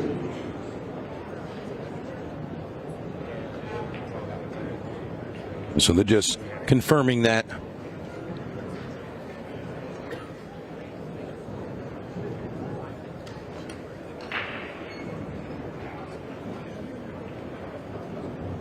And it's been confirmed.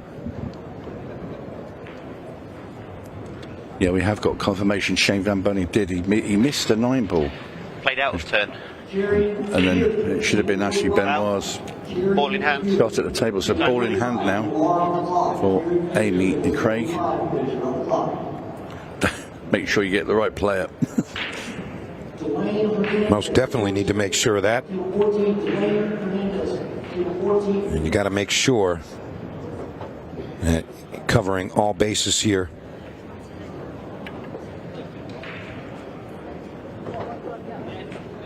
A missed opportunity there for Shane and Ashley.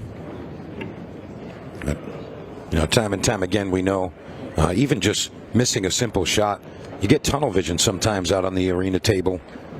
You kind of just fixated on getting your next shot and getting the job done, and sometimes you can forget simple things like whose turn is it? Yeah, a little bit straight this one, but it should be okay for Amy. Yeah, played that well. And Craig, the form that this man's in this week, you fancy him to knock this 8 ball in with no problem whatsoever.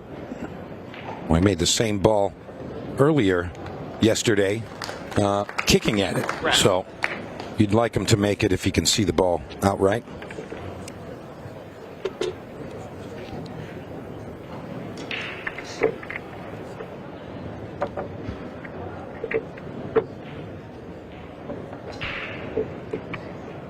So Shane's got a bit of a look of disappointment there, and Ashley just waiting for her next approach to the table.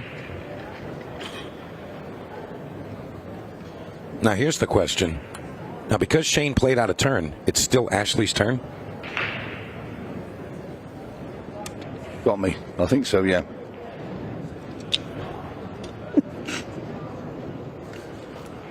Rack 4. Yeah, because that's discarded.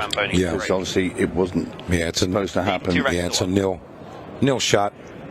So Ashley Benoit breaking here. Second ball break.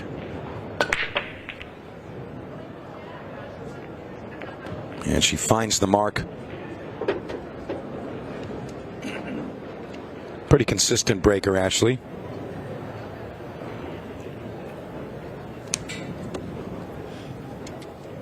And the 4 ball finds a home in the side pocket. So Shane's going to open up with the stripes here. Stripes look pretty open.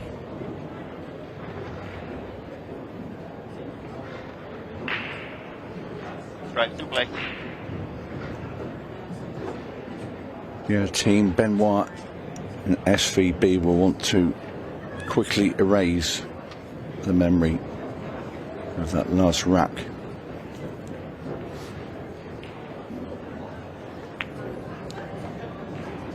Ashley's told me that she really enjoys playing with Shane because, he's able to recognize the patterns very quickly, and he can just say, hey, here's what we're doing. Doesn't really have to think so much. He can just focus on the execution, and that's it. It's really nice. He's kind of the bus driver, and she's kind of the engine. You know what I mean? Yeah, you need a captain of the ship. And who better captain than Captain America? Exactly. 2-1 right now for these two. It's going to float up. If you want to get to the 14 first, the 11.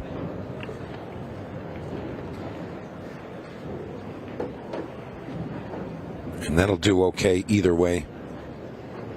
She can actually just get behind the 14, play it to the right side, and I think Shane can just roll her forward for the 8. That rather than complicate things. Just that's perfect. Okay. Very nice. So the 2-rack cushion is going to be restored when Shane Van Boning knocks in the 14 and Ashley Benoit rolls in this 8 ball.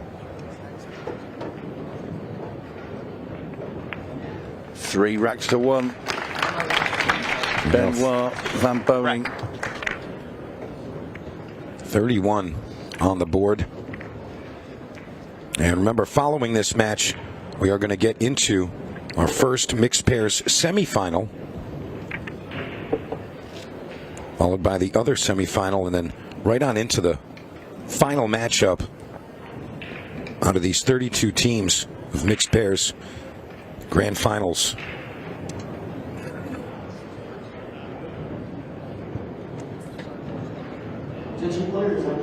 And this week is really just action-packed with all of the events happening straight on through Saturday night. And in a very short period of time, we're going to be crowning that first national Ultimate Pool 8-ball team. And they're going to win that incredible $100,000 first place prize. Tony, that's just surreal. Nice bit of pocket money. You're not kidding. Might want to drop a player or two to get a little more piece of your end of the winnings. Yeah, I'd like to be on the 8 ball to knock that in and drop the entire team. Take it all. Hey, I made the 8 ball. Can I get an extra percentage? Yeah. About hold them to ransom. You sit on the 8 ball just to tap it in. So I'm going to deliberately scratch unless you give me a higher cut. I'll do it. I'll do it. Spots to play. All right.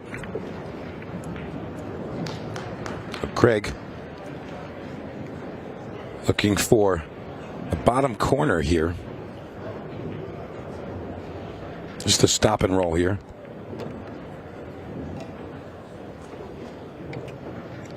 We wanted to stay a little higher than that. Yeah. I mean, there is the draw stroke to come back out, as Craig is indicating there. Yeah, it's a stretch, though. Extension called. Bit of a stretch, but Amy has the stroke to make this happen. Powerful player.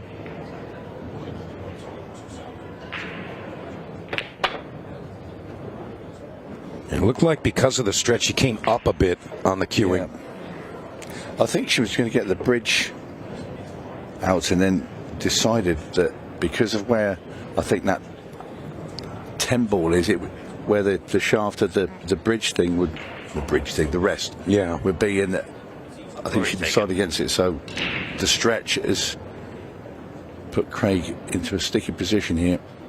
He's trying to get the cue ball under the 14, maybe. Oh, he had a back cut on the 1 ball. What a recovery. Oh, but the position. How unlucky is that?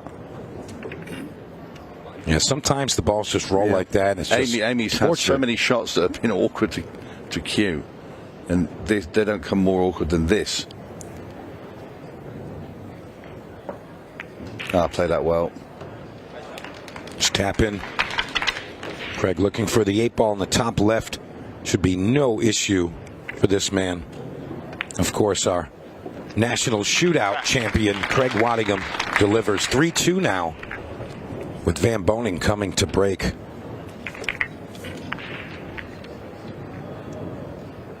And they are happy about that.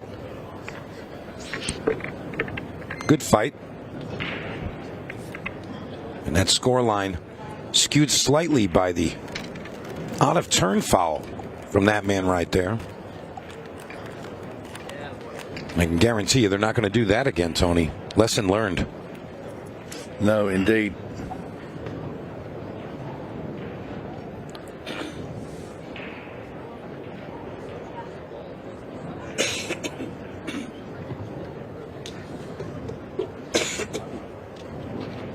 Rack 6. Van Boning Benoit to break. Leading 3 racks to 2. All right, here we go. See that monstrous Van Boning break.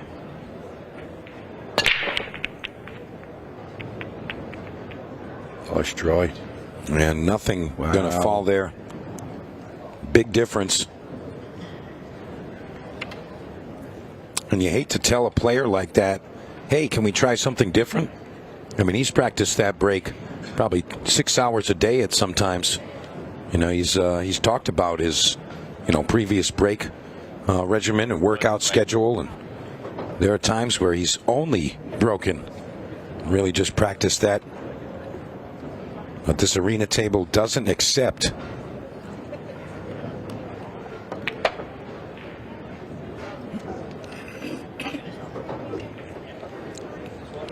Nice layout here for Amy and Craig.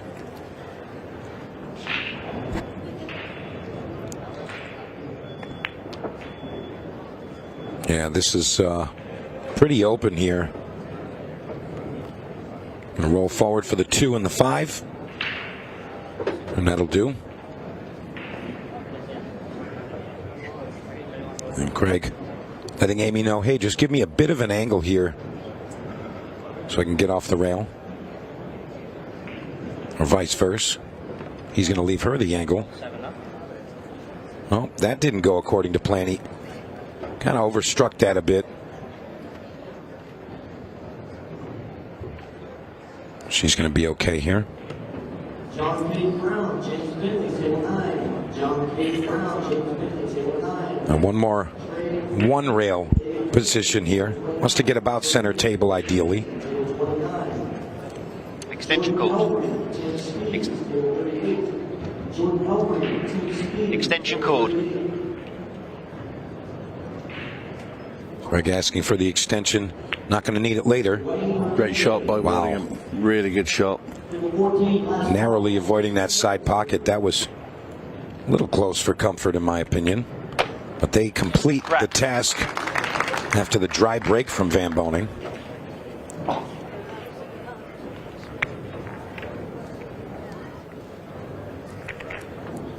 And they're going to be thrilled about that as they tie it up. And they're going to have the break in rack number 7.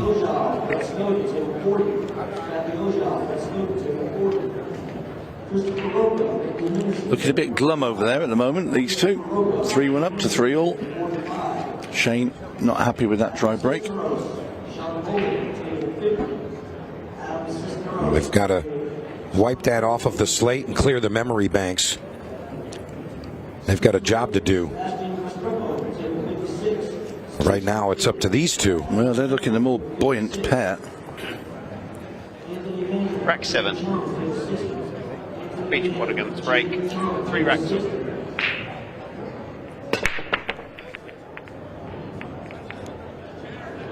And it's going to be a dry break from this duo. Big swing right there, Tony. That was a massive change right there. 2 dry breaks in a row. If Amy had made a ball there, they could have taken the lead, and that changes things.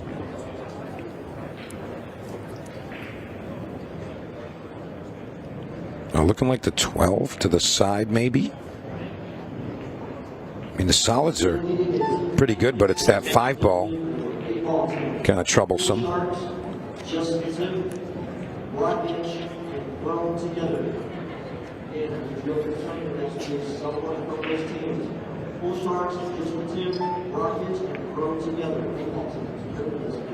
Solids in play.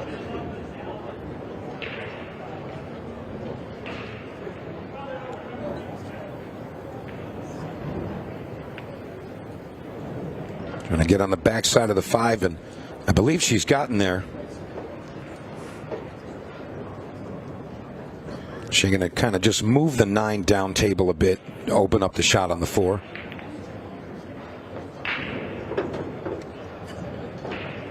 Sorry. Frozen ball. Frozen ball, so not going to be able to take on the 4 ball. 1 ball it is.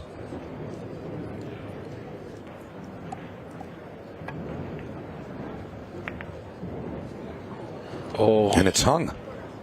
Just slightly overcut. What an opportunity here for Amy Beach and Craig Waddingham. And you hear that sound, that's 15-second shot clock in effect.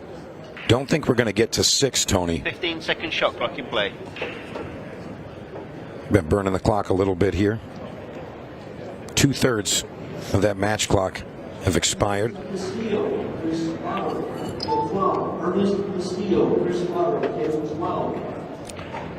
Still a possible 6-ball shootout available as well. I don't think I've seen one of those in the mixed pairs yet. Do you recall? Not so far in this tournament. We had one earlier today in the Tri-Series when the USA Juniors took on the UPL. It was the UPL who triumphed in that.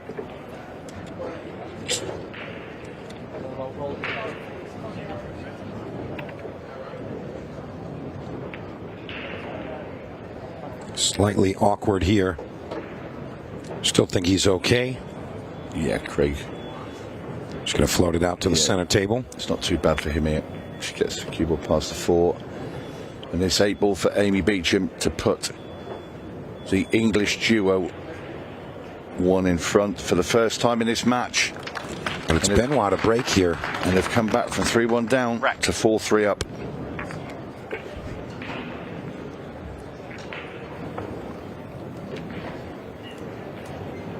And they've got to be thrilled about that result there.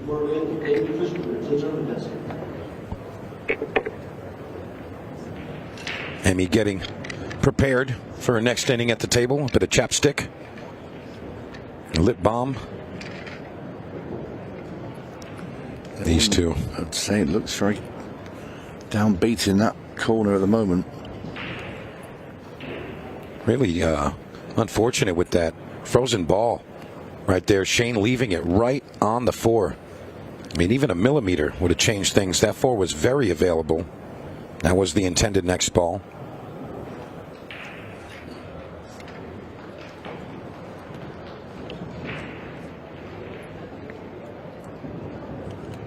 Nonetheless, they know what they have to do.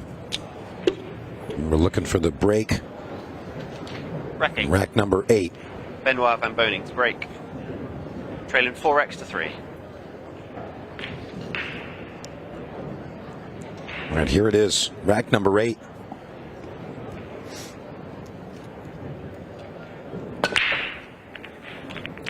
Oh, the 8-ball is on its way there. All right. Success on the break. Steve Stanzel, Chris Stout, return pass. Steve Stanzel, Chris Stout, return pass, please. Narrowly missing that 1 ball. Looked like that might have tipped that cue ball into the pocket. Extension called. And they're going to go with stripes here.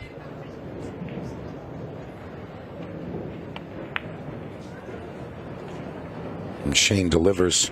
Stripes in play.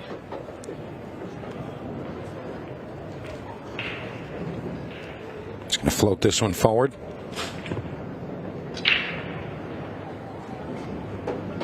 Leaves him a bit hampered. Still got a piece of this cue ball. Got to shoot the 15 though. And Shane's missed. Steven Stanzel. That's the 3rd miss on an open ball for Shane. Perhaps having a rough portion of the day. Extension called.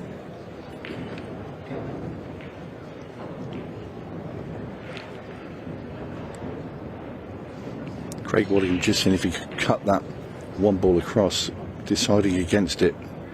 And he's just going to send the cue up table. I think he went to knock the 11 in there and play loss of turn. Not going to get it done though. So it's the 11 ball. William Chappell, Kirk Kirshner, table 14. William Chappell, Kirk Kirshner, table 14. She gets it to fall. Awkward shot here. Say, not left Shane an awful lot here. Does he play combination or does he try and cut the 10? I think cut the 10 off the 15 would be the best shot. Got to get a bit higher. And she can make the 9 ball, but the 15 is the problem here. It's not as if you just roll the 15 over the pocket, because the 7-2 is a combo up there. Oh, she played that really well. Got to get into the white here. So unlucky there from Ashley Benoit. Played it off the 15 to bring it out, and then has hooked her partner behind the 6.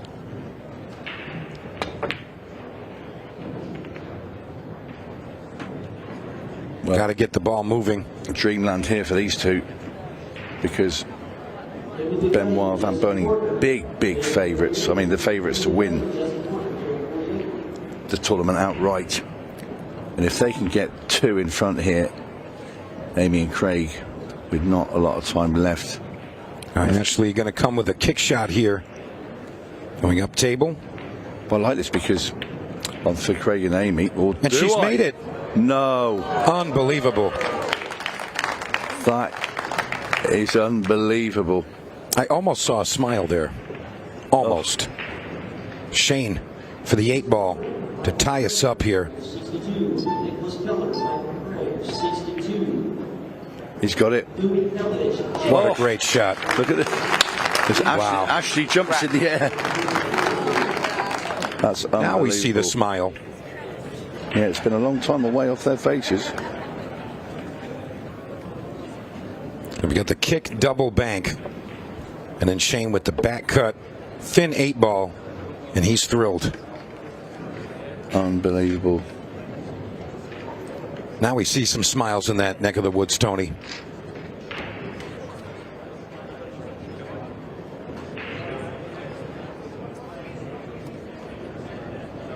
I'll tell you what.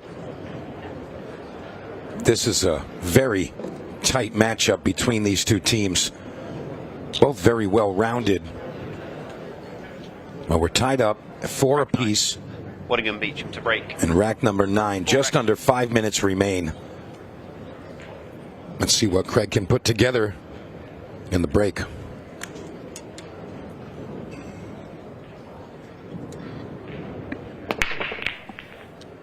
Oh, balls go down.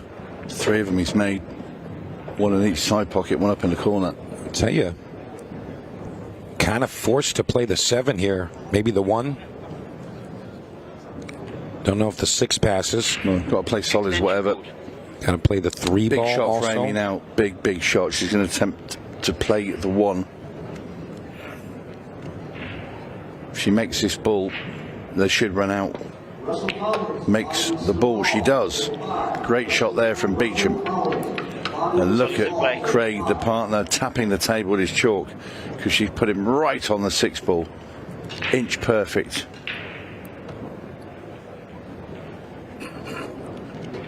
Nothing fancy here, just put Craig behind the 3, yeah. There he says, just put me here. Don't worry, put me there and I'll stick you right on that 4 ball at the top.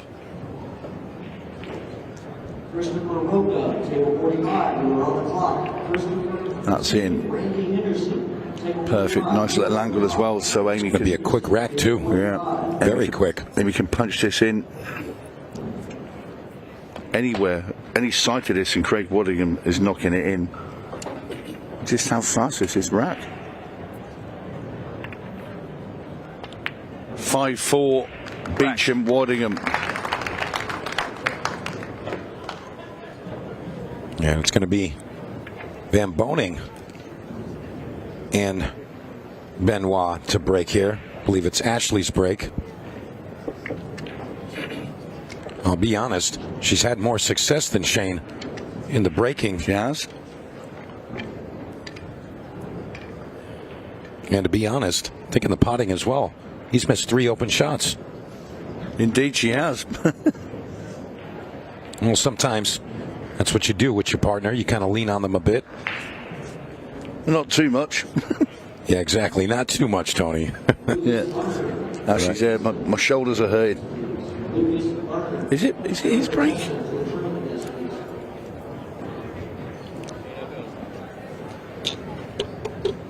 Trying to think now. Even I've got lost in all the excitement.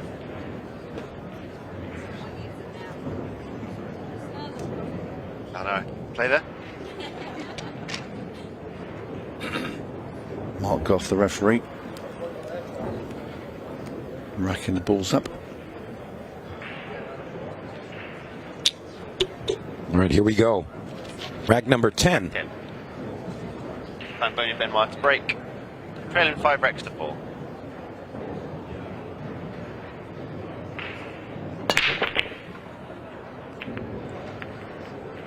It can't be, surely not. It is dry. Dry break. Unbelievable. And this is, look at the solids here.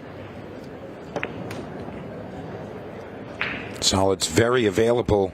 Yeah, there's no point in worrying about the clock now because, you know, there's too much time there to try and get rid of it. It's just run this match out.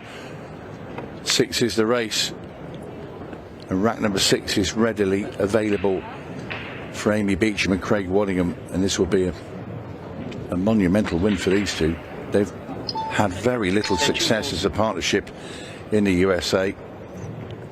To take down 2 superstars in Ashley Benoit and Shane Van Boning to get into the semi-final would be, I might say remarkable, because Craig and Amy are great players and Craig's in fantastic form, but be a big upset. What's she done? Well, that changes things, Tony. Yeah.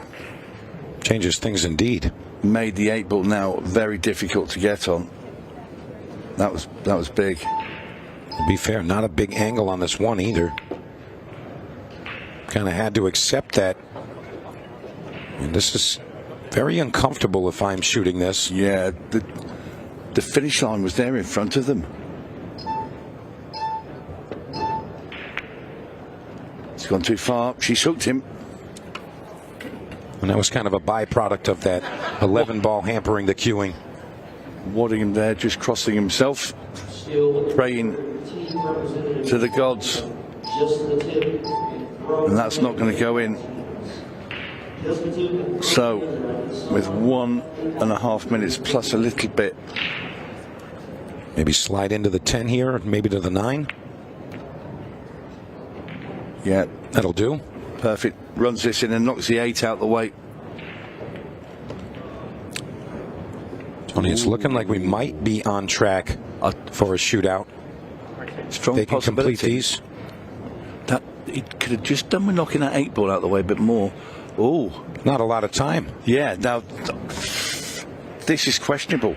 Right, use all of your time. Amy will not hit this ball until all of the clock has run out just about.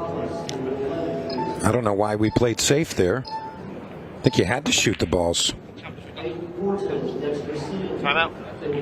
Timeout. Well, that is a deliberate foul. That has to be the loss of the rack. Foul. Loss of rack. Has to be loss of rack. What was she doing? I don't think she realised the 6 ball was there. What on earth has happened there? Fire straight into the 8 ball and the stripe, and what a crazy turn of events we have here. We're now tied up 5 games apiece with less than 1 minute remaining. Well, that's a proper. I mean, and the thing is, just make a valid attempt at the 6, because the clock would have run down. She's forgot the 6 balls there, I'm sure. I mean, they're all laughing now. Yeah, she thought she was on the 8. Unbelievable stuff here, Tony. So that's mental. Wow. Rack 11. And it is Amy to break. Imagine if she got a golden break here now. Well, now with the head ball break, it'd be a very rare occasion. And they're going to find a ball. It's possible, but unlikely. Yeah, very unlikely. It looks like we are going to have a shootout here, Tony. We are. Yeah, it's gone now. Yeah, 30 seconds and change. Not going to happen. Well, no real point now in playing the extension, because the opportunity has slid by. We can have a go. They wasted 10 seconds or 15 seconds looking at the table, and they could have got this as well.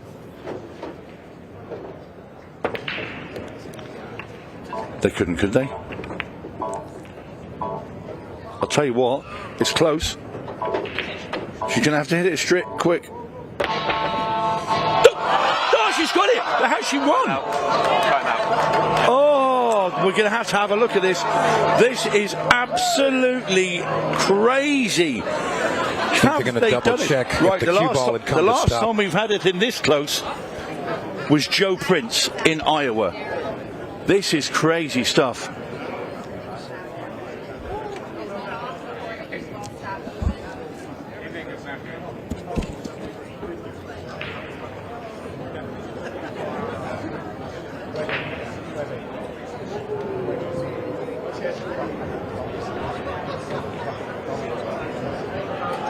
This is, I can tell you Mark Goff, referee, is in here, and our senior referee, Scott Price, is also in here now. We're having to decide if everything was done in time. This is, I personally, do you know what I think she did? I do, honestly, but my word, it is close. This is unbelievable drama here. What a way to finish in this Cherokee. Because this will be the buzzer beater of all buzzer beaters, if it is. I think they're actually checking the clock itself. Yeah, because if the clock, well, we don't know. We still don't know. And they're still having to check. This is definitely down the avenue. Joe Prince, Jovan Bustamante in the Rack Billy Club, Iowa. We're hearing that it's fine. Well, the thumbs up came. I think it's Amy Beecham and Craig Waddingham have had the ultimate buzzer beater. Shot is good. Shot is the good. shot is good. Unbelievable. They have won 6 racks to 5 against Shane Van Boning, Ashley Benoit. I said that was all dead and buried. We were going to the shootout, Mike. Unreal. That is the most incredible finish to an astonishing match. And Waddingham and Beecham go through to the semi-finals. We're going to catch our breath. We'll have another little look at this. Here she is, has to hit the 8. The bank shot. He hung there for a split second, and that wins them the match. When we come back and catch our breaths, we've got to have a chat with Craig and Amy. Do not go away. Just a sec.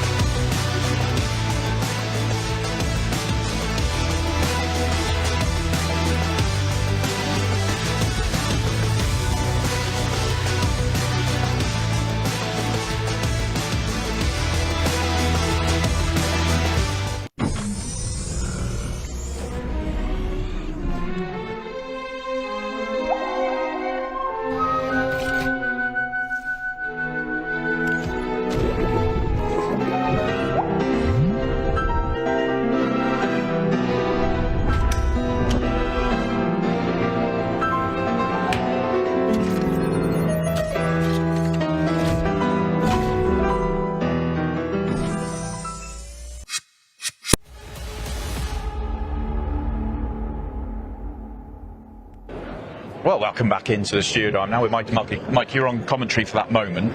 And if you haven't seen it, we're going to show it to you in a second. But that was insane. Simon, I can't believe how we just ended that. With the loss of rack from Amy hitting square into the 8 ball, she forgot the 6 ball was on the table. And then that buzzer beater right there, unreal finish. Just unreal. Unbelievable finish. Well, let's take another look at it. I mean, you just felt they were not going to have enough time. And, look at it here, 13 seconds.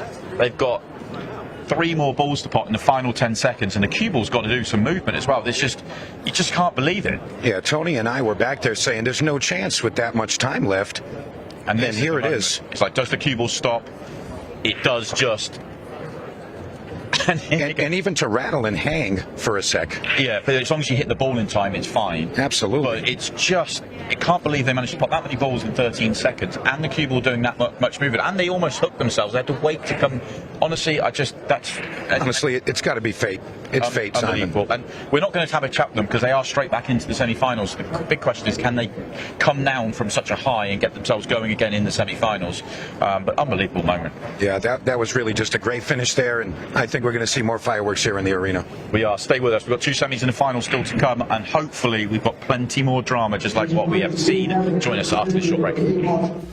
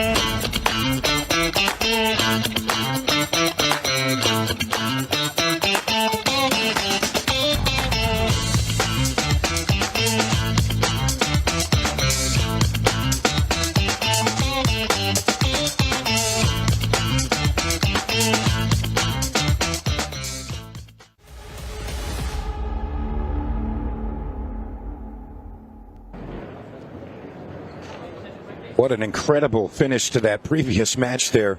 Buzzer beater from Amy Beauchamp. Craig Waddingham moving forward into the semifinals of the mixed pairs. And Van Boning Benoit, gut-wrenching finish to that one right there. So this is going to be Lucas Fracasso-Werner and Erica Testa taking on Beauchamp and Waddingham, continuing right into this one, semifinal of the national mixed pairs. And they're going to be taking on, I think that might be the incorrect matchup there. Yeah, I don't think that's the correct matchup on the screen there, but I assure you they are playing Lucas Fracasso-Werner and Erica Testa. We'll get that updated momentarily. It looks like the players are set to begin. So Lucas and Erica back into the arena and ready to roll.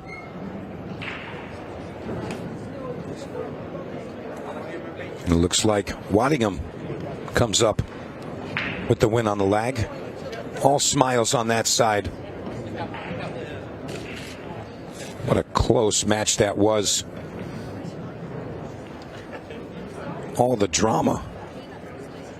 All the drama you can handle. And they're still talking about it, Amy and Craig. But they're going to have to get down to business in a moment. As Testa and Fracasso-Werner, very formidable team. And those are their opponents in the semifinal matchup.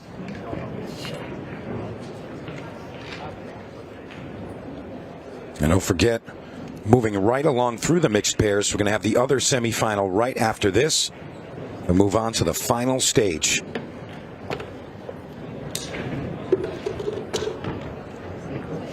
Don't forget, Ultimate Pool USA delivering pool action all the way through Saturday night. And I'll be here with you for the duration. All right, Craig Waddingham to break. This is rack number 1. Got 30 minutes on the clock. Here we go. Break and scratch right off the rip. So, in the kitchen for Lucas Fracasso-Werner and Erica Testa. Again, these are northeastern U.S. players. I think Lucas is going to end up just drawing into these a bit.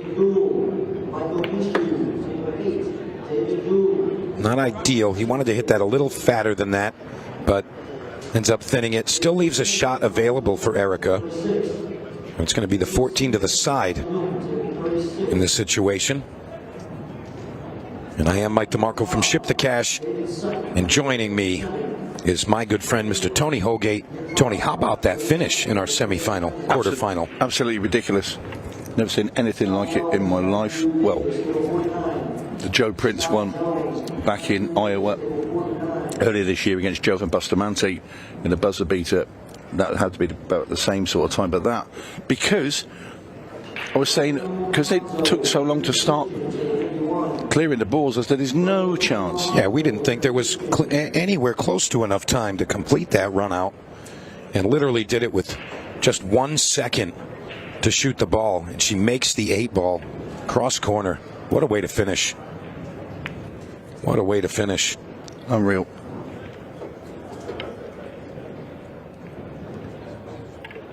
Lucas and Erica looking pretty good here. She's going to go with the 15 here. I think that's okay. You don't want to contest with that 6 and 5. Just a touch of inside English here. Just going to come off that bottom rail. Like up above the 12, and that should get the job done. You can see he's going to have to play into the 5 now. He's going to drag it into it, soft off the rail. And that'll do. All right, Erica Testa to put up the first point for this Ultimate Pool New England squad here.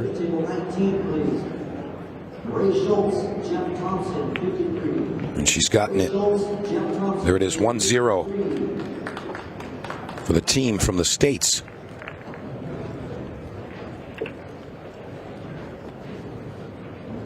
And that was just about 2.5 minutes to complete that first rack.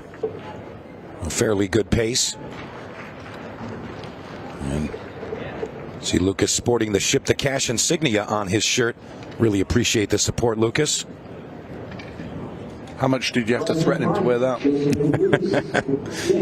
I'll tell you what, Tony. I've been following along with Lucas and been supporting him since he was quite literally a child playing the game. And I got a lot of love for that young man. And like it is now, really love to see the reciprocation and support back. And I like to say, I do what I do so you can do what you do. So really appreciate that, Lucas. All right, Lucas to break rack number 2. And they're up 1-0. All right, looking for the second ball break here.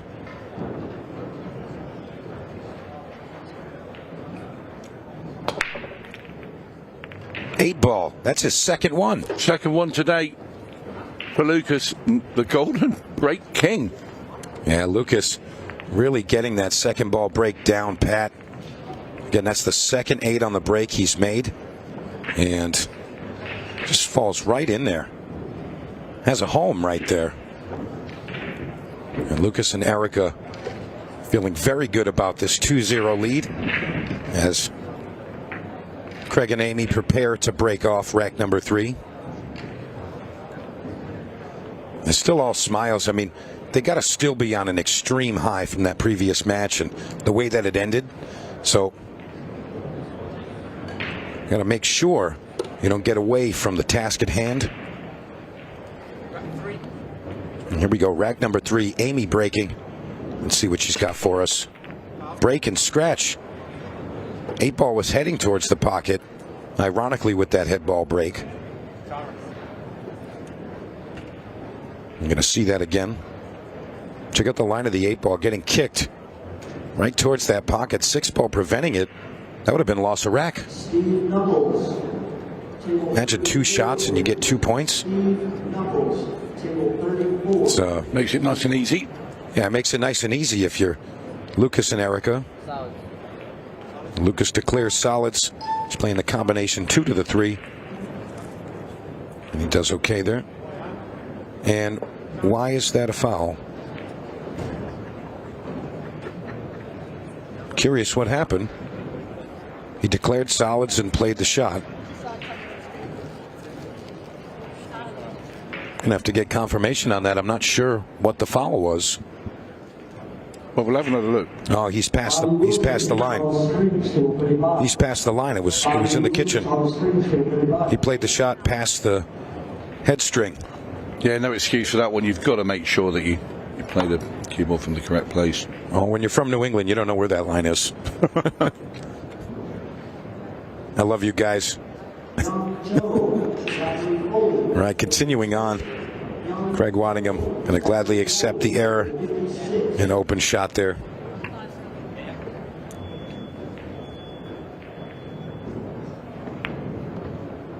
And these two, very, very clean, very smooth cueing. Just going to float this one, stay above the 8-ball. Doesn't need to be a fancy shot here. Just float it over.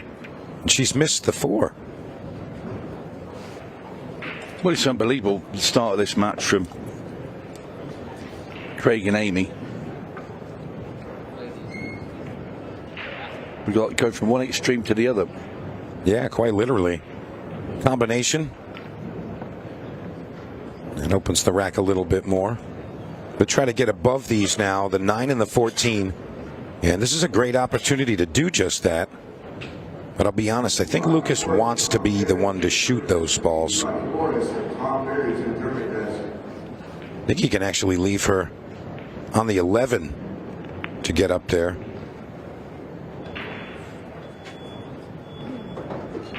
I'll tell you, if she's uncomfortable with this 9-ball, I think you got to play the 11 and kind of work back to it. But she says she's comfortable, so go ahead.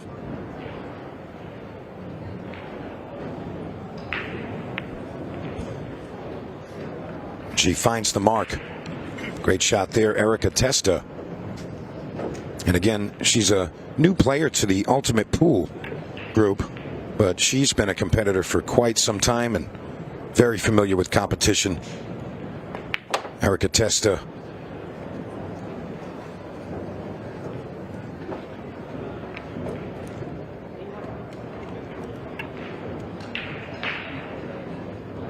Just looking to her partner for some direction.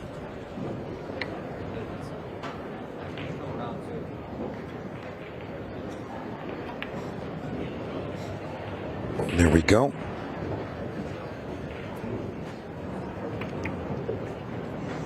Looks like Lucas is going to be leaving this 14, maybe to the same pocket. He can go forward and back down. He comes a bit far. Don't really like that position there. I think that could have been a bit easier, but she's going to go forward here. Back and forth across. Get above the 8-ball. Nice shot there. She's going to be mindful of the cue ball here. 8-ball to the bottom left to go up 3-0.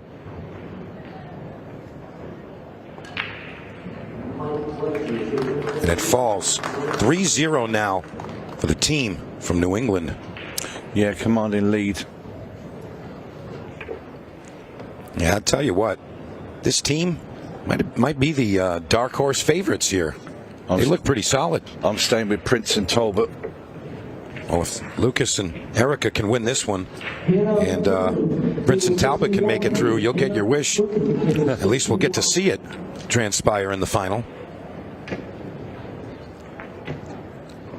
I'll tell you, both of these teams very strong, but 3-0 in just a short amount of time, where less than 10 minutes transpired. Matthew Egan, Landon Hollingsworth, table 10.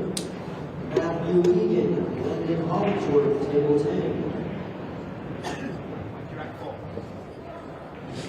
All right, what do you think here? 3-0, and they're breaking commanding lead.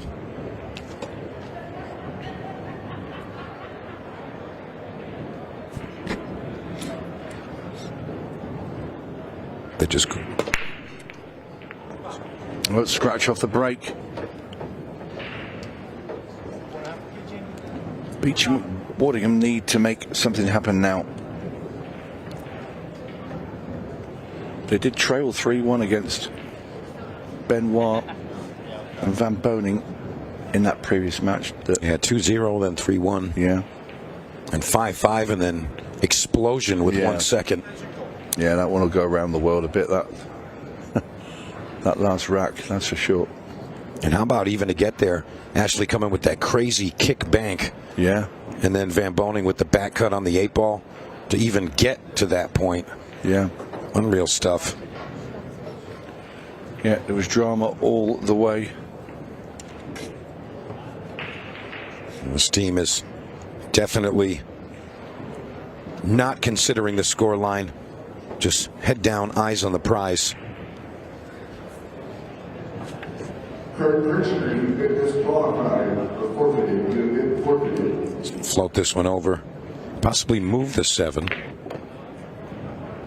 Or maybe a kind of a hybrid, a little bit of each. Does not declare it frozen. But definitely awkward, nonetheless.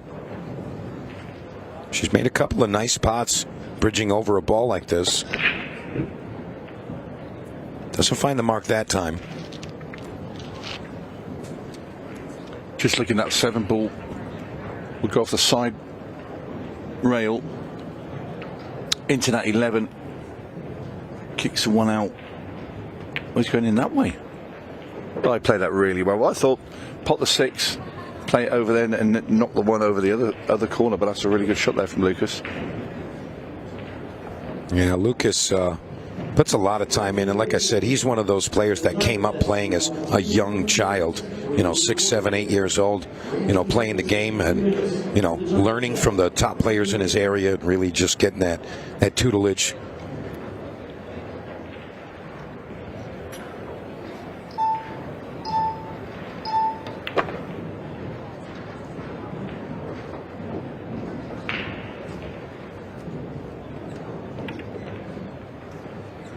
Square in on the 4 ball.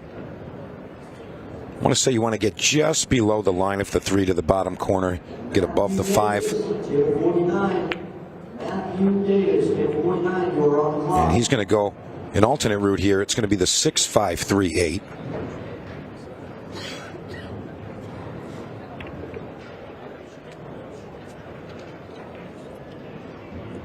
And Lucas showing us where he wants to be shooting from.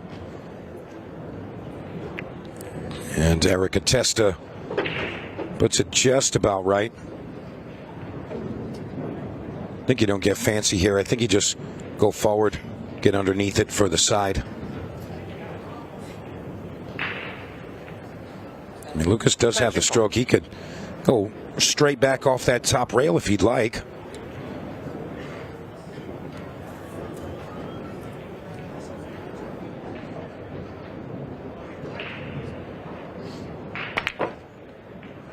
And there it is. Slightly overcooked. Yeah. A lot overcooked in the end. Tell you what, the pot is still on. Cue ball going to come out of that hot and very likely to contact the 8 ball, but when your back's against the wall, sometimes you just got to come with it. Let's see if Erica can deliver.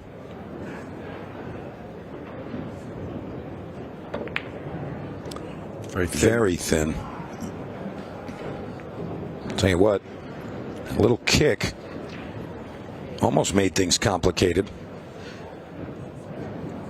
Waddingham's got a clean pot to the side pocket, or combination if he chooses.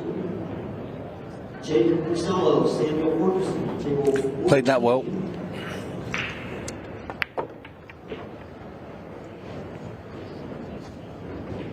And in Erica's case, I think overdoing the roll forward onto the from the 6 ball. I think that would have been better than undercooking it. Lucas drew off that back rail and definitely overstruck that one. Bit too much muscle. Nonetheless, Waddingham on the 8 ball in rack 4. This will be 3-1. And there it is. The comeback starts here. Right.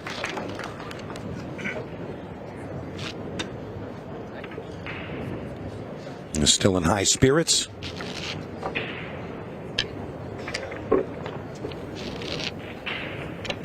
And there you see the road to the finals. We're on the left side of the bracket right now.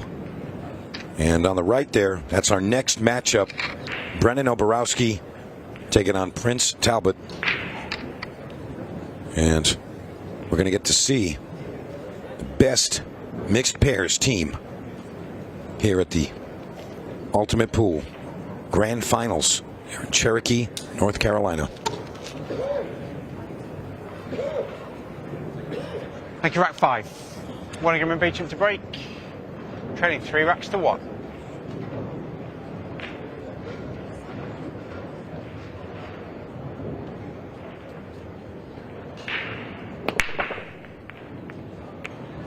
Referee on table 31. Referee table 31, please. All right.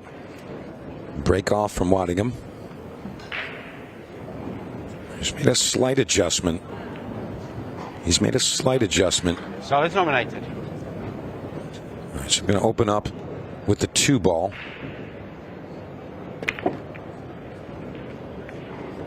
And that came out relatively good. I want to say that's great. The 1 and the 7 are still a little funny.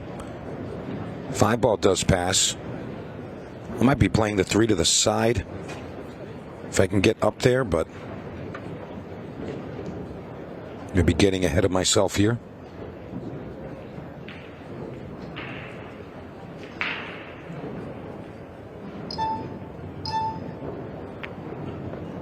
Nice control there.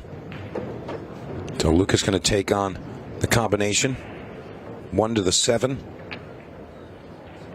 I don't want to see him go forward here. I want to see him either stop or come back. I think that gives him a few more options. If he goes forward, it's going to be limited to what he can do there. If he can read where that 1 ball will travel and it's not in the way, you could roll above the 5 ball. But you'd have to really get perfect. So he goes with the 6, just breaks it out. It's going to be the 7 ball.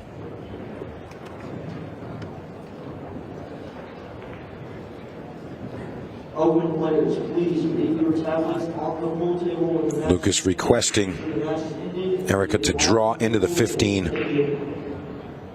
Try to peel off that stripe, but she delivers perfectly and literally eliminates it from the table. Erica Testa playing really well.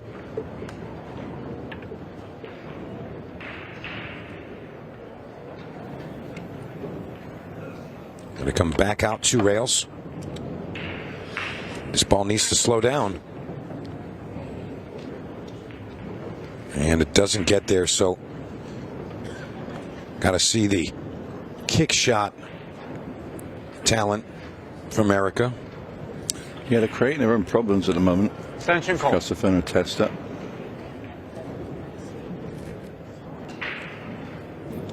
At all costs, though, you don't want to break out that pair of stripes there, the 9 and the 13. They're frozen together, or very close to.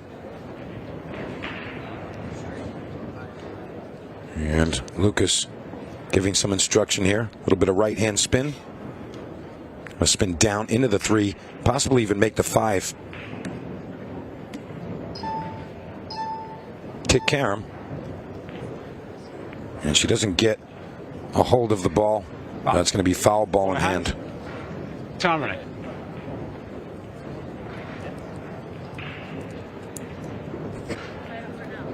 Well, Beauchamp Waddingham.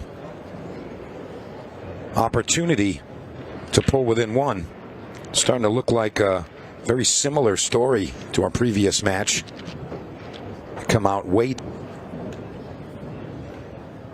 I know earlier, we heard that these two haven't really performed well in the pairs together despite their very strong singles finishes. But it looks like they've sorted that out. And now they're able to deliver some of these nice performances. 3-2, looming. But for Kosovo, Testa have not took their opportunities. And they're going to be made to pay. Right. 3-2 now.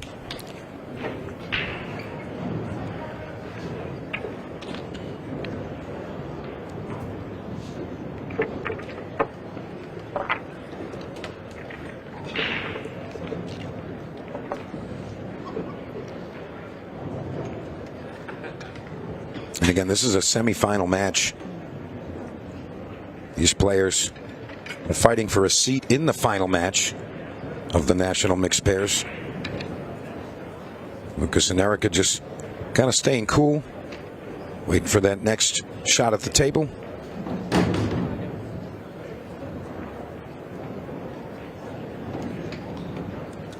Somebody just dropping a cue at the back up in the seat in there, by the sounds of it, as Lucas turns around to investigate.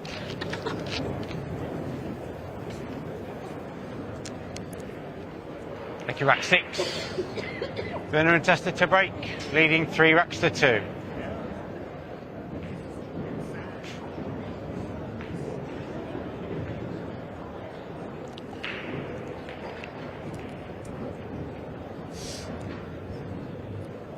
All right, here we go. Lucas Fracasso-Werner. Oh, not again. He has. A golden break three. again. That is 3 today for that man. Rack. Unbelievable. The golden break king strikes yet again. I'll tell you what, Tony. I had a conversation with Lucas right when he was arriving. And we were talking about, what's been happening and how the game's been played and what types of breaks are working and whatnot. And, he said, I'm going to try out some of the other things, but if not, I'm going to revert to, he's listening to the stream, us talking about that medium second ball break. And he tried his head-on break a couple of times and then reverted. And it looks like he's going to stick with that throughout. I mean, look at these 8 balls flying in. 4-2 now. And Amy finds a 6 ball in the side.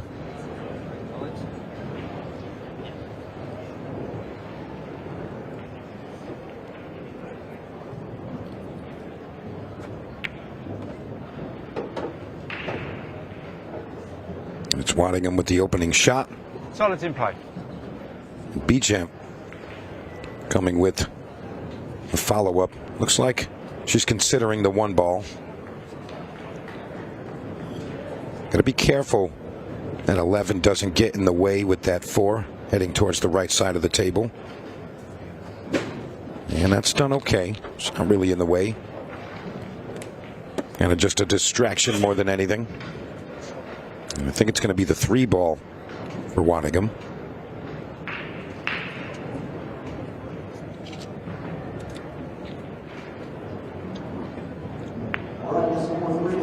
And you feel a little bit sorry, Amy Beauchamp, Waddingham, they're trailed by 2 racks, and 2 of those have been Werner golden breaks. Yeah, that's 2 racks. They didn't even get to watch them run the balls out. No. Just kind of sit there and watch that 8 ball fly in the pocket.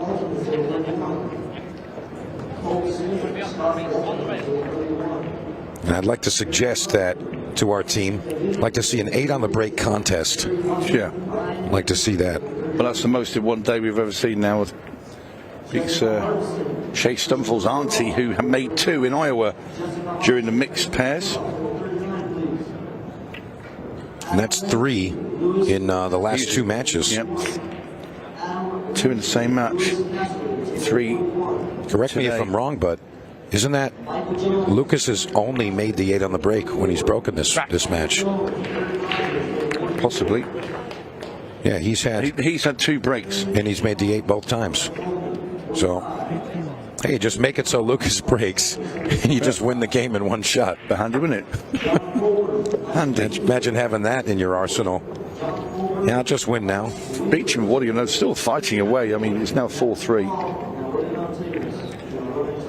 Erica there just asking, where do you hit them so I can get one of those 8s off the break? That'd be handy.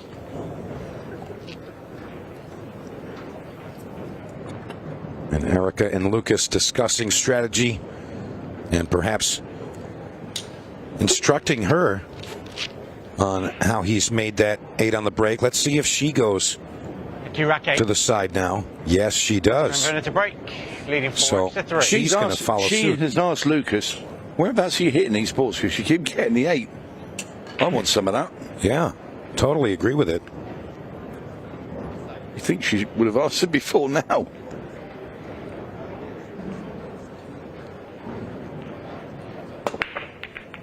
Oh, no. No way. You've got to be kidding me. Unbelievable, Toby. Oh, my word. Imagine that.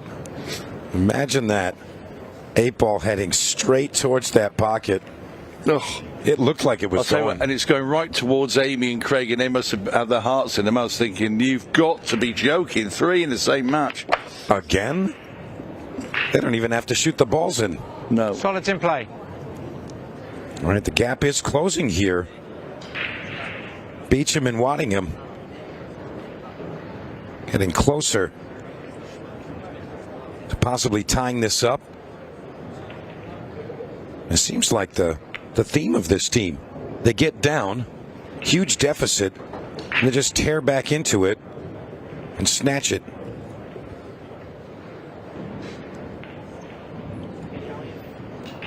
All right, one rail. Back down table wants to arrive right underneath that 10 ball.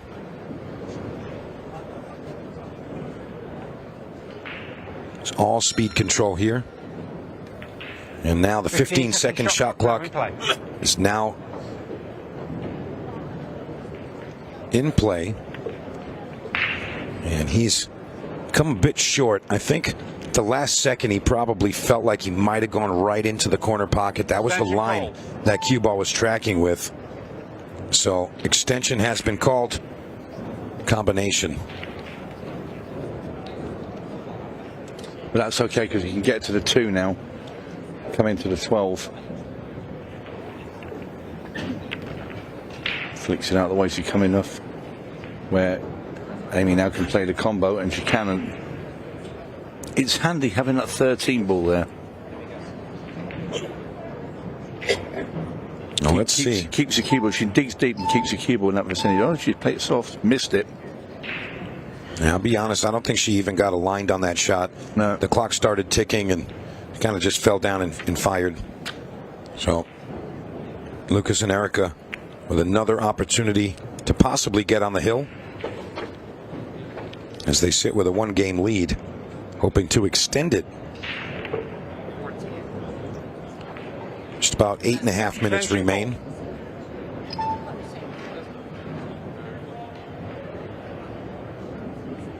Not sure why the extension was called there.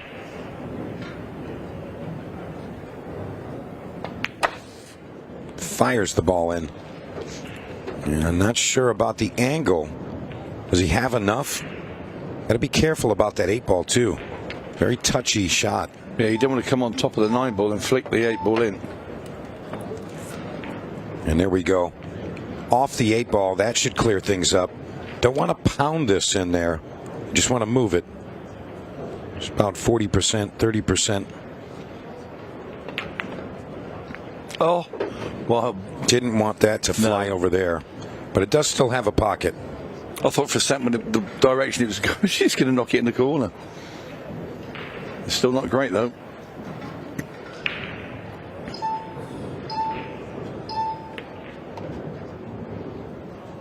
All right. Just going to slide this one over. Needs an angle that Lucas can draw behind the 8-ball. He's left it awkward here, and that's not good. Not sure why she played it that way. Got to cut this in the side pocket and kick into the 3 and the 8 and hope. Oh, Lucas is going to trust his partner. Well, that's not bad now. Bank. Bank is on. But also, make sure you leave the cue ball tight to that cushion. I don't like the safety. He's telling her to play safe. He is. I don't like the safety either. No, it's not good. That's the wrong play. Yeah, entirely the wrong play. Yeah, you got to go for the shot there. Send the cue ball up table. You'd have the 8-ball at least sitting close to the pocket if you miss it. Yeah, but they can play safe right back here. Or make the 6. Well, Lucas is going to cut this one into the side pocket. That's his target.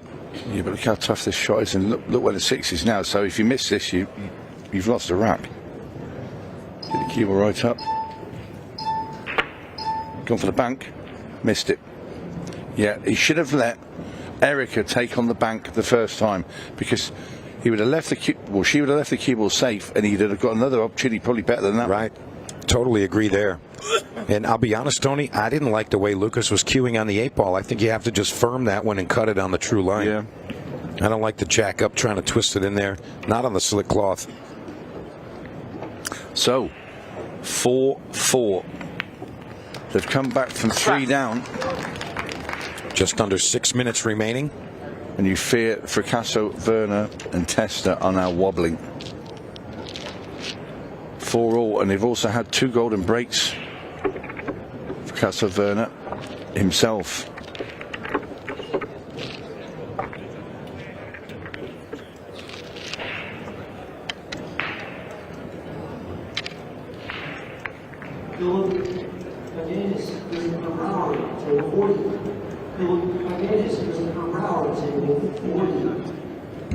Timothy Ball, John Nobles, table 50. Timothy Ball, John Nobles. See here in the background there, tournament director Jeremy Hundley doing his thing, rocking and rolling all the brackets.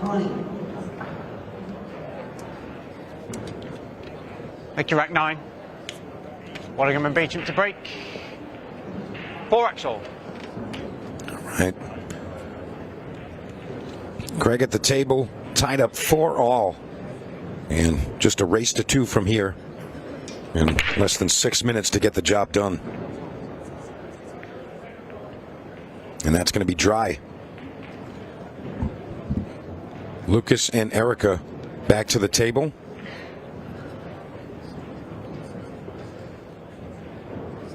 Solid's nominated.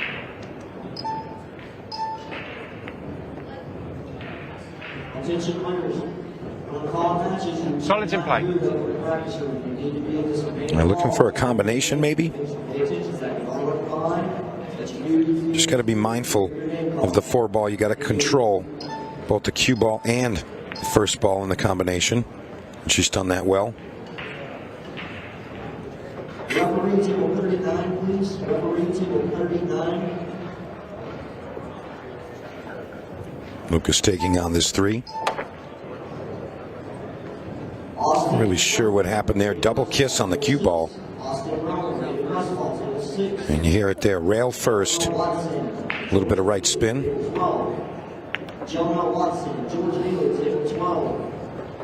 And that'll do. Is the 5-ball past the 6? Looks tight. If not, it's going to be the 7.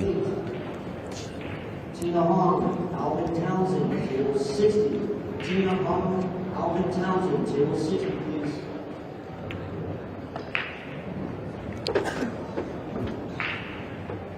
It's a short draw here. We're in that same time vicinity that we had in that last match that featured. Yeah, it's a little similar. And Erica Testa sitting pretty on this 8-ball. This would put them on the hill. And there it is. All right, 5-4 now for Kasso-Werner and Testa lead. Beecham and Waddingham.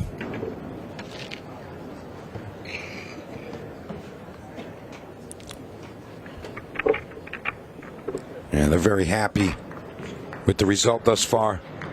They're down for the fight. And these two, after last match, they might be feeling like, hey, we got to go through this again. They did not get a match off in between, so they went right into this one.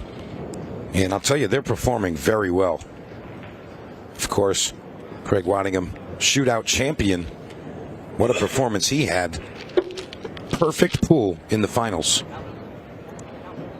That is literally the best you can do. Thank you, rack 10. Broken ran every rack he broke. And tested to break. And whenever his opponent, Mr. Justin Bergman, broke dry, which was twice, he ran those out perfectly as well. So, 0 errors in the finals for that man.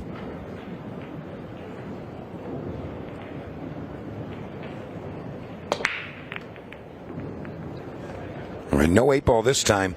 Yeah, but look at this spread. There's a stripe and a solid tied up on that left long rail. It's the 15 and the 4. And they're going to end up going with solids here. Solids in play. Now it's interesting, Tony, as I watch, these two teams in particular playing, you can tell the difference between the American pool and the other side. I mean, you can tell the way that they cue, the idea of moving the ball around. Yep. And it's just it's a different style. And both are obviously effective in their own right, but clear that there's a different type of technique. I think we're going to have to face the bank shot on the 4 ball for Erica and Lucas. Well, if she can leave him a nice angle on the 6 here, perhaps something can get developed. Extension call. I mean, yeah, you could play this with loads of topspin or come off the 3 rails, but I think I'd just be inclined to get on it and play the bank. He's going to play inside English and come underneath it. And there you go. What a shot. Fantastic talent, Mr. Lucas Kasso-Werner. This should be played really softly.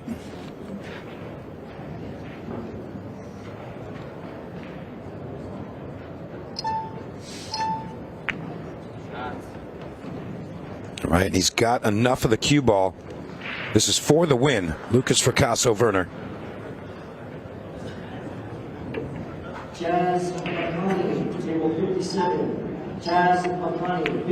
And there it is. Great play from both teams. Back to the match. And they are going to go on to the finals here and take on the winner from Brennan Oborowski and Prince Talbot. We're going to be back with that in just a few, so don't go anywhere. We'll be right back with more mixed pairs action.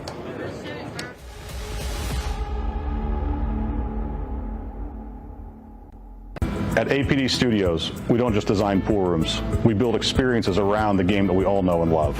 I'm Adam Pfeiffer, a licensed architect for 10 years and a nearly 25-year pool player. I bring nearly 2 decades of real-world experience designing, setting up, and optimizing pool rooms and tournaments, both locally and nationally. Whether you're upgrading your pool room to host larger tournaments, planning a full-scale event, or just looking to perfect your home playing space, I design with purpose. From traffic flow and lighting to vendor zones and spectator comfort, every detail is considered, making it efficient for staff, welcoming for players and spectators, play beautifully, and reflect a true passion for the game. At APD Studios, we design for more than just gameplay. We design for the future of your room.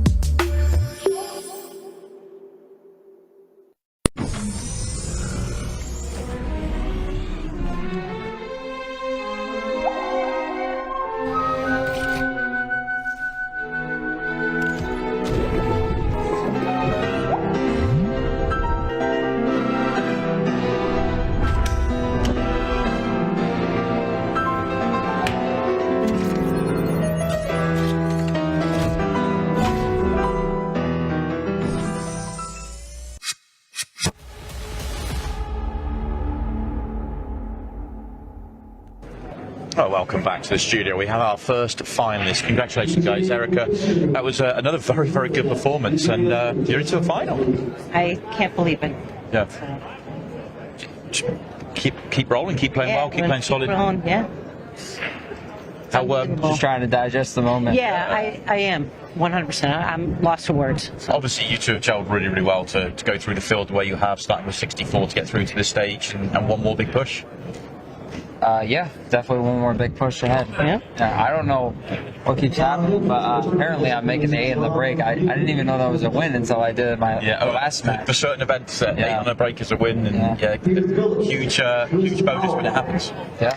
He did 3 today. Yeah. Word of warning: if you pop the cue ball as well, though, it's a loss. Yes. Correct. I didn't even know that. I love that. Did you get to see the match before you? Because obviously they finished. I heard about it. Yeah, so they obviously play, they go straight back on, and then you just hit them hard early, and then all of a sudden it's like that high to a low. Yes. And you just kept them down all the way through. Well, I mean, the breaks on the 8 helped. Yes. 100%, because you know. I did it twice.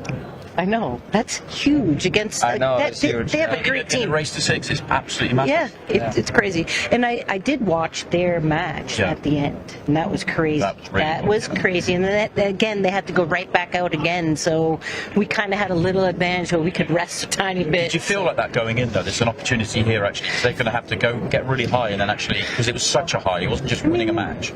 It was a very high, a little bit. Yeah. Because they had an adrenaline rush was going, so, and him and I just kind of snuck right in. I kept telling her, I'm like, once it gets down to 15-second shot clock, we can't really talk as much. Yeah.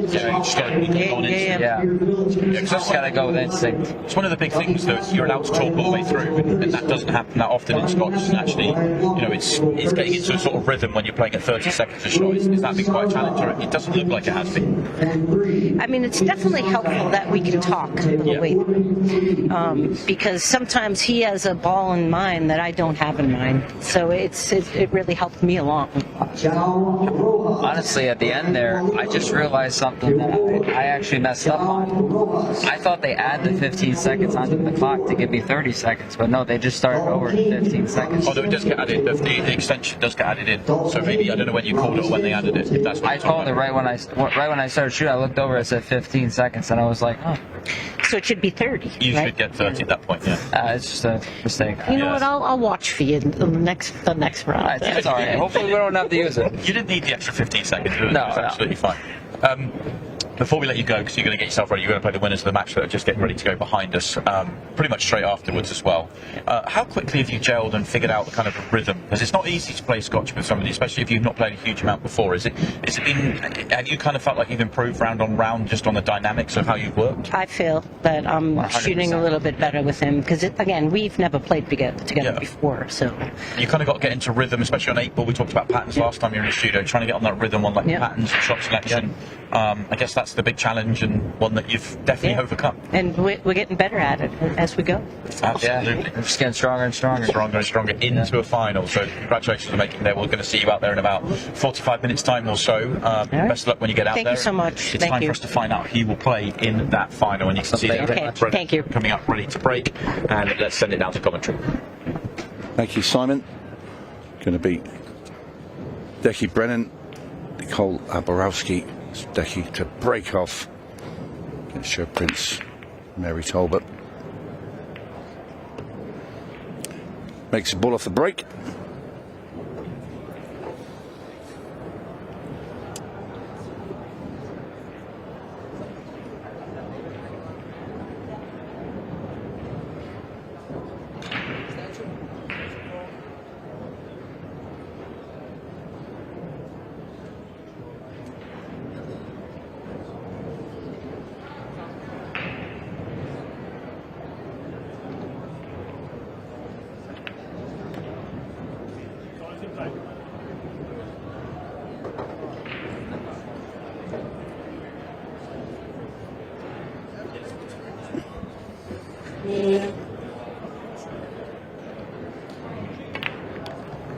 Very clever shot there by Declan Brennan.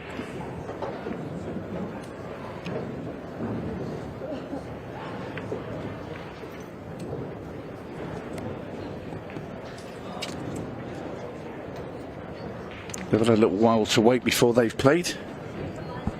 We'll see with Waddingham and Beecham just playing 2 matches in a row.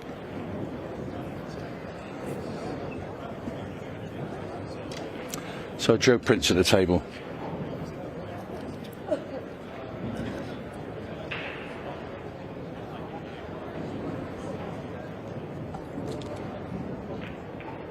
Prince and Mary Talbot were very, very good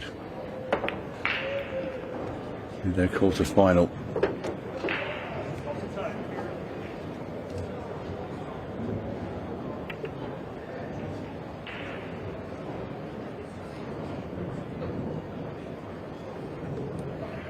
If anybody's missing a cell phone, we have one turned into the tournament desk, please. If you'd like it back, don't forget it, please.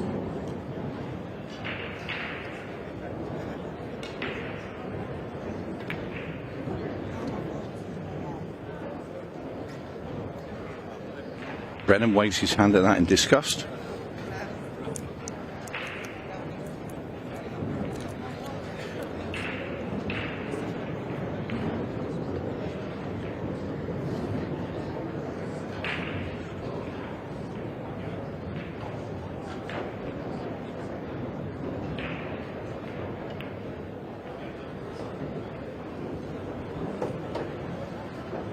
These two had their other cue ball on a piece of string earlier today.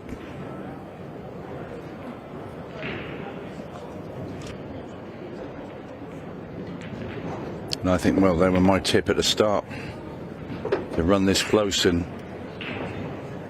nothing I've seen has changed my opinion.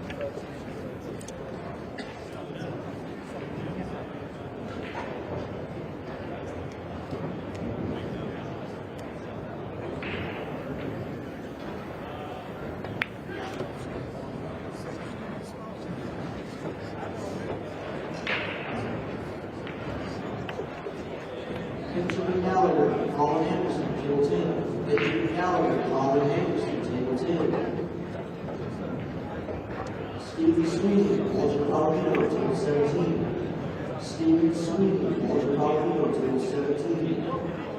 Parker Martin, Steve Garland, table 53.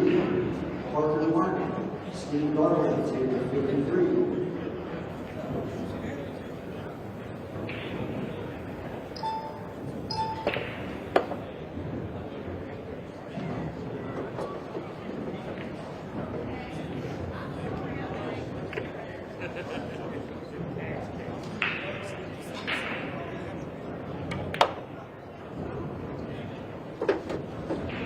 No, this 8 ball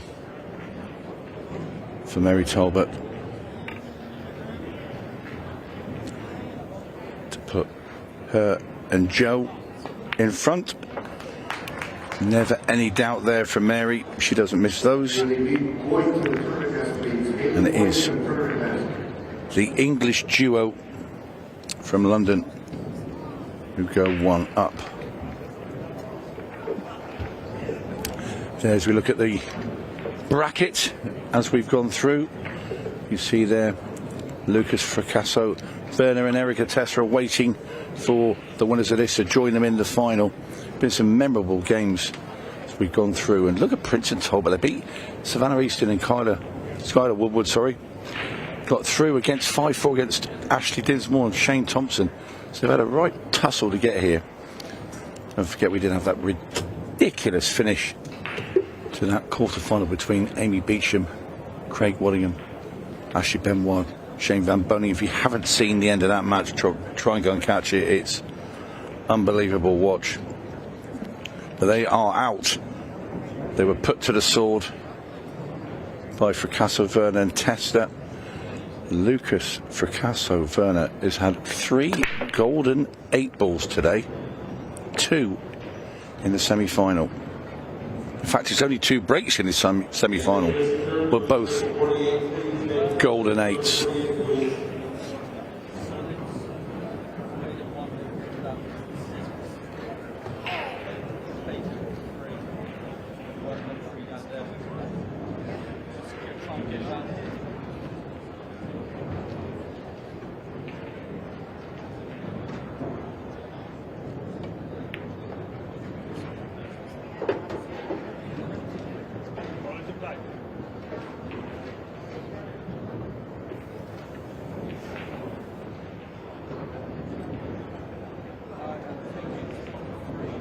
Go Prince. There, pointing at a few of the balls.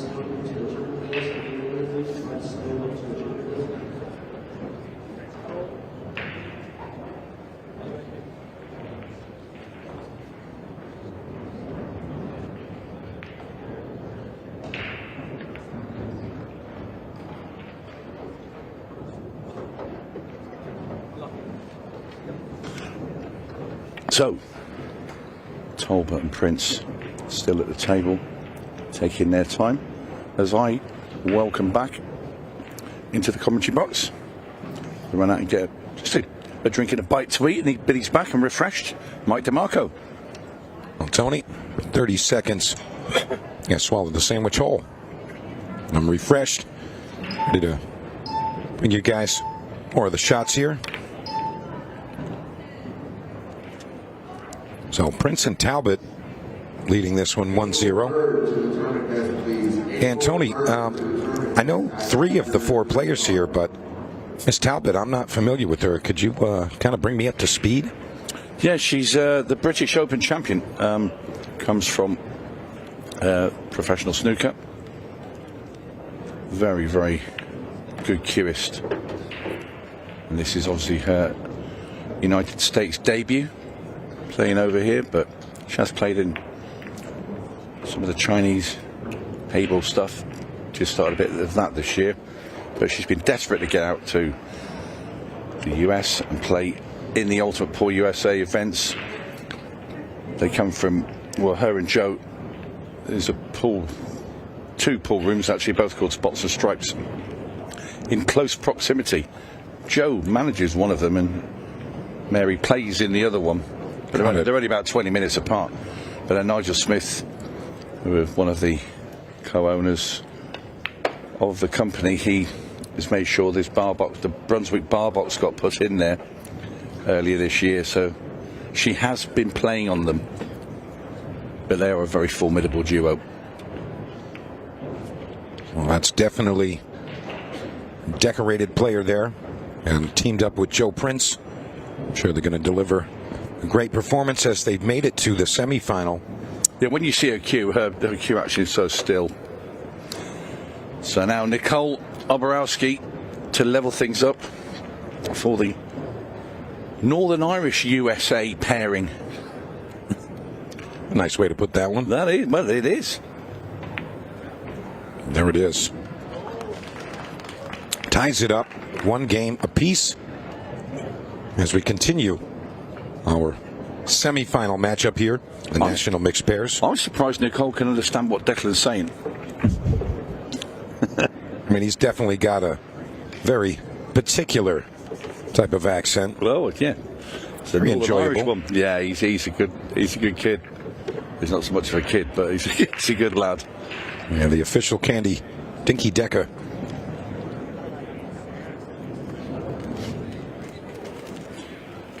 See Stern these. look from Prince. Yeah, missed opportunity there. He tried to play a combination bank, and that was a tough one. No matter how you slice it, that was going to be tough.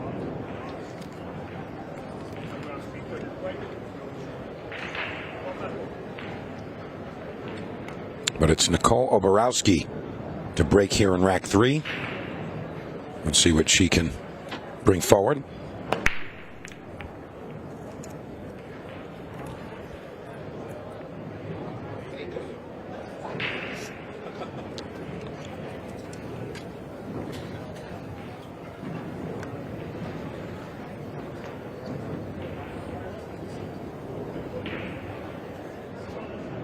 A dry break from Nicole.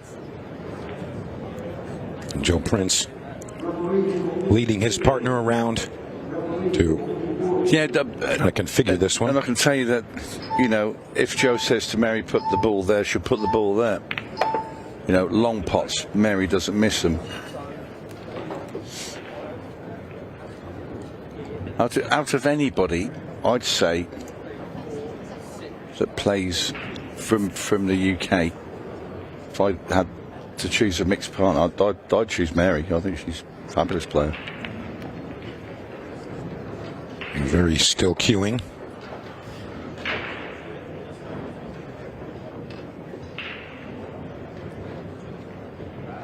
Just going to roll forward here, I think.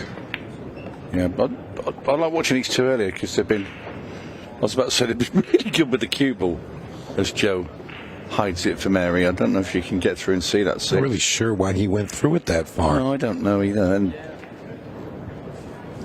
yeah, I mean, she can see the 7, so there's no danger of not hitting anything, but I think you're going to have to play the cut as well. There's no point in trying to play any safety because there isn't a safety. Let's cut the 7 over towards the corner. Just not had the legs, else she would have got it. Knocked in the 9 at the top, but that's just a loss of turn, which she would have been at the table anyway because she didn't make the 7. So this one going on a little bit more of a slower pace than we've been used to in the last couple of matches, Mike. Yeah, I mean, just under 20 minutes, coming up on that 19-minute mark, and we've only played 2 racks thus far. It's going to be a low-scoring matchup if it continues like that.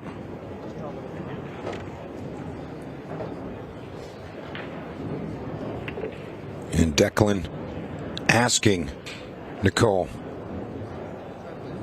for a type of position on the 10 ball. I think maybe to bump. Looks like she's going to bump into the 1 and goes right between them. That's unbelievable. Yeah, better lucky there for Nicole. Oh, the bank is still on. He can play the cut. I think he plays the cut because the cue ball rubs into the 1 ball, which will send it in a diagonal direction up into the table. Yeah, I agree with you, Tony. He's going to cut this to the top corner, back and forth with the cue ball. No, might actually avoid the 1 here. Yeah, that's a great shot. Very clean cueing. Yeah. Acknowledged by Prince and Talbot. Got to have that respect for your opponents. You don't necessarily need to hope they win, but got to respect the players on the opposite side. Oh, the pace. But she couldn't just roll that. Nicole had to hit it firm. But if you're just slightly off on those on this table, they will duel.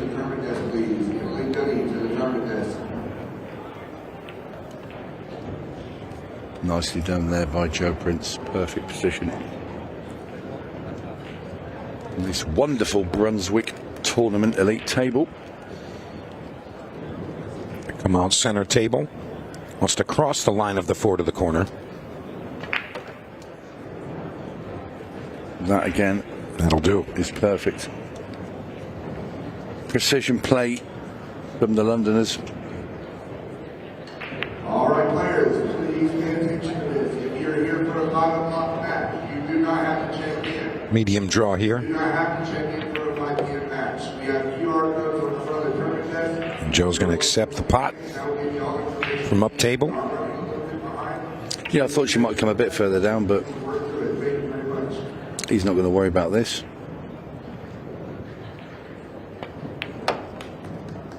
And he's done well. 2-1, Prince Talbot.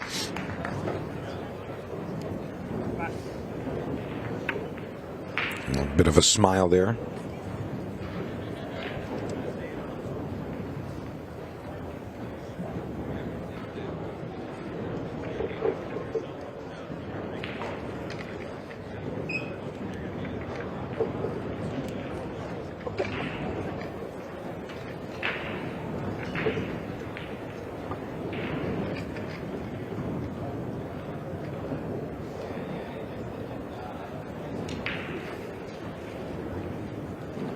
Joe and Mary looking on, happy with the result of rack 3. Yeah, but 3 racks half the match clock gone, just about. Yeah, 16. Back 4. 31 to be exact. That remains. Forward, quick play. I like the way Joe stood up, expecting 2 backs to 1. Mary to make a ball. Like I say, you know, even from the UK, if she's got a slight flaw in her game, it is her break. That's way better. Oh, scratched. Unbelievable. All out for the kitchen. Yeah, it's not because of the loss of control with the cube, it's getting power into it for Mary. That's a bit unlucky. It clipped the 8 ball and sent the cue ball up into the top right hand corner. Yeah, the 4 ball almost saved her. Almost doesn't count here. It's going to be in the kitchen. Just check that it was a break. Yes, she broke away. She just drew back. She moved away. And they're just discussing if it was legal break. Just go check if it's 3 points or not, mate, just in case. Yeah, they're checking the 3-point rule. So, as in, balls coming back past the side pockets. And they're going to have 3 balls past the side. Or you can have 2 and make a ball. So, it's okay. It was fine. Because she did make a couple of balls as well. See, and you can see the 7 and the 8 are definitely past the halfway line, if you like. So, it will be just the normal scratch played from the kitchen by Declan Brennan. Yeah, it's because the 4 went up table and then back down table. So at the conclusion of the break, she made a ball. Yeah. Well, so. Oh, the cue ball does count, or she made an object ball. An object ball went in as well. Got it. Because Joe was up ready to play until the cue ball came in. We'll have a look at it. Look.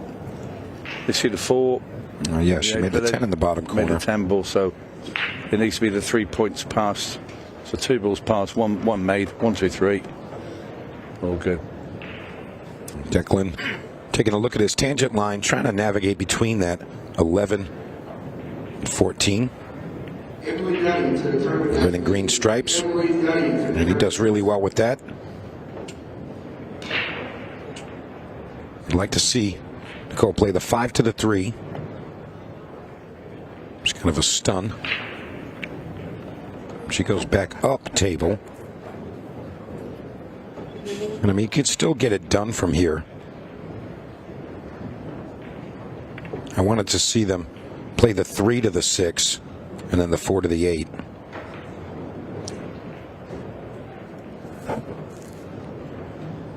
So they're going to leave the 6 ball for last now.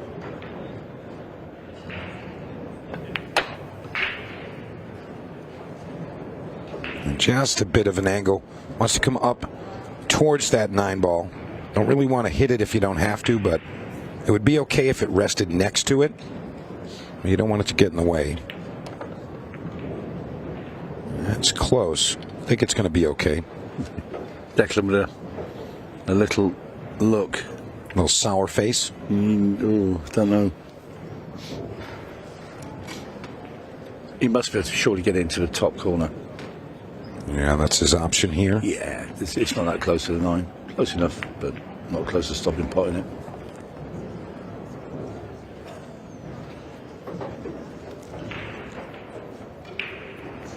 All right, 8 ball to the top corner.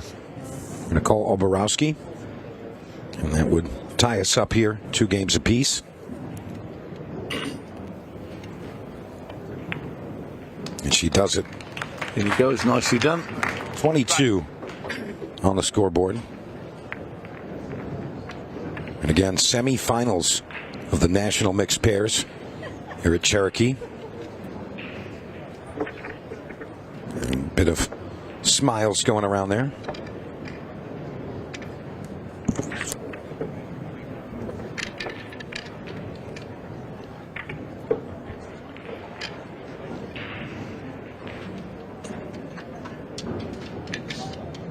And it looks like it's going to be Declan breaking. Declan Brennan, one of the top players, especially in this format. Really a very consistent player. Since I've seen him competing, starting at the Boston Open is where I was kind of introduced to what he is. He definitely wowed me with his talents.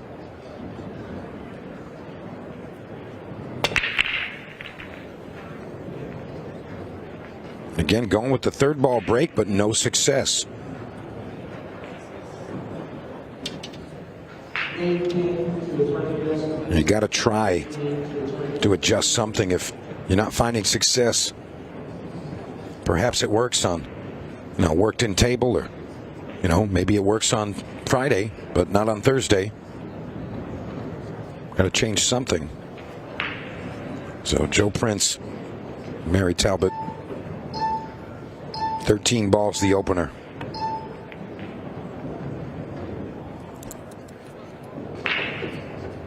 Just grazing that green stripe.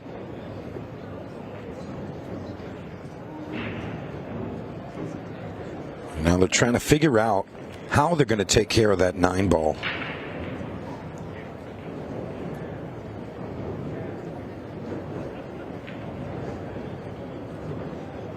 So Mary, short draw here.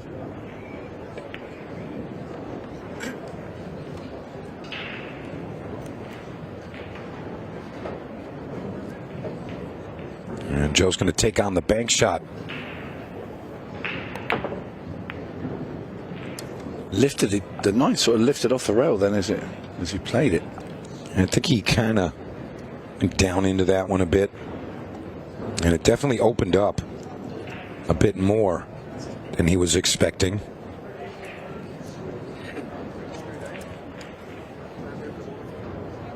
All right.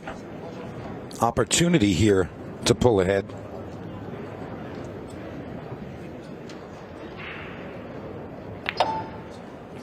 She was looking to drag into that. Wanted to break into that 1-4.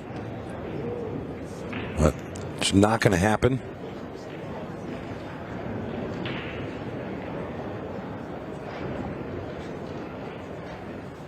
Yeah, this is a little complicated right now. Not really a simple breakout opportunity with that 1 and the 4. It doesn't look like the 1 ball passes the 11, so a little tricky.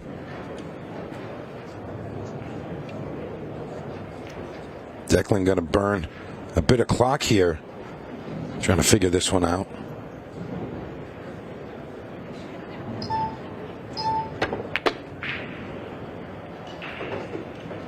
And he's left it okay. First glance, he thought it was going to be overhit, but looks fine from here. Declan waving his arm at the ball there, trying to stop it.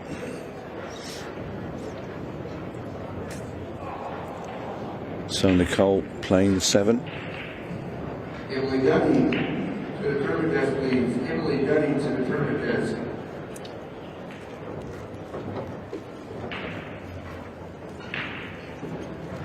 Emily Duddy, if you're watching, you've been called to the tournament operator's desk. In case she's in a hotel room. I'm literally texting her now.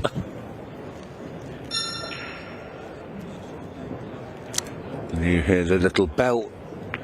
15-second shot clock. Goes Now in play. To 15 seconds a shot.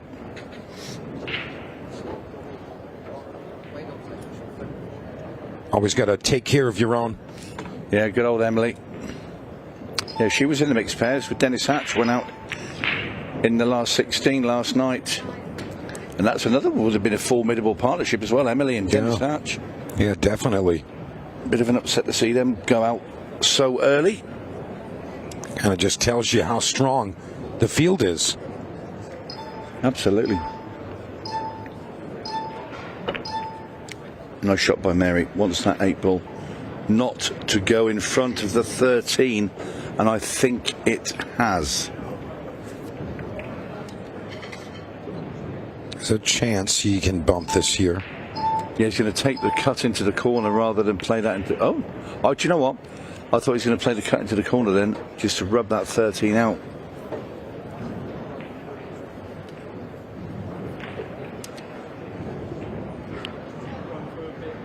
All right, so it's the 12 to the side.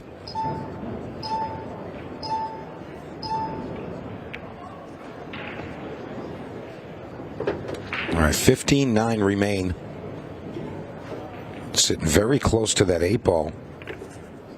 But Joe's got a 2-rail position to go right into it. Can he make it there? Made the pot. Is he going to come behind it for the 13 into the side pocket? What a shot there from Joe Prince. Here it is. 9 to the side, 8 to the corner.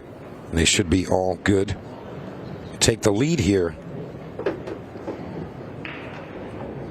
This team Prince Talbot. Some positional shot that from Joe. Yeah, very nice control indeed. And there it is. Yeah. Very, very good there. Back. And so 3-2 now. And Mary and Joe going to be able to add a little bit of opportunity as they'll be breaking this one.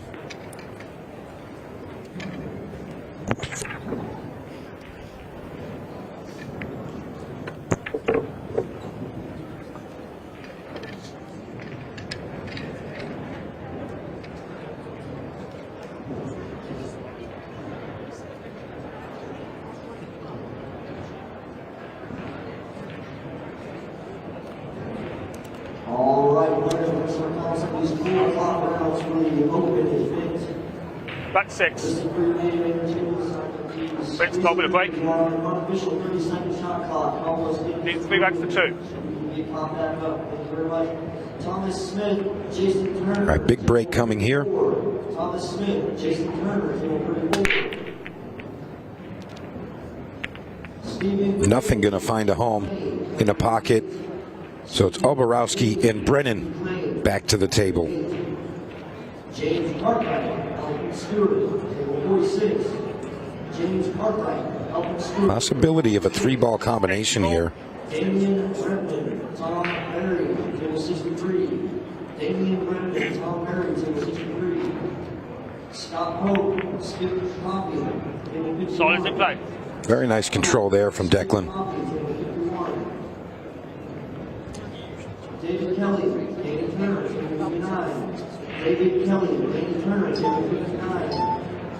Joe Giuliano, Charlie Simpson, table 62. Yeah, this is shaping up to be Simpson, table 62. very clean, solids run out. Now got the call, it's for on table. Declan just double checking his work. Remember, we're on a 15-second shot clock right now, so not a lot of time to figure things out. Got to keep the ball rolling, essentially. Comes up a bit shy.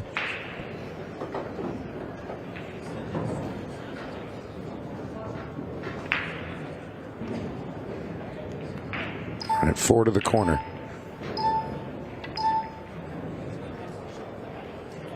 Very nice shot there. Where's the cue ball going to end? It's the 5 ball here.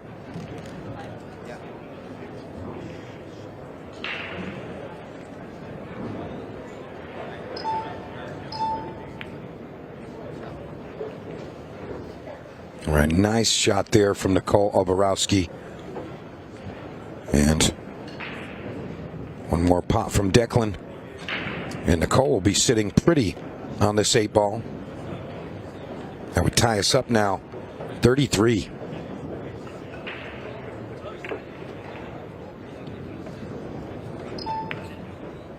Nice finish.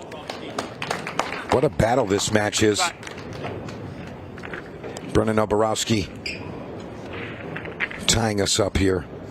Yeah, we've only got 5.5 minutes remaining on our match clock.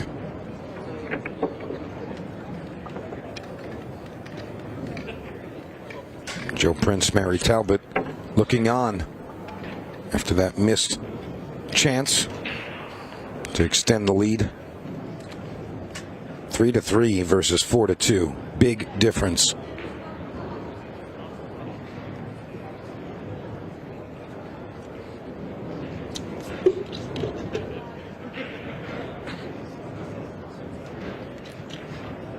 Back 7. Oborowski to break. All right, here we go. was rack 7. And again, just under 5.5 minutes remain. Tony, what do you think? I mean, this is a dogfight. Cue ball. Oh, through the gap. Nicole Oborowski scratches. And let's look at the position of these now. I'm looking at solids. Has to be solids, just where the 11 ball is. Joe rushing that. He did have extensions. He knocked the 8 out to the open. Combination next has to be 5 under 4. So looking at the time, forget the clock. That's not going to really matter. So there's no point in trying to manipulate that. So 1 goes next. 6. It's when she gets. I think this. You might. I'd take the 7 last. That's what I was looking at as I was mumbling away. Try and take the 6, 5, 2, 7 gets you onto the 8 into the bottom right. You're shooting the 7 up into the top left. If you know what I mean. That's the. But then there's another way you can go 6, 2, 7, 5. As long as the 5 doesn't move here, kind of like your second approach there, Tony.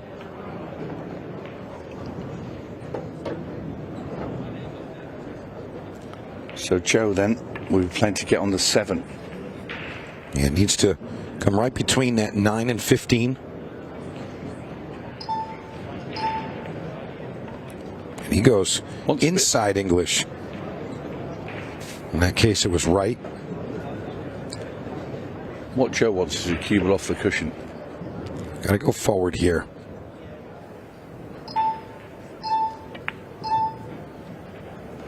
Nice spot there from Mary Talbot. I think he wanted a bit more angle on his 5 so he could run it into the middle and set centre pocket. So I agree. And off the 2 rails and come back behind the black. So he's come down. That's a bad shot. Yeah, that is a bad shot.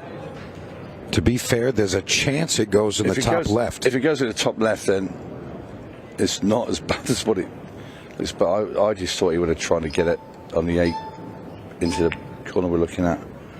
Oh, Mary Talbot. What a great shot. Well, I'm going to say they went the wrong way round. I think that the initial one where you played the 7 as the last ball and the 8 in the bottom right, yeah, breathe a sigh of relief, Mary. But what a black 8 ball that she did pot. But I think it was a bit of scenic route there. Yeah, fair enough, Tony. But when you pot the balls like these two, this position really matter. Yes. As long as you can see it, they can shoot it. Well, they go up 1 game there, but time is running out.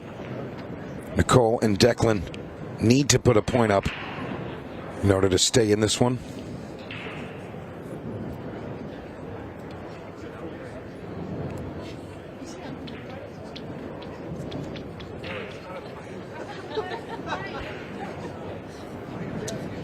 And see them having a bit of a laugh.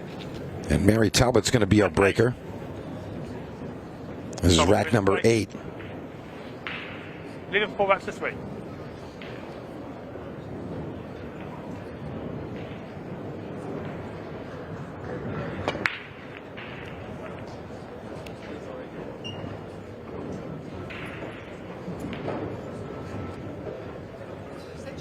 Station called. A little predicament in front of that left side pocket, but still plenty of open balls.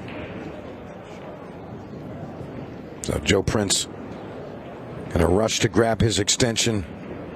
It's going to be stripes. Eric Charlton to the tournament desk, please. Eric Charlton to the tournament desk.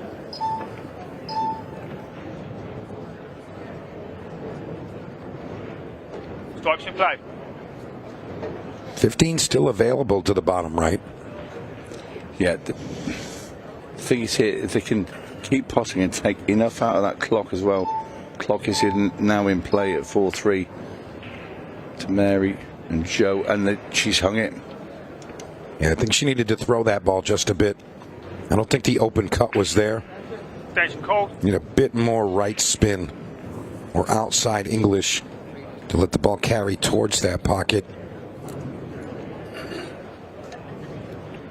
Nonetheless, it's the destroyer back at the table. I mean, Tony, does he ever miss an open pot? Very rarely. Very rarely indeed. I mean, he just seems so solid.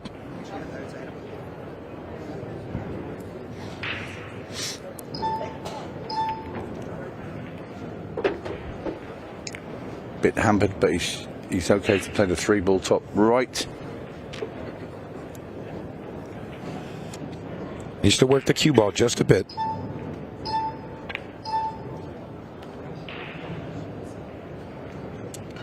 He's done pretty well with that, all things considered. Going to be on the rooftop just a bit here.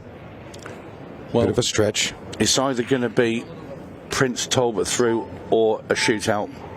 Well. Oh, disaster strikes Nicole Oborowski as she put her hand down.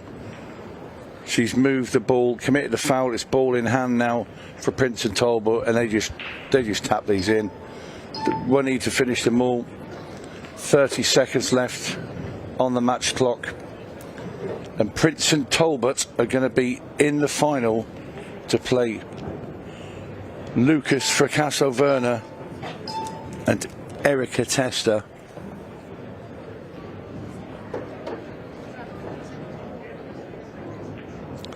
Last 10 seconds, you'll hear the chimes and the buzzers going down, and it will be Joe Prince and Mary Talbot going into the finals. They defeat Declan Brennan, Nicole Oborowski. There's a cuddle for those two, so they will be in the final.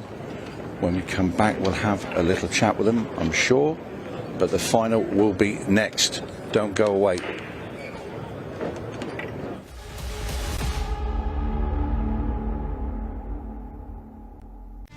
With over 175 years of billiards history, tradition, and expert craftsmanship, Brunswick is a name synonymous with our game, which makes it the perfect partner for Ultimate Pool USA's vision, a fun, fast, and exciting pool for the players all across the United States. Brunswick, Ultimate Pool USA's official table partner.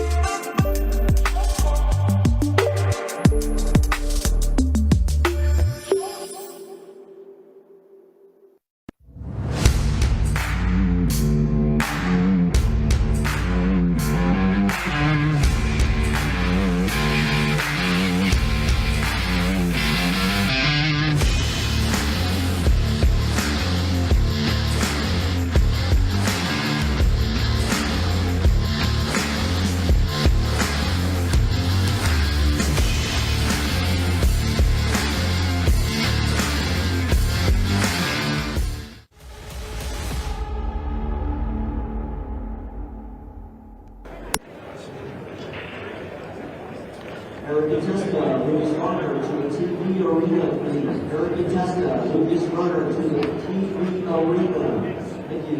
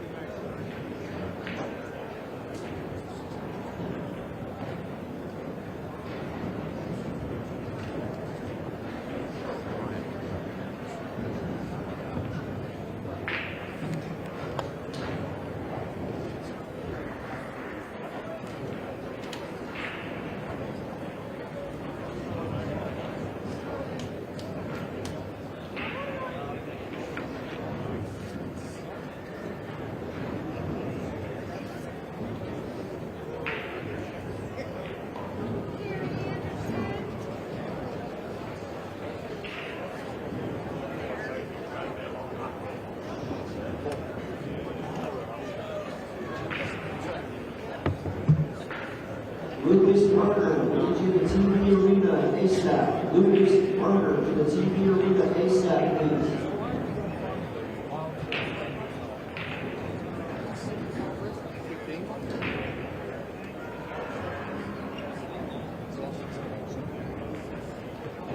If you have a 5-meter match, we are running a little behind. Please do not come and bombard us with questions. If you need to see a schedule, there's QR codes on the front of the record desk. Right now we're about 45 minutes behind. We're doing the best we can to get it caught up for you guys. Please be patient with us. Thank you.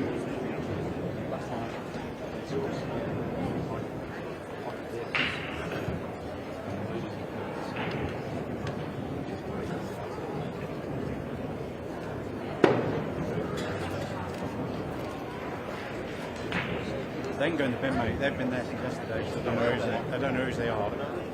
Nah. We'll have Rat Burger in a minute.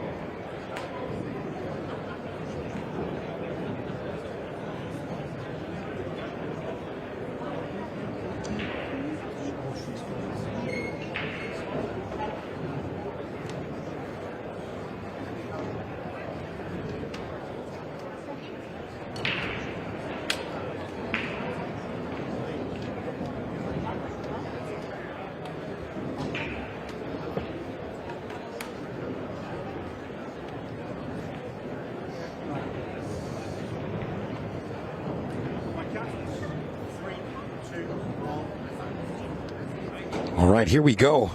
We are in the finals of our national mixed pairs.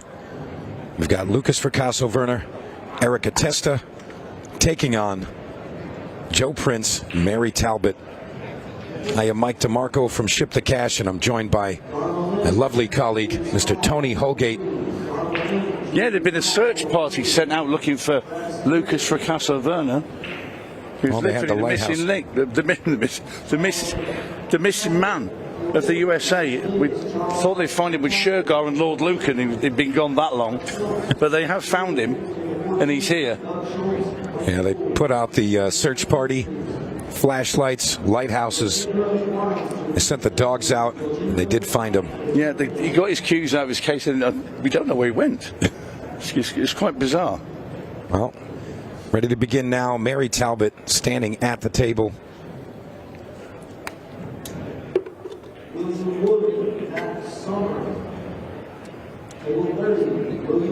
Well, my tips for the title are still in it. Joe Prince, Mary Talbot. Can they actually lift this title? We're going to find out right now. Race of 6, 30 minutes on the match clock. Is that going to be dry? It is. Well, first glance, it looks like it's going to be the 5 to the side for me. We're going to see that replay of the break in more time. Doesn't really find the mark. So 5 to the side and a roll forward here. Picks that 4 out into play. And Erica Testa forced to play that 1 ball. She can stay on the left side of the table. It's going to be ideal. Nothing fancy here, just pocket it.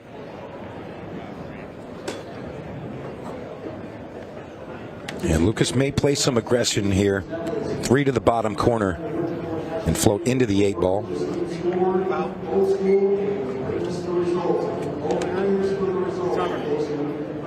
What did he hit the cue ball with his cue as he got down?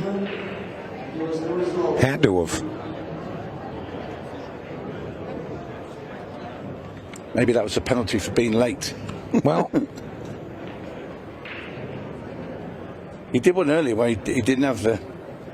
Yeah, it wasn't behind the head string. Yeah, so he's capable of committing a couple of, what you say, silly fouls. Yeah.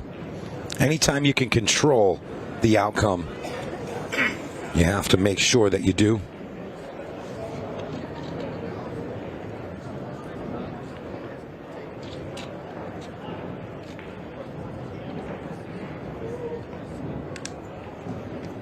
Makes contact on the 4.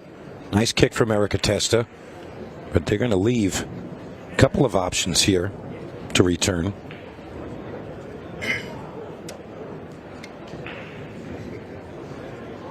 And Mary Talbot going to take on this 9 ball, top right corner.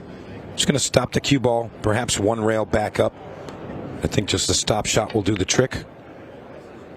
She slides it over for the 12.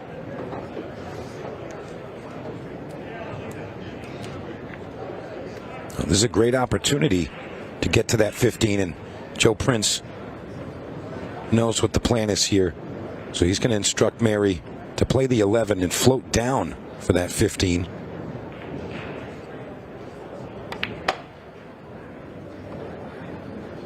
Needs to get off the rail. That's okay. It's going to be a thin hit, so she's got to be mindful of the pace.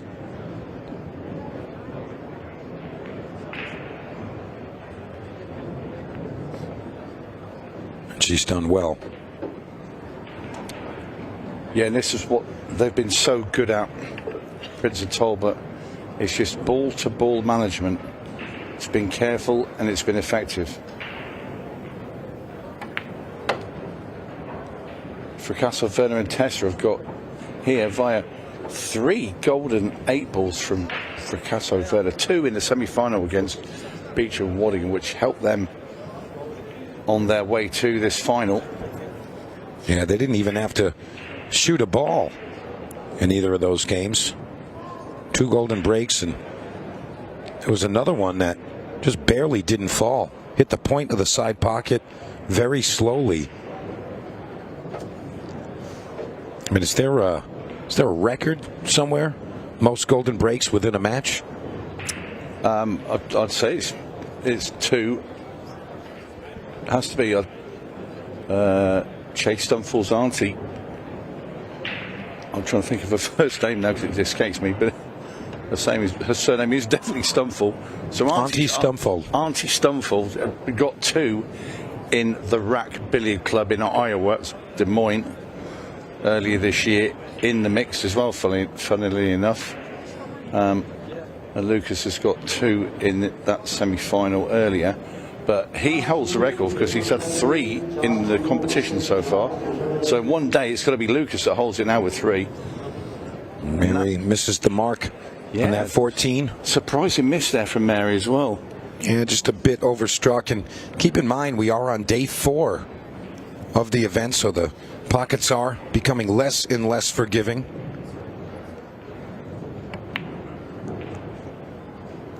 You see the 2 ball hanging up. How has that stayed out? My word. Ouch. Now then, can Joe Prince somehow get this 14 potted and stick Mary in a good position to be able to fire at the 8? I'll tell you, if he can get around the back side of the 6, there's a chance he could make it in the opposite corner. Might even try to get in between that gap and shoot it to the left side. Made the pot. What's he going to leave? Has he left the bank? I think she can play the bank. It's very tight. Yeah, you got to look out for the cue ball to get back in the way. Was she looking at playing off the 7? I don't like that shot, Tony. I don't think he goes. Doesn't go. No chance. Yep. I heard the word bank. Yeah, she was trying to convince Joe that that will go, and he's having none of it. So he's taken charge. Yeah, no, very close there. So another opportunity for Team Testa for Fracasso-Werner. Players, just a reminder, if you have tablet issues, we need you to keep score manually. If that is the case, you can vote players. Opens with that hanging 2 ball. And Lucas going to work them back into position here.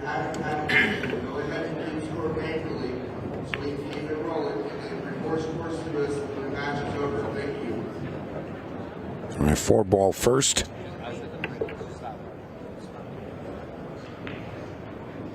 It's going to leave the 3 ball for Lucas.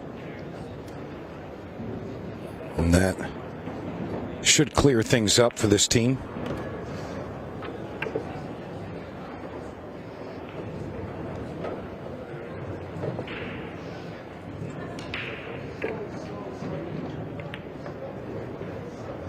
Testa leaving not the greatest 8-ball position, but hopefully you can lean on your partner. Cutting it back. I'd have gone the other way, but clean as a whistle, in it goes.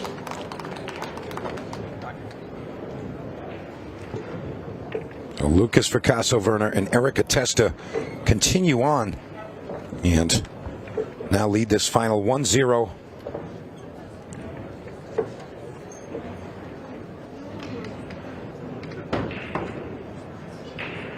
Tell you, Erika and Lucas, definitely a dark horse from this event. Not a lot of eyes on that name in the bracket, but definitely tearing through the field.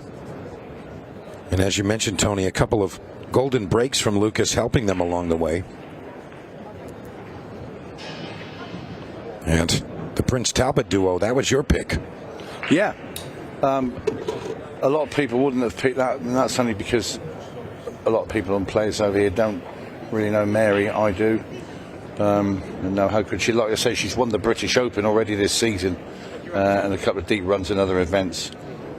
You know, she does compete with Amy Beecham, and you've got another very good player from Wales over there called Kirsty Lee Davis. Very, very good. Vicky Lomax, she's here actually. She'll be playing in the women's event in the Open. Another talented English international. Obviously Ashley Dinsmore's here from Northern Ireland, so it's getting bigger now, the women's game as well, from the players from our side of the pond starting to take a big interest in Ultimate Pool USA and come and play in these wonderful events. Yeah, it really is remarkable what's happened in just about 18 months. I've got 2 friends, well, a friend coming, he might well have got here now. They've had problems with flights. They had to fly into Miami, and then they got stuck there, and I think they were last heard at Knoxville. But they've come. He used to live in England. He used to play for England many, many years ago. He's around my age. Peter Phillips, he's come from the Dominican Republic and brought his friend with him to play in the Open as well. You're going to laugh, Tony. I met those two gentlemen outside. You're joking. And we had a conversation, and they are anxious to hang out. They're very happy to be here. They're loving it.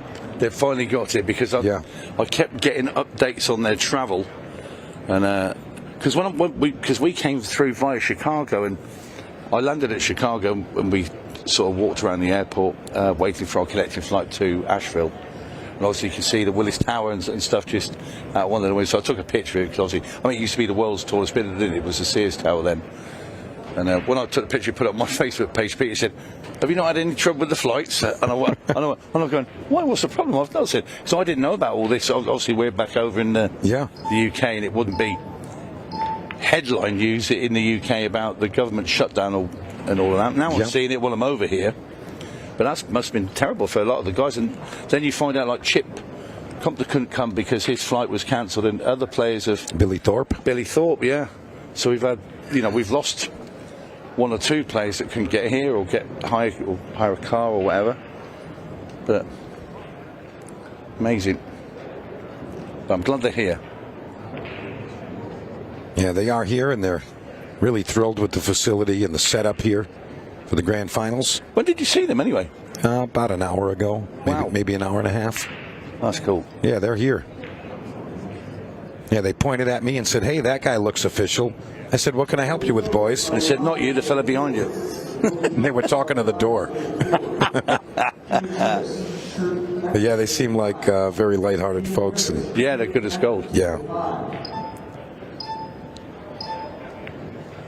Then cut on the 2, doesn't fall. Very tough shot. She did get down onto the 6. Yeah, Mary very, very conscious of that cue ball and that shot. Look at this though, Mike. This has got to be the longest ever. The first third of the match, we've only played one rack. You're absolutely right. We've occasionally said it after 2. 10 minutes and we're in rack 2. And look at the state of this rack. There's no early solution to this either, Mike. No, there isn't. And this is the final. Unbelievable. The way this might be the final rack. It might just finish 1-0. Well, tell you what, that would be something truly special. Looking for a kick on the 3 ball here. He wants to hit the backside, try to send the cue ball down table. And he's not going to get to a rail. That's a foul. Ball in hand. He needed to get a little bit further down on the 3 ball off that left long rail. I think he was trying to get the cue ball to track behind the 2 and the 5 there.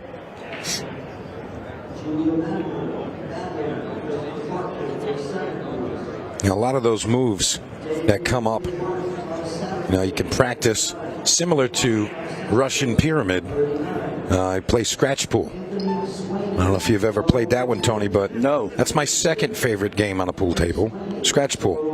All object balls played off of the cue ball, and you keep scores same as one pocket, race to 8, but really helps with learning the cue ball control. Yeah. Do you like 10 ball? 10 ball is great, yeah. Because we'll have some of that tonight. If it happens to be a rotation game, I prefer 10 ball over 9 ball. It's just a more quality game in my opinion, but basically any game on a pool table, I'll try it. Yeah, we've got some 10 ball later tonight. Yeah, I'm looking forward to that. We've got some NSL as well before that. But there will be the 10 ball final. I know that. I think it might be the 2 semis, I'm not sure, but I know we've got 10 ball tonight.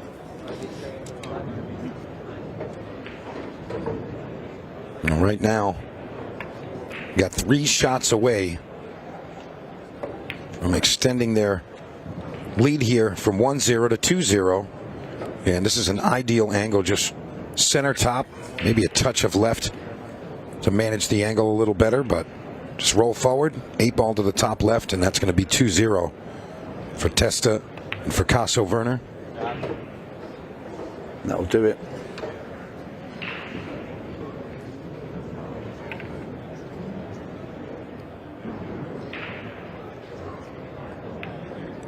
And he makes it happen. 2-0 now. Nearly half the match clock gone. And that's the 2 of New England's finest right there. Yeah, it's been a bit more of a war of attrition this final. Yeah, really long racks here, Tony. I mean, the last one wasn't so bad, but still getting about the halfway point. We've played 2 games. Oh, that's a big bottle of water, not a bottle of wine, is it? He's drinking straight vodka. Is that kid old enough to drink? I actually saw those bottles of water over at the food court. I thought it was alcohol, and no, it's just. I did as well, yeah. Yeah, it's just water. After I drank the 4th one, I said, "This isn't doing much." He says, "Hey, does this make me look cool?" Yeah. All right, Joe Prince, rack number 3. They're down 2-0. And again, this is the final. Just about 17 minutes remain. They need to put something together.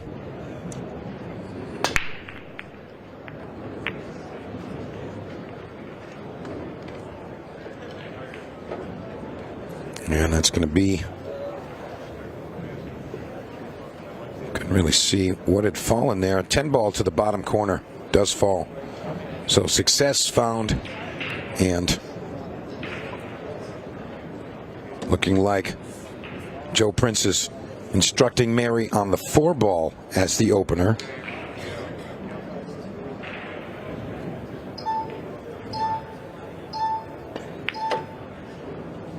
Nice shot there. 6 ball to follow.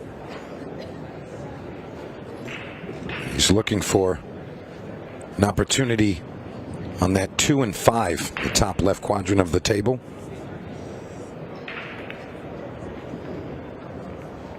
And he hits that pretty well. Very accurate. Not sure if the 2 still passes. I think she'll go side pocket with the 5. Yeah. Looks like that's the only option here now. Just long, she doesn't want to come very thin off that 13 and hide the cue ball. Yeah, obviously not happy where the cue ball would be going, so she's taking on a long 7 ball to the bottom corner. Very nice. Super cueing. Yeah, like you said, Tony, she's got very, very still stance. And doesn't move. On the follow through, yeah, 0 movement. Very, very accurate and conducive to that proper cueing. Uh-oh, where's the cue ball going? More Not bad gonna get news there. for Prince and Talbot. I mean, there's a chance there's an edge to go to the side. Looking at probably going out low the right hand side and try and kick the 1 ball. I think that's all there is, Mike, isn't there? I think she can see just the edge to go to the side. Just trying to manage the cue ball to get up table.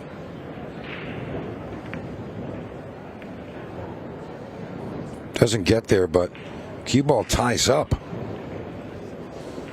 With the 9 and the 14. Yeah, I don't think they can't get to the 9, can they, clean? Lucas is having a look. Maybe he can. Maybe he can see the thin edge of this and get the 9 ball knocked into the corner. If they can do some damage. Yep. Good call, Tony. And the 12 ball does go.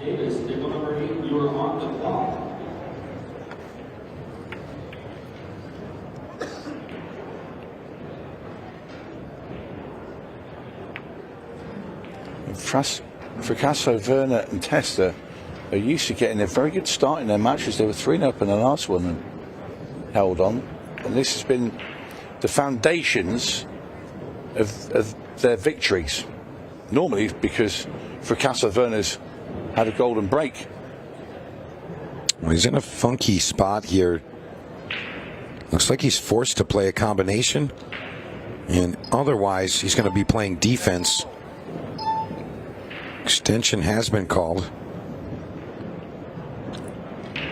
So it looks like he's going to make the 2 and rest on top of the 11, perhaps. Yeah, it's looking at lots of turn defensive shot. Yeah, good play there. Yeah, very good shot from Lucas. Good thinking as well. It would be easy to just charge off down the road at 2-0 up and try and lunge for 3-0, but that's good thinking. Well, we'd expect Joe Prince to make this, but it's about getting on the 5. And the kick finds the mark, but now what? Back cut on the 5. Yeah, this is it. It's literally all of that's available. It's a very thin cut into the top left-hand corner for Mary Talbot. Got to mind the cue ball just a bit here. It's going to be clipping that 13.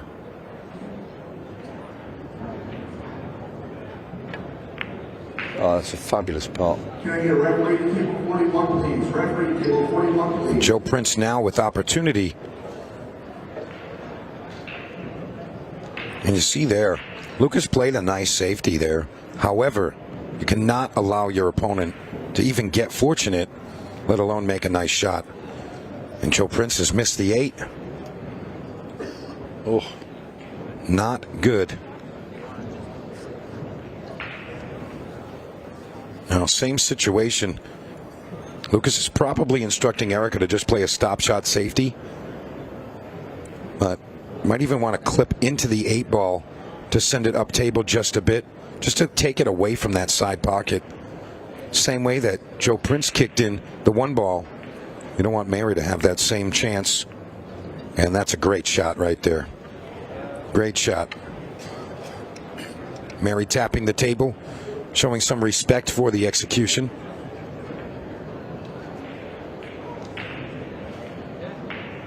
Coming up on the 10-minute mark, Tony. Just under 2 minutes till we hit that 15-second shot clock. We've played 2 games. Only in the 3rd game here.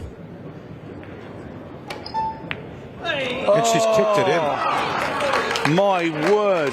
What a shot. What a shot from Mary Talbot.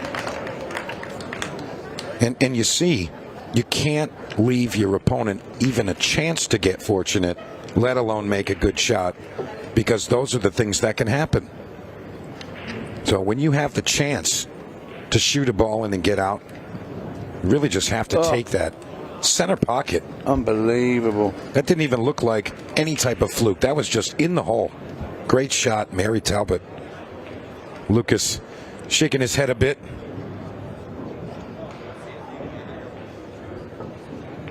But what are you going to do?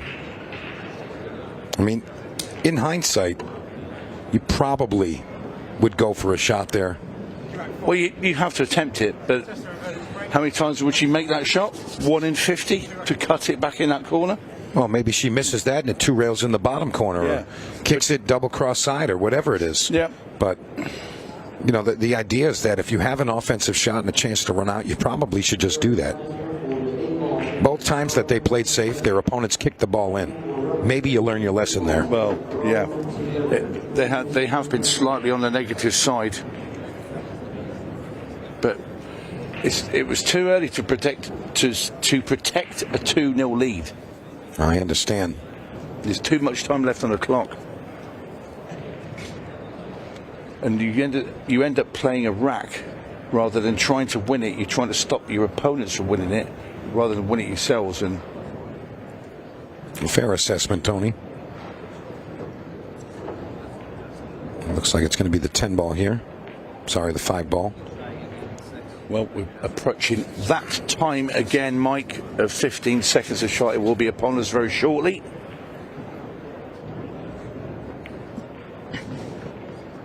And goes the 5 from Erica. 2 and 6, put them in the same shot. 1 in each bottom corner. Is it close to making that? Oh, it's very close to that. I think you got to play the 6 after this one here.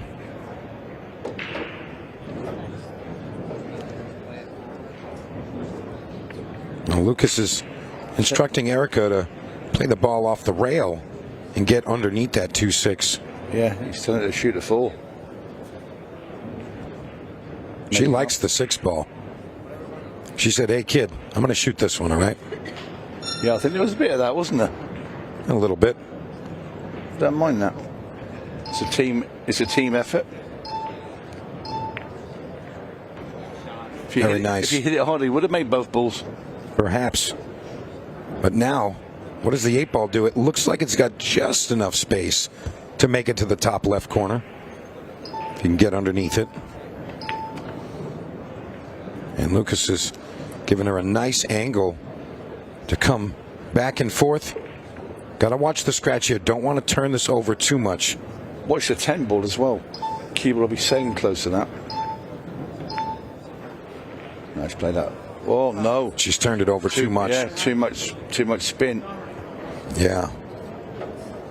A lot of times there's a comfortable position, tip position that players like to use, and they always go to that amount of inside spin, outside spin, and in that case, it needed to be just a bit less. That was really supposed to be just a touch of inside. Looked like she really turned that ball over.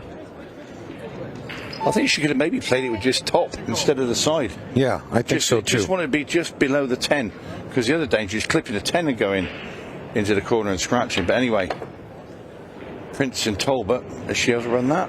She has. That's not going to come out well. No, too much cue power. 9 balls still available. Well, they can play defense here. Clip the 9, 2 rails behind the 14 and the 10.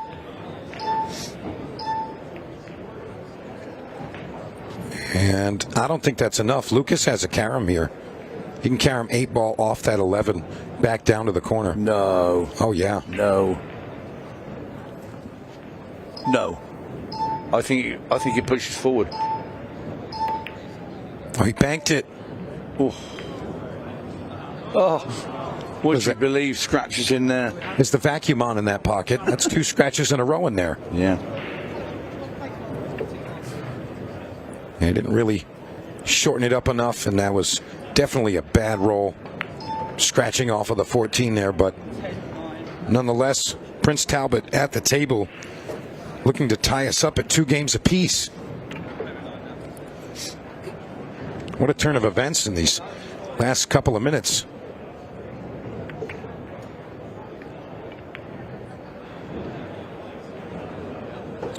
Back and forth here.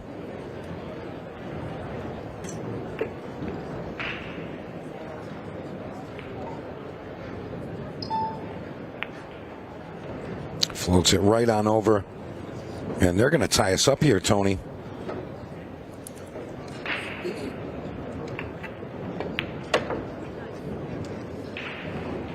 Cracks the back of the pocket twice. Joe Prince, Mary Talbot. And they are going to follow up with the breakoff, so slight advantage to the team from the UK.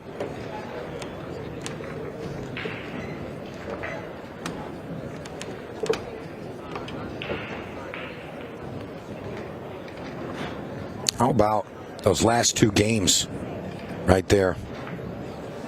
And you see the road that's gotten us here. Really just iron everywhere. And we've arrived with these 2 teams remaining. Unbelievable stuff. Like you said, some of the top quality teams and top seeds really just not making it to the end here, and it's really just a testament to how strong the field was. Here we go, Mary to break off, rack 5.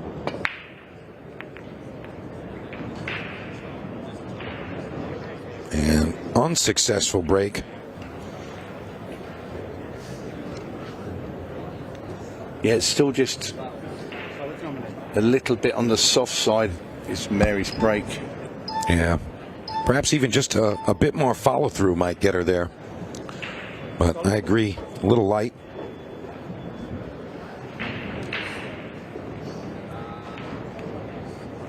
And Erica Testa, a bit of pep in her step. We are in 15-second shot clock world, so not a lot of time to waste.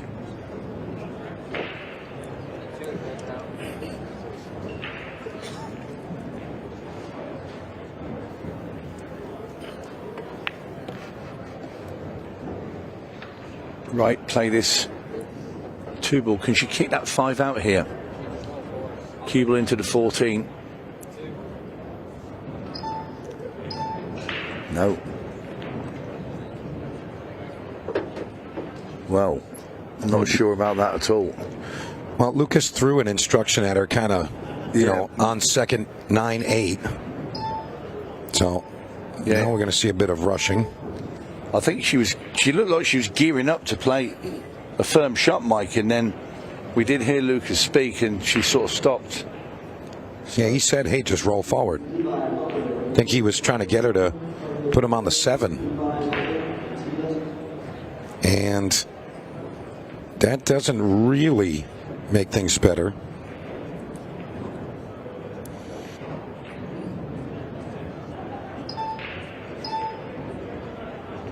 We could see, effectively, the lowest scoring 30-minute match I think we've ever had. We're down into 4 minutes 40 odd. It's only 2 racks each. And to be fair, this is she makes the rail there. And to be fair, this is really dragging out again in our 5th game. It's been scrappy. Yeah. Perhaps a side effect of some of the soft breaks. Well, yeah.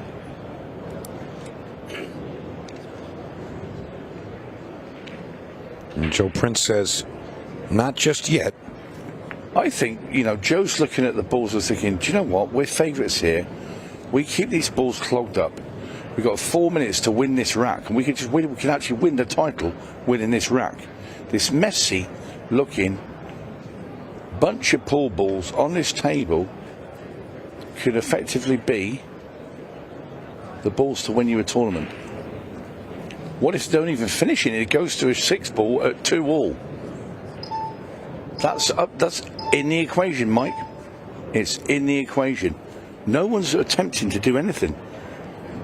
We've just watched a minute and a half float by with nobody doing anything at all, apart from playing safeties. Fascinating. Which one of these teams decides, do you know what? Let's have a roll of the dice here.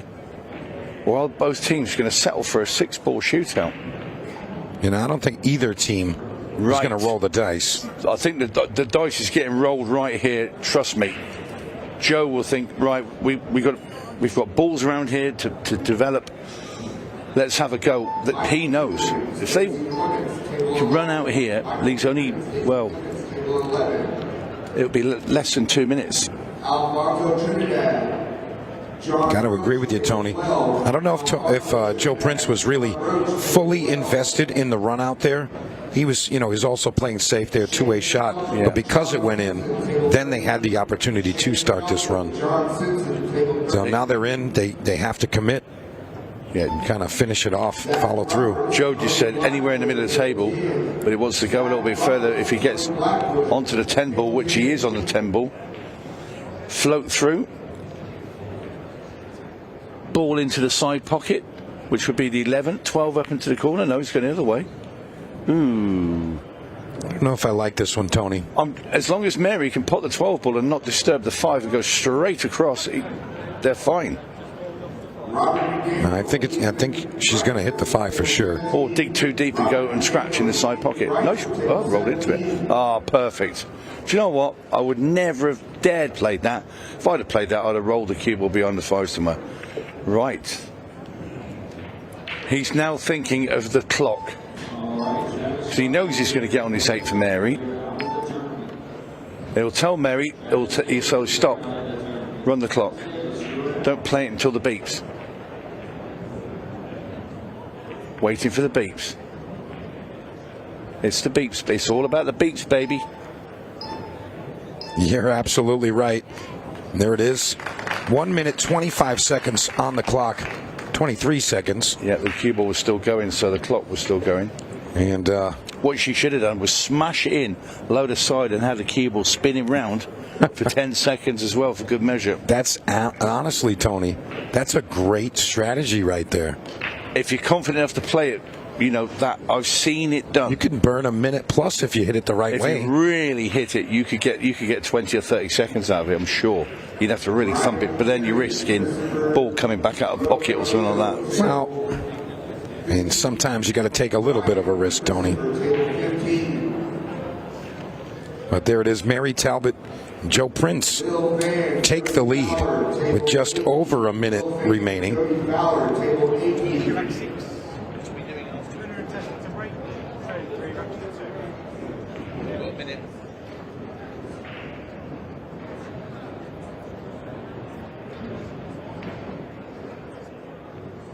J.D. Cordell, James Brown, table 19. J.D. Cordell, James Brown, table 19. All right, successful break for Lucas. And they've got to get a move on here. Careful, but you don't push this through. No, she played it well. I wouldn't like to play that little jabby shot. I don't either. I'd have left a tip there. Oh, yeah.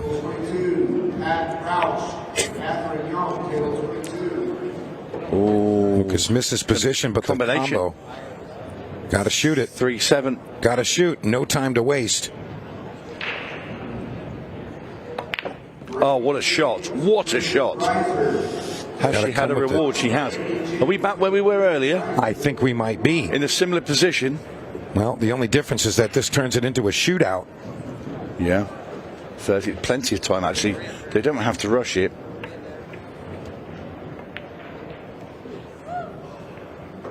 How has it stopped quick enough? I think it has. The 6 goes in the side pocket. We're going to shootout. No, we're not. He's missed the 6. Oh, Lucas. Wow. And that's it right there. I just said we were going to shootout, and look at the cuddles there. Mary Talbot and Joe Prince land the mixed pairs shootout title. Oh, unbelievable finish there. Mary is absolutely delighted. Excitement all around the arena. Congratulations to Mary Talbot, Joe Prince, and also want to congratulate Lucas Fracasso-Werner and Erica Testa. Great fight, great tournament, and great finish. Absolutely. And we're going to be back with our ceremony in just a short time. Yeah, well, with him, but I just wanted to say that my tip won. Anyway, we are going to go straight down to the arena. I can tell you that Stephen Jameson is in position. So we're going to hand you over to that man there, and he will be with the winners. Thank you so much, guys. It is time for our presentations in the Ultimate Pool USA National Mixed Pairs. Before we crown our champions, let's hear it for our runners-up. They were absolutely brilliant. Lucas Fracasso-Werner and Erica Testa, everybody. Come forward, guys. Look, well played. This was an incredible field to try and make it to a final win. All the amazing players that were in it. How proud of you of the run, Lucas? I'm extremely proud of her. I mean, we never even played together, so and we didn't practice at all or anything like that. So we didn't really expect much, to be honest. You just said there we've never even hit a ball together. With that being said, how much have you enjoyed the last couple of days playing with him? So much fun. Ultimately, we didn't win, but you know what? A great tournament, and I think we did very well together. We'll be back. So We'll be back. We love to hear it, guys. Well played and a fantastic run. Let's give it up one more time for Erica Testa and Lucas Fracasso-Werner, everybody. All right then, it's time to crown our champions. Let's hear it for Joe Prince and Mary, Queen of Pots. Oh, guys. Joe, you know what it's like to be in this arena. You've had so many finals out here. You've also been on the wrong end, you've been on the right end. But how much did you enjoy playing with Mary? Because this is Mary's first time, and the pairing you guys made was amazing. I tell you what, Mary is the absolute ultimate professional, and she deserves this title. The woman puts in so much practice and so much effort. Anyone can look up to her and actually see what she does. She deserves this title and so many more. She has carried me in that final. I haven't played my best, but she's pulled out some absolutely wonderful pots, and I'm so proud of her for it. Well, very big of you to say that, because I was going to mention that you had to have your backpack pretty heavy there, Mary. You pulled out some unbelievable shots. I mean, the kick shot you made on the 8 to get your first frame in the... What should I do? Should I come off the cushion and just I put the black in that corner? He went, yeah, go on then. And I was like, all right then. I couldn't believe it. Yeah, I mean, honestly, Jane, I'm buzzing. I'm really buzzing. I can't, honestly, Get in, I'm just so happy right now. And you guys should be. Joe, it took you quite a few attempts to win your first one after a few finals. Mary's done it at the first attempt. What's her secret? I could learn a few things off her. Once I did say though she was going to carry me to the title, and she has. So hopefully, can I use her for this open as well if I get to the final with that? You're a pool brain. Look, we've enjoyed watching it so much, guys. Mary, just last question. This is your first time over in America playing with Ultimate Pool USA. It looks like you're having an absolute blast in this tournament, but the whole setup, everything that it's been like, how have you found it? You guys, honestly, all of you, the whole team, backstage, everybody involved, I just bow to you. It's amazing. It's such a good atmosphere. The fans, the people, the players, everybody that's here is just incredible. Thank you. I'm loving it. And for you, Joe, another Ultimate Pool USA trophy. How good does it feel? It feels good. Let's hope I can build on it and actually get some more. Only time will tell, but we've got a long couple of days ahead, so let's get back to work. Back to work, but before you do that, let's get you a couple of trophies, guys. Congratulations, enjoy the moment. Going to bring in the Ultimate Pool USA President, Jordan Chavouche, to make the presentations. Your Ultimate Pool USA National Mixed Pairs Champions are Joe Prince and Mary Talbot.